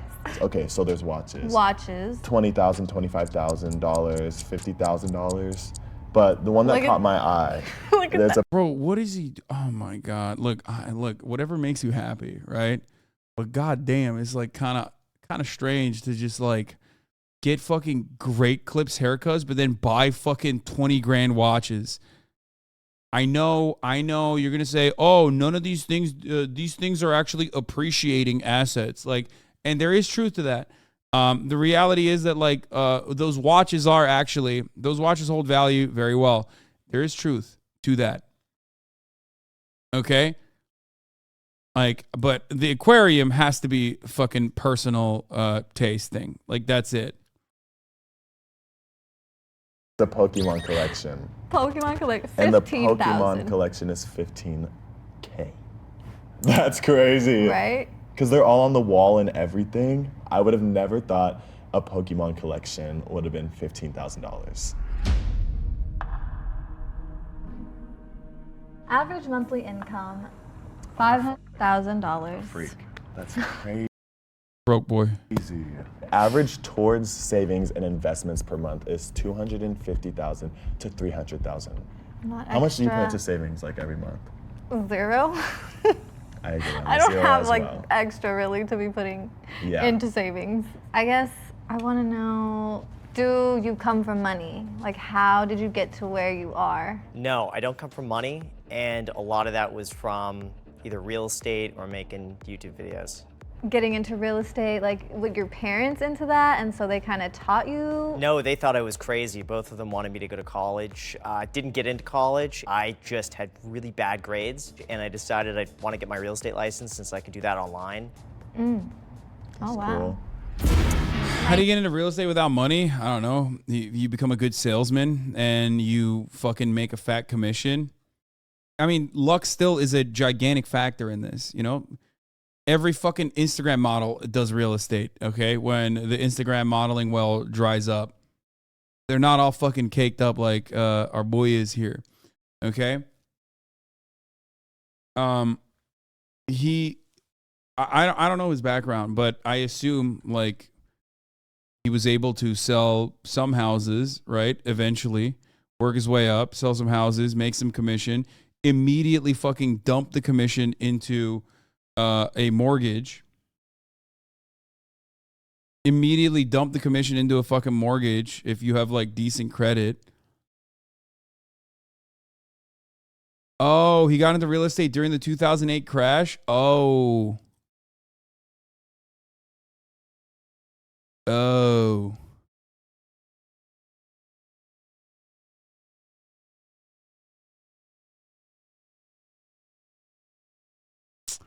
Graham is self-made. He did start from the relative bottom. He just practices what he preaches, unlike other financial pundits. Thus, great clips. Fuck to shit on these kids for buying food, and while these fucks just buy watches, fuck them. I mean, dude, a little bit of being humble in that circumstance and recognizing the position that these people are in is probably important for these financial advisors and entrepreneurs. The reason why those two original people were, you know, barely making ends meet is because it's very expensive to be poor. Okay? Not everyone has a gigantic fucking, real estate portfolio or whatever kind of entrepreneurial endeavor this person is involved in. Okay? It's very, very expensive to be poor. Okay? That's it. So like being like, oh man, I can't believe you're buying avocado toast or fucking, coffee or whatever the fuck is silly. Like, My name is Christiana Hurt, and I'm a millionaire. What's your opinion on like minimum wage? With minimum wage, you're just in a different chapter. Your today was my yesterday, but we could both have the same tomorrow. The first thing I'm noticing is designer clothing. Almost $1,600 for Rick Owens. Very cool clothing, but it is mad expensive, dog. Flowers. Flowers. Oh, the Venus et Fleur. Oh God, I think I went to college with the owner of that brand, if I'm not mistaken. $147. For flowers. I What were the wonder, flowers for? Yeah. I'm gonna make a guess and be like, she bought like Zendaya flowers for her Emmy award. Zendaya, Her Emmy yes. award. Her Emmy award. Okay. Ooh, We have. I know that name. Louis Vuitton.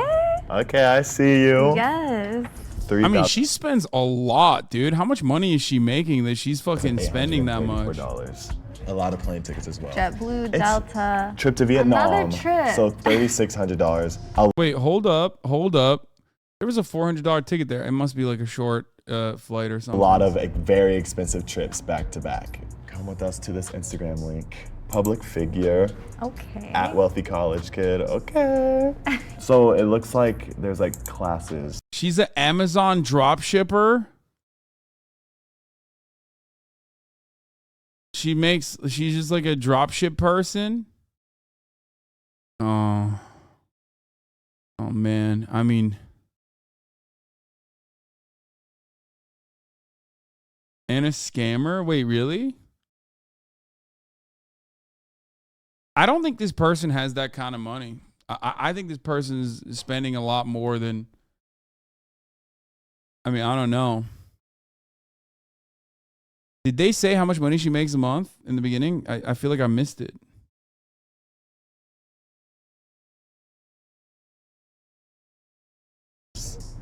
That are being taught. I'm not sure what it is, but it's got to be great. We're getting money from it. And then let's click on an Israel travel vlog. So I feel like we definitely are in the midst of a traveler. And most expensive asset list. No, again. Pokemon cards. What is this? 25,000. There is something. Is there a thing? Millionaires just collect Pokemon. Pokemon cards? Like, We are seeing that's what we it. gotta do. Monthly income, 245,000 to 275,000. How? Average monthly expenses is 5,000. That's crazy that she's able to fucking make. That's crazy. Amazon dropshipping is a scam. They sell classes to other people, but that market is saturated with 99 people selling the same Alibaba chair, and you get fucked over because they charge you like $10K to get it set up. Scummy as shit.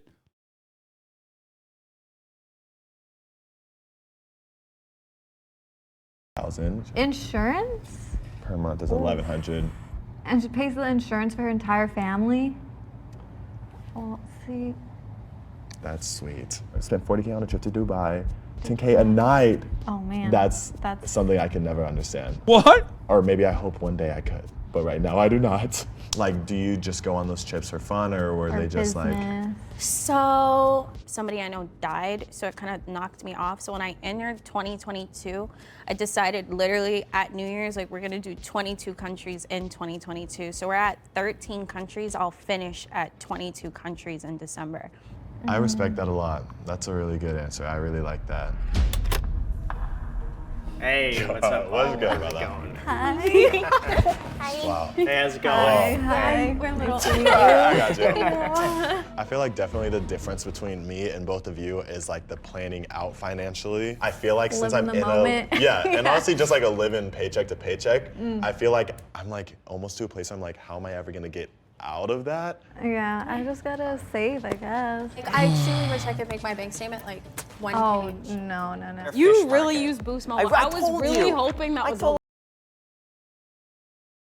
Has Hasan already covered the potential rail strike today? We're 7 hours and 21 minutes into the broadcast. You know I have, brother. You know I have. Come on now.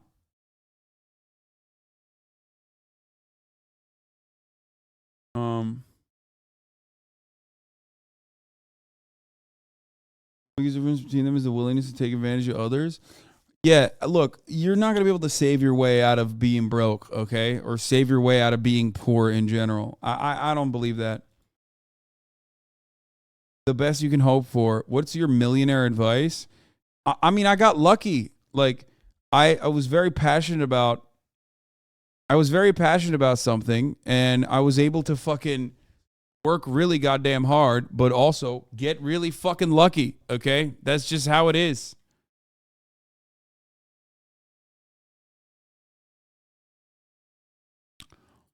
But I didn't necessarily have like a saving system that helped me get to the point. Like I had to budget like crazy. Okay, I didn't spend money on frivolous shit. I liked going out. I liked partying. How did I do that for free? I was friends with promoters. I knew bartenders or bouncers and shit, so I could get into places for free originally. Make friends with promoters so I could so I could go and party for free also.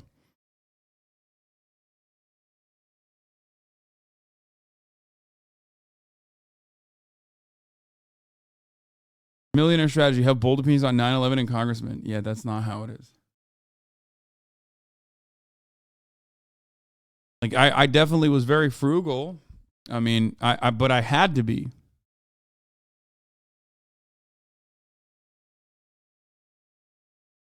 I had to be frugal. I didn't have money. Like, you know what I mean? So that's it.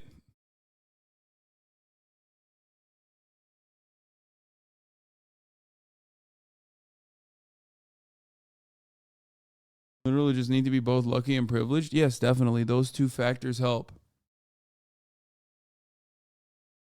Sounds like saving money didn't save your problems, but making more money did. Yes. But I was also able to, like, I made money when I went out on my own. Okay, I bet my ass if you look like Ben Shapiro, you wouldn't be so cool and in your position. I mean, I'm not going to sit here and act like you are just hot. Yeah, dude. Notice how, like, every hot person is a fucking, is a massively successful political streamer. It's so crazy how every hot person is. Like, don't be fucking stupid now. You literally just pointed to Ben Shapiro. You think he's fucking hot? Is that how he made it? No, don't be a fucking idiot, okay? Obviously that factors in, and that definitely plays a role.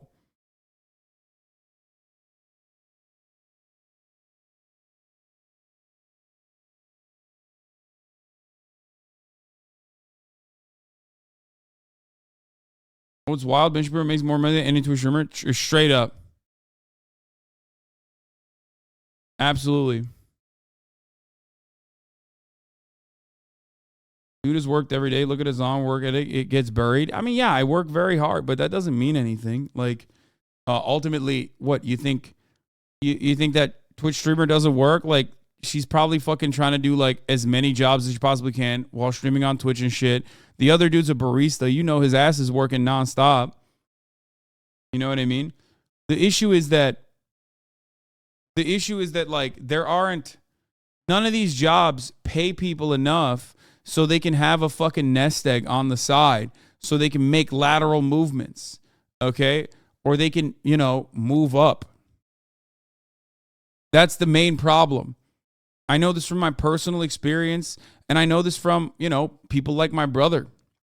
Motherfucker is the most like educated, master's degree in engineering, literally builds fucking spaceships, but has a very hard time, has a very hard time putting together enough fucking money to even like make investments or do anything else. Okay, it means pretty much to us himbos, though you are a little workhorse. I mean, I do. I love working, so it's not a problem for me. Okay? I love working. So, it's so wild to me how back when I started watching you in 2018, everyone in the chat understood that you weren't in a good financial position by any means, but now everyone just assumes you never had a life like that. Also, you grinded so hard every day so that you were ready for any lucky opportunity that came your way. I don't like how chat downplays this. Yeah, I mean, yeah, that is strange how, 4 years fucking dramatically changed everything. I mean, I was not in a fucking insane situation until 2020, until I went full time on my own. You know what I mean? Why do reactionaries seemingly make so much more than moderates? Do you think there's any more moderate viewers, but Tucker Carlson and Ben Shapiro make so much more money?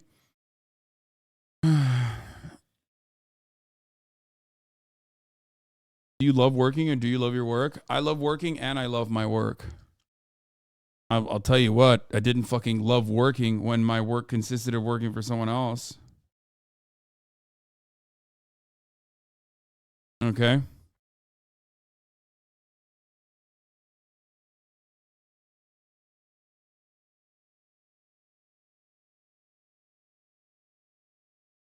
As a late 20s myself with decent income, saving 6-7 figure level absolutely requires some big luck.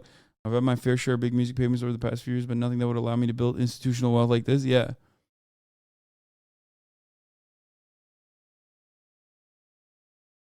Now you work for Bezos. That's true.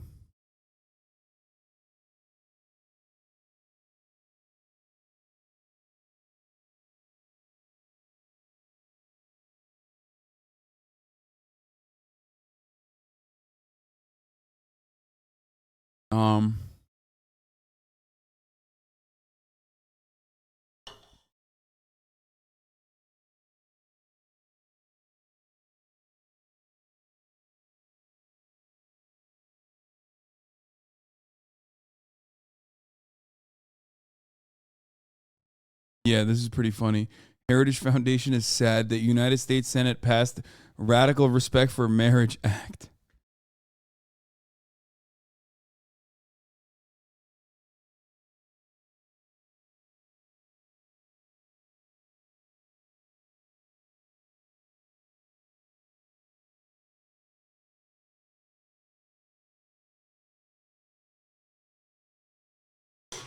All right. Well, I'm gonna end it here. I said I was gonna watch Community today, but I'm not. I'm tired, and my brother's here. I'm gonna go hang out with him a little bit. I'm an L streamer. Okay, that's what is one of the major advantages of fucking being able to work for yourself. Okay, there you go. I could just say, here is the last 3-minute ad break, and then fucking quit it when I'm tired. Have you watched Community before? Yes, but a very long time, and I don't remember anything from it. Some updates on what's going on. I have an XQC stream on Friday, pre-streamies. I have Boy, and I Did a Thing staying at my place starting tomorrow. I have a podcast in the morning with Daily Dose of the Internet and Cutie Cinderella, and Will Neff is finally back. We are going to be filming that for next week. As an episode we're filming for next week. Yeah, no, we have not Felix Biederman. Felix said next week. I don't fucking know, dude. I think he's like too busy. But yeah. Your Daily Dose of the Internet is going to be on. The Multiverses ad is not up. Yeah, Felix is fucking so Hollywood, dude. I'm serious.